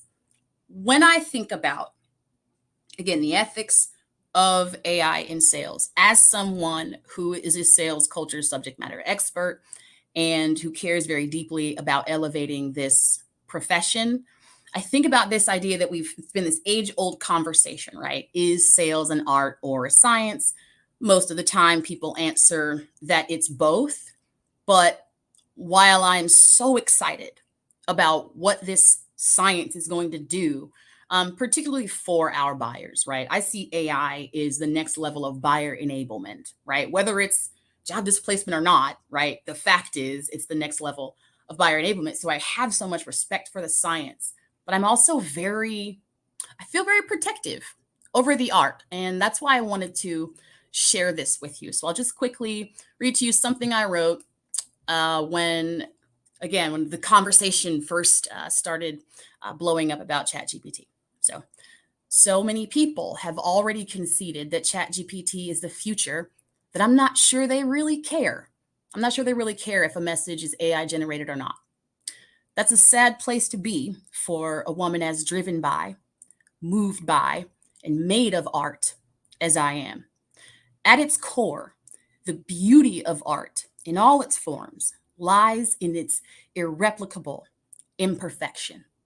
We're proud when our kids become scholars, but oh, how our hearts soar when we first hear them try to pronounce the word spaghetti, right? It was imperfect, but we recognized it for what it was: human, delightfully, relatably, undeniably human. But time and adversity erode our appreciation for such things because imperfections, our own and those of our peers, have caused us pain. They have robbed us of opportunities, of love, sometimes of the lives we long for. And in that longing, we come to loathe the imperfect. So we try and stamp it out with science. We build the perfection that we could not ourselves achieve. We do this only to find that perfection is hollow. It is cold. It is a well-enunciated spaghetti in a time when a sweet, broken biscotti might heal us all. So leave that with you. Like I said, I'm just really protective of the art, a lot of respect for the science. Would love to hear your thoughts. Rip me to shreds if you disagree with everything I said. Like I said, I welcome that. I love these conversations among salespeople. You can reach me on LinkedIn, obviously. Shaniqua, parenthetical, Nikki Ivy. Also on Instagram at No Nikki Ivy. That's no as in get to know Nikki Ivy, KNOW, not like no. Not like rejection. So No Nikki Ivy on Twitter and Instagram. Sell Better Nikki on TikTok. if you're curious. So I'll give a couple. We have 1 more minute left in this session. Hi, Alex. I'm looking here. I don't see any more questions. Thank you all so much for letting me share those implications, those guidelines with you. And like I said, I look forward to continuing the conversation with any of you offline. Yes, indeed. Looks like we covered all of the questions. And really, I wanted to say thank you, Nikki, once again for really taking the time to talk about this, because this is very important as we talk about how we're going to implement, how we're going to scale, how we can use this, building frameworks, how important it is also to pause for a minute and first kind of think about how we ensure that AI doesn't repeat the mistakes that we have already made, kind of in terms of our biases, how we do things, but also in the mistakes that we've made with the other previous systems that have made us more productive, like automations, like you mentioned. And at the same time, the team, how important it is to train our team from day one to think about these things and to use AI already in an ethical way. I'm sure we're very excited. We were very excited to have you here today, and I'm sure it will be interesting to continue talking about that. We love doing these panel discussions, so I hope to see you again and to continue the conversation. Thank you so much. Oh, by the way, look for on my LinkedIn, I'll be posting a carousel that has the slides that I prepared for this presentation and all of those guidelines that I mentioned here. All right. Perfect. Bye, everyone. Thank you. Thank you. Bye. All right, and we are off to our final panel discussion. We've really come a long way today. We've covered so many topics. What is generative AI, conversation AI, sales, and now is really high time to talk about the future, look into the future again, and welcome to our speakers. Let me quickly introduce our panelists for our discussion. Okay, hang on. Sorry, I hear that my mic is not doing well. Are you good? You're good. We hear you. Okay, I'm good. Okay. So welcome. We have Guillermo Blanco, co-founder at Reach, an outreach personalization and sales enablement tool that generates hyper-personalized icebreakers for cold outreach. We have Colin Mitchell, head of sales at Humantic AI, buyer intelligence platform for revenue teams, and Oleg Bolotnov, CEO at Gradual, sales training platform that replaces generic sales team training with personalized micro-learning.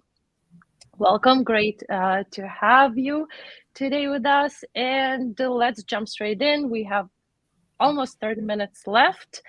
And let me pull up the first question here. Yeah, I can probably take this, Alex, if you want. So it's good that we have, co-founders, CEOs, top-level executives at technology companies here, because those are typically the folks that are visionaries, that are not living in the future, so to say, that they're thinking about how things are going to be better and what we can do in order to make them better in the future. So this is the best probably set of speakers to talk about the future. So let's kick off with the question that you see there on the screen. What role do you see AI playing in the future of sales, and how do you see it evolving from where we are today? Probably I can take the first position if you don't mind. Well, first things first, Reply team, thanks for inviting all of us. And I definitely glad to share the stage with the founders and sales leaders, which is super important at this topic, what's next in sales. And I've been thinking for quite a lot when all this AI revolution started, and taking the high level of it, probably there are 3 points that are popping in my head right now, that really AI will impact a lot the sales processes that we have. Second thing is the people force, and the third thing here is the profile of the salesperson we are looking for or we expecting.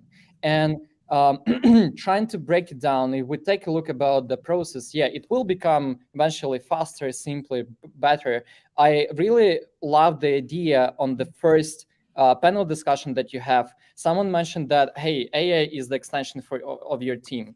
It's something that must cut all of the routine process, streamline the ineffective work, and let you focus on those things that can bring you the most of results. So this is basically how it high level will impact the processes. It would take people force into the consideration. So I would say that the bad news that a lot of salespeople could lose their job in the next 3 years. And I try to open up why a little bit later, because this is quite a hot topic right now. And I also believe that the AI can impact the hiring. For example, right now, you mentioned today the enablement tools. Currently, organizations, they have enablement leaders that try to simplify the work of the sales rep, the work of the team. And I believe that since AI can do the tuning, we can tune the AI to the needs of our organization. So I believe that in future, sales teams would hire AI sales enablers, or some of the AI specialists in-house, or some of the AI professionals even on freelance, so they can tune the processes or tune the softwares like Reply or our softwares that we represent today exactly to the needs of this customer, to this company. And also the final take here is the profile, as I mentioned before, the profile of the salesperson. Most of the people could lose the job if they will do the same things that AI can replicate. Generic outreach, analysis of the data, some of the simple qualification if I would be an SDR.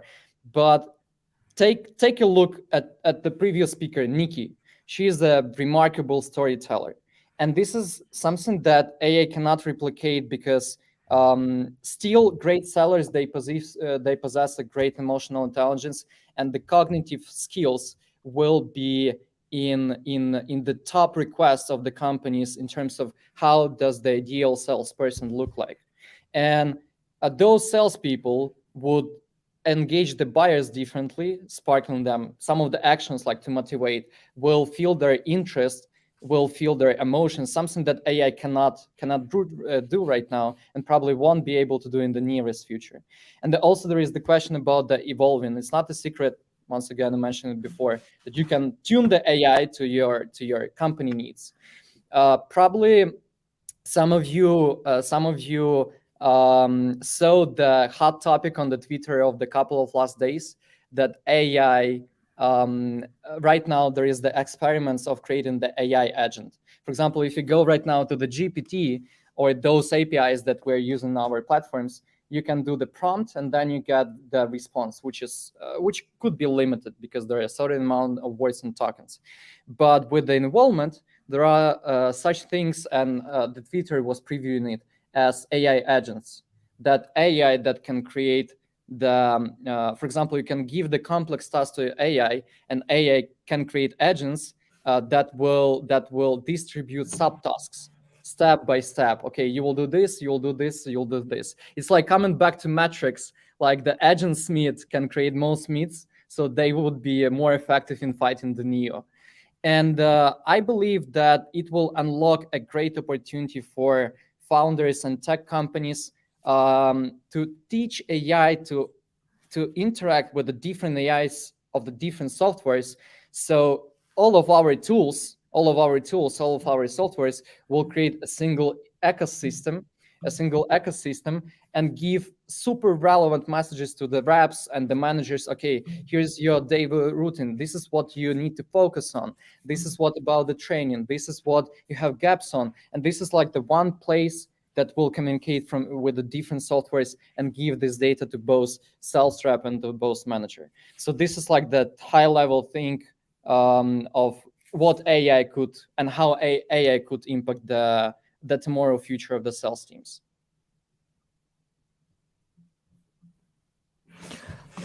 Guillermo, Colin, any thoughts on this? To remind you about the question, we're just talking about the future and how AI reflects in the future of sales in general. It's just like a general introductory type of topic. Do you want to go, Colin? Go for it. I feel like you got something to say. Go for it. I think the two biggest impacts on what we've been seeing AI that's very good at, it's first of all automation. One thing that it can do well is that if you train an AI to do a specific task, it can outperform anyone. You know, it's very good at just like doing automation. Another thing that I feel that AI is going to be changing the whole future of sales is quality. You know, I think that with all these tools, we're used to getting a lot of noise. You know, like there's so much data out there. Our CRMs are like as cluttered as ever. There's like thousands of emails being sent. I think that refining the quality of AI, we can improve the quality of how sales are happening in the world. And this is not only good for prospects, but also to reps. You know, like there's going to be less frustration. There's going to be like less people not hitting quota. Going back to AI replacing people, I think it's not going to replace people per se. I think it's, as my co-founder Elad always says, AI is like arming SDRs, reps, A's with superpowers. And it's a different kind of skill set that it's going to be needed. You know, like I always like to put this example, you know, like the people that used to deliver mail to homes, they used to drive a horse before, you know, and the mail was delivered by horse, and you needed to know how to ride a horse. But then the car gets invented, and now it's a different kind of skill set that you need to learn. You need to learn how to drive a car. It's the same kind of work. It's a different kind of skill set that you're going to need. And that's where I see that even though we'll have more automation, we'll have more quality, the reps, A's, and all these SDRs, they'll need to adapt on how to make a different job, or they'll need to learn like a different kind of skill set going forward. Yeah, loving the conversation. Some great sessions here before us. Thanks again for having me to be part of this conversation. Our founder, Amrit, actually gave a talk on AI in sales at the Sandler Sales Summit not too long ago. And there was a few things from his talk that sort of stood out to me. You know, and one was a report from Salesforce that says high performers in sales are 4.5 times more likely to use AI. And right now it's one of the fastest growing spend categories for revenue teams across, you know, sales and marketing. And there's a huge percentage of companies that are looking to, you know, deploy completely, you know, AI assisted selling. So I think it's a combination of things, right? It's not going to replace some of the human connection stuff that like we were talking about, but it is going to displace some jobs. And I think that the seller is going to have to change and adopt and learn some of these new skill sets, right? If you're a seller right now and you're not looking and studying and spending a lot of time in how to leverage AI to do your job better, you're probably going to be one of the people that is jobless, unfortunately, because knowing and having these skill sets and knowing how to use these things is going to start to be more and more of a requirement in the job descriptions. And AI is such a powerful thing. And now there's, you know, since it's kind of gone sort of, you know, to the public and people have seen what it's capable of, there's a tremendous amount of trust in the capabilities that weren't there before. So people who were maybe more reluctant or a little bit distrusting of leveraging AI in areas of their business, that is gone. You know, that's no longer the case. I mean, there's, you know, tons of ways that you can use AI to do better personalization and make it more efficient for sellers. There's tons of tools, obviously, for lead generation and automation that have been around, and those are just getting even better. A lot of folks are trying to consolidate tools And so a lot of these tools that, revenue teams are using are starting to have, many more capabilities than they did previously, where you would have had to use multiple tools and you can now use one. And then, just the accuracy of even just predictive and analytics and reporting and reliability that you can get from AI is pretty tremendous as well. Yeah. George, if you don't mind, I have the question for the panelists here. I've been thinking about this question, and I was asking this question myself as we were. I was listening to other speakers. Colin, what do you think? What are the top emotions that you feel as you think about AI and how it could impact the sales future? I mean, are you frustrated? Are you scared? Are you excited? What's that, and why so? I'm just super curious to know.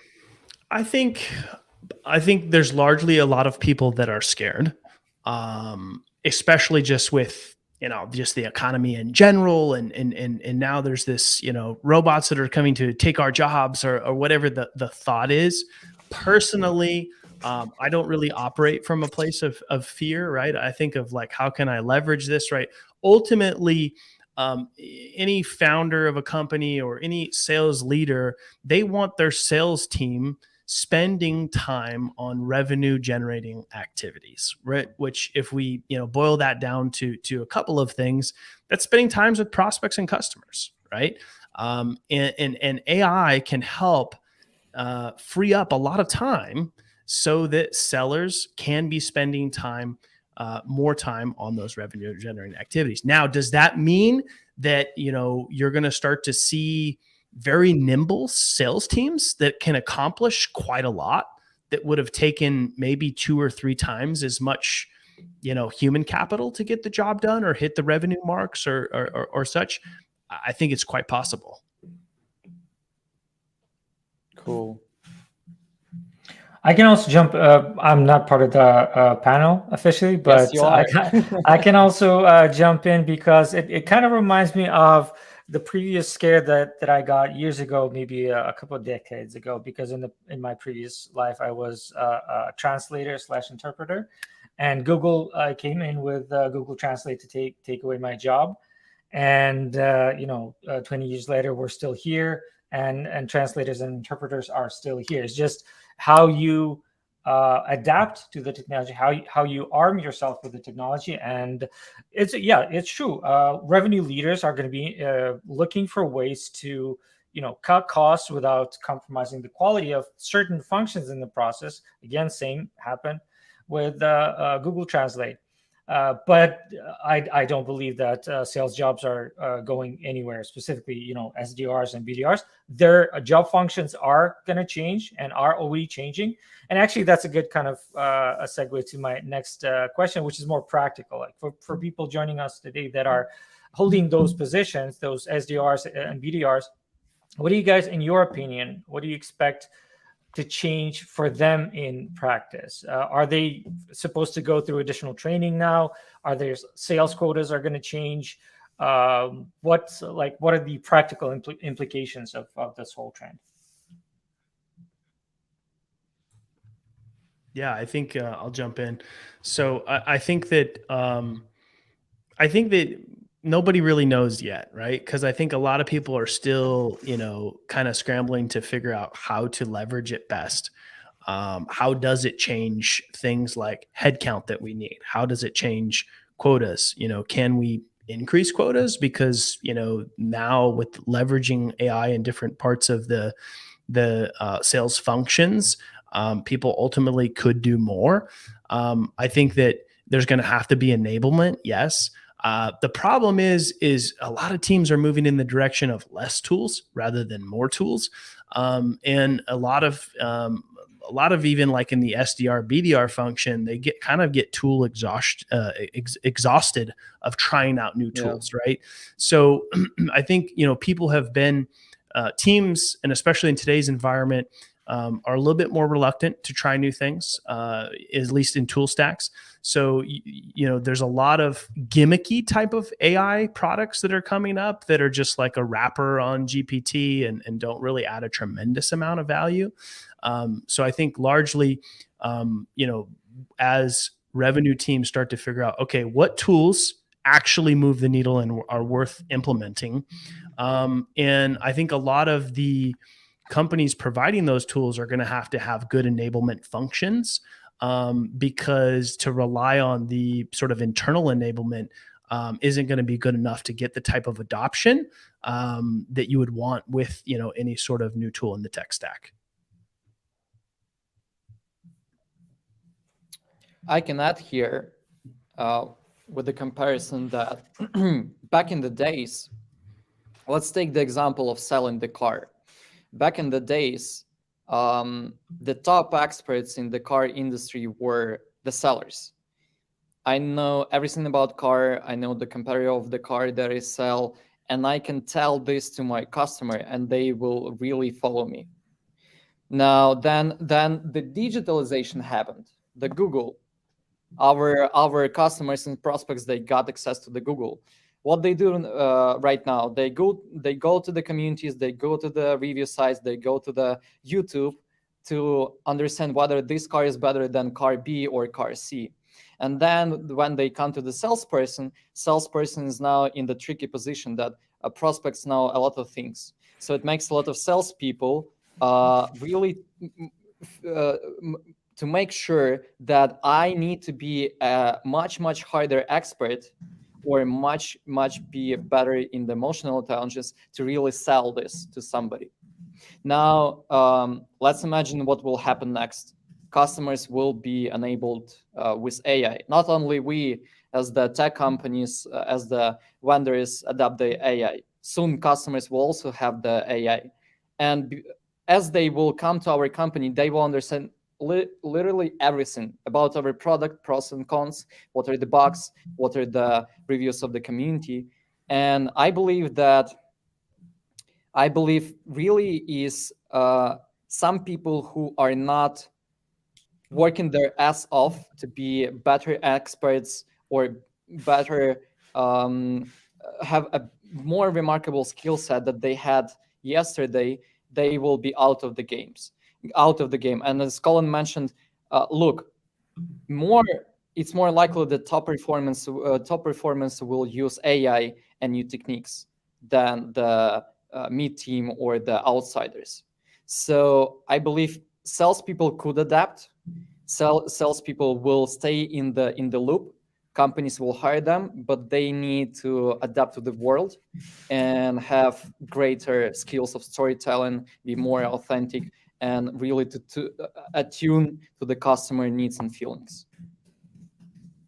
I think that also, like, going back to what Colin said, like, reps will start using AI, but the thing right now with AI, since OpenAI, which is probably like the biggest AI provider right there, is that there's so much noise, and now everyone's trying to think like, all right, how could we apply these? You know, like, also going back to what Colin said, there's usually like painkillers and vitamins. Vitamins are the ones that are nice to have, and there's so many of these coming out because OpenAI made it so easy to add AI to your product. Doesn't mean that you needed AI in the first place. I think that in a year or a couple of years, we're going to start seeing how these tools start to consolidate, and they start like really having value, really having a specific function and a specific value proposition. Because when we talk about AI is so broad. AI is you know, it's like something imaginary, but at the end of the day, you need to productize this AI to make it super useful at one specific thing that can actually either make you close more revenue, be more productive, and it's going to be one of these two. So I think that in a couple of years, that's when we'll start seeing like, all right, this is the AI applied to a specific problem that it's really having a real value proposition for teams or for pipelines. I thought it would be also for us to touch up on the operation flow in sales, maybe a bit more practical, kind of go back into that about how AI maybe is already changing and will change the sales operation flows. I really think that, do you want to go, Oleg? Go ahead. All right. I think that since AI, in my opinion, it's usually going to impact on quality and automation, operations is going to be like the one that has the biggest impact. When it comes to operation, we're talking about how can we replicate the best deals. There's going to be an AI that is able to look at 1,000 parameters and is going to be able to replicate. That could be done by a human, yeah, but like you don't want to have someone going through thousands and thousands of documents, notes on the CRMs, or even like timing on the deals. This is one of the things that it can be optimized, and it can really replicate what are the best deals, what are the best reps doing. It's able to get those insights. So I really think that when it comes to AI, operations is what's going to be, or what is going to have the biggest impact, to be honest. Yeah, agreed. I think that since we are operating in the training industry, I guess I can give here example of the learning that, for example, you just decided to read the book, okay? How it was yesterday. You need to find the book you'd like to read. And it took you some time, some of the uncertainty. Is the right book for me? Is it actionable? Is the book that I can start implementing tomorrow day? And what AI can bring to this book is that it can bring more and more certainty, and it can personalize. For example, AI could understand what are the current needs and what your organization will need tomorrow, and will give you one book or a couple of books that really answers your top questions today. So tomorrow you will go and implement it. And if we'll put this example on the business operation, I believe the same. Starting with the decision making, starting with the uncover of strong sides and weak sides, spotlighting the quick decisions that you can make. So the process will be simpler, faster, and have more outcomes in the end. And also to add here, there is the second issue with the book. If we'll come back to the book example, that when people are reading the books, they forget 50% of the information over the next week. And this is how our brain work, and we cannot unfortunately change this. But talking about how AI can work, look, we have a lot of tasks during the day, and we could not, those tasks that we could not even follow. Now, the AI could follow up on us, for example, okay, these are the critical actions you need to do today to stick to the timeline. And this is the best way. This is the best way to do them. What are the necessary steps, for example, after the meetings that should be taken in place? It could, I don't know, it could spotlight talking about conversation with the customers. It could spotlight you, okay, customer just throw another objection about the competition. Yeah, the AI could give you tons of examples how you can overcome this live. It's life coach. Just like one of the speakers today said, if you will have the friend right behind your back saying, okay, you can do this better, then why not? This is cool. And I think that operations and the outcomes could be drastically changed with implementing more and more AI. However, I guess only top tier companies with the smart teams will see those outcomes. What do you think? What do you think, Colin? I like the book example, and when you were saying that, I was thinking about, sometimes it kind of comes down to the person, right? There's the person that likes the experience of reading the book entirely, right? And there's people that like to hold a physical book, and then there's the people who like an audio book, and then there's some people that are like, yeah, just give me the cliff notes. I want to know the most important things, save myself time because I have things to do. But the power of AI can help accommodate each of these different people and these different examples, right? And I think the question was really around sales operations, right? And there's already tools that are doing this today. There's AI that's helping teams, better forecast, better, check on performance and optimization for teams. And, there's a lot of this stuff that we're talking about already exists today, and it's only going to get better. Agreed. Totally agreed here. All right. We're almost at the end of our whole event today. So thank you guys for sharing your thoughts. We did have a final question. This is where you feel free to even plug in your own respective products. We were curious, in your opinion, we've talked about consolidation. We've talked about combining multiple tools into consolidated packages.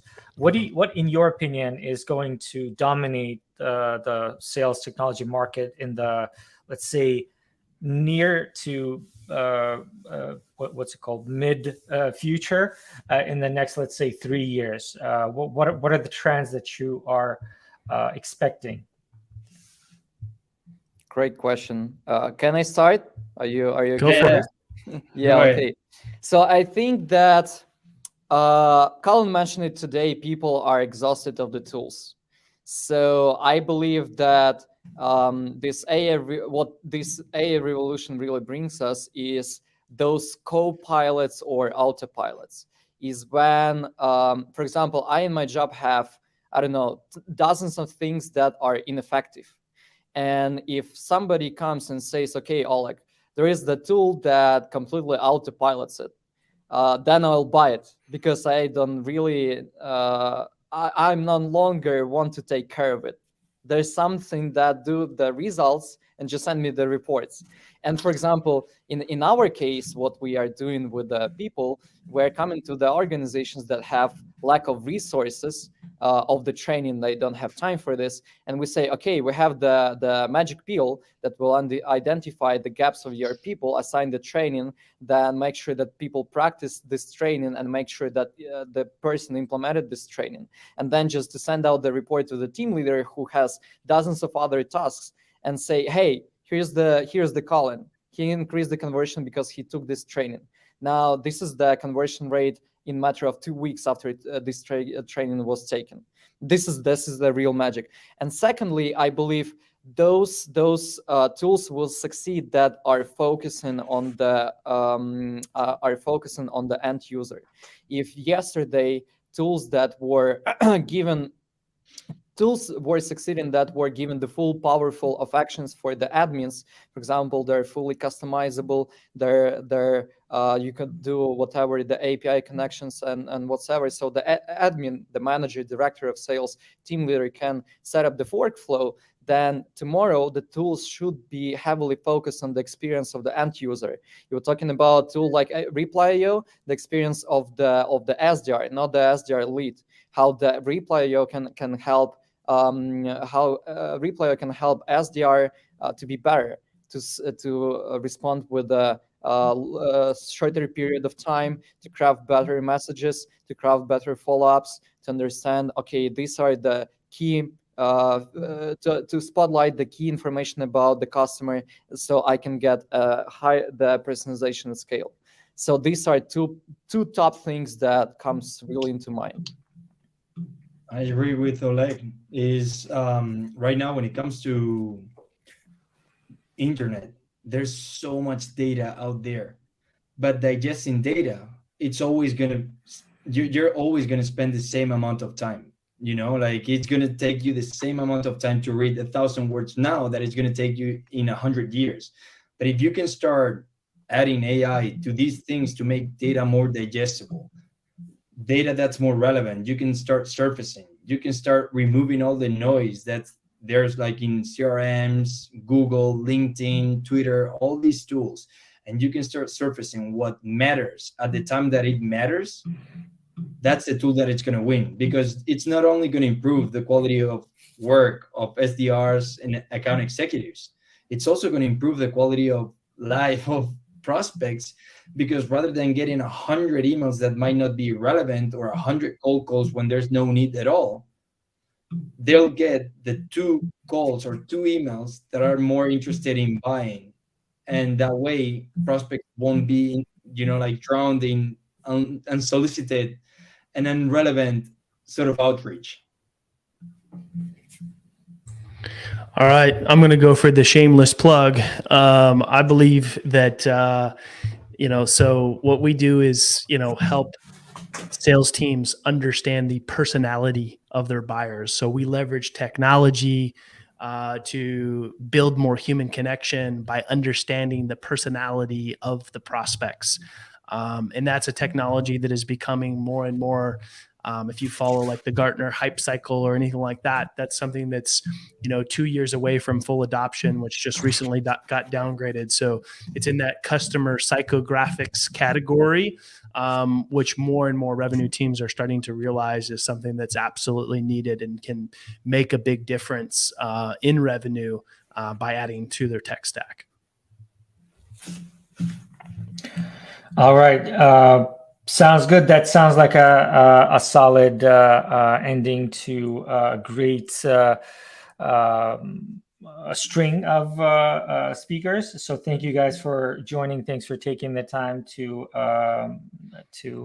talk to us and to share your opinions. We will be closing off. So again, thank you guys. Thanks for your time, and for everyone listening. We're going to be sharing the details and the recording of this events to everyone joining, so you'll be able to find the contact information of everybody who's been on our panels if you would like to get in touch with them.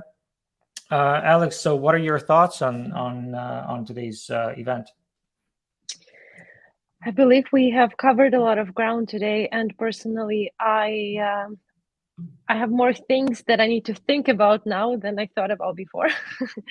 I can really see the gaps where I personally and my team as well could do a bit more training, and I'm really grateful to our speakers because there were so many practical things were shared that okay, I didn't think about this, or like definitely the next on my list is I can revamp our whole outbound process, but then not the way we did this before. Really leverage AI, leverage the personalization, leverage the framework, how that email is going to be written, and how my team is going to do that from now on. So I really see that AI allows you to do so many things, but at the same time, you do need to learn a lot. You do need to kind of understand how to do these things, and I feel like it's all right to really not be able to do it like this. I mean, everyone can go, as we saw today, everyone can go to ChatGPT, type in the basic prompt called email for this person from an SDR, but is that going to be a good quality email? Most likely not, and the rest of the industry is going to do the same thing. So if I and my team want to stand out, then I really need to apply the things that were covered today about how to build those frameworks, how to really make that, yes, AI-powered copy, but then how to make it stand out from another, I don't know, hundreds of AI-powered copy that is being sent out. So a lot of things to think about, and I'm really grateful to all of the speakers for really taking the time and sharing what they've already done, what they've already learned, and their practical experience. Yes, and a huge thanks to everyone who stayed active in the chats. Again, you guys are the ones who are making it worthwhile, because we're not, like Nikki was saying earlier, we're not like talking to a computer, we're talking to an audience. So thanks, a huge thanks to you. And I think just to close things off, just one little tiny plug for ourselves. We have covered a lot of AI topics and generative AI and AI in sales. For those of you who would like to try it out, if you are new to this at all, feel free to check it out in reply.io, our platform. We have a free trial. We don't require any credit cards. You can go in and play around with the AI powered features, specifically generating sequences, generating emails, generating responses to those responses that you get from leads, and see how it can scale up your business and scale up your operations. And again, final note, to look out for the replay link in your inbox in the coming probably hours or maybe a couple of days. And we will see you at our next event. Bye, everyone. Thank you for joining. Bye-bye.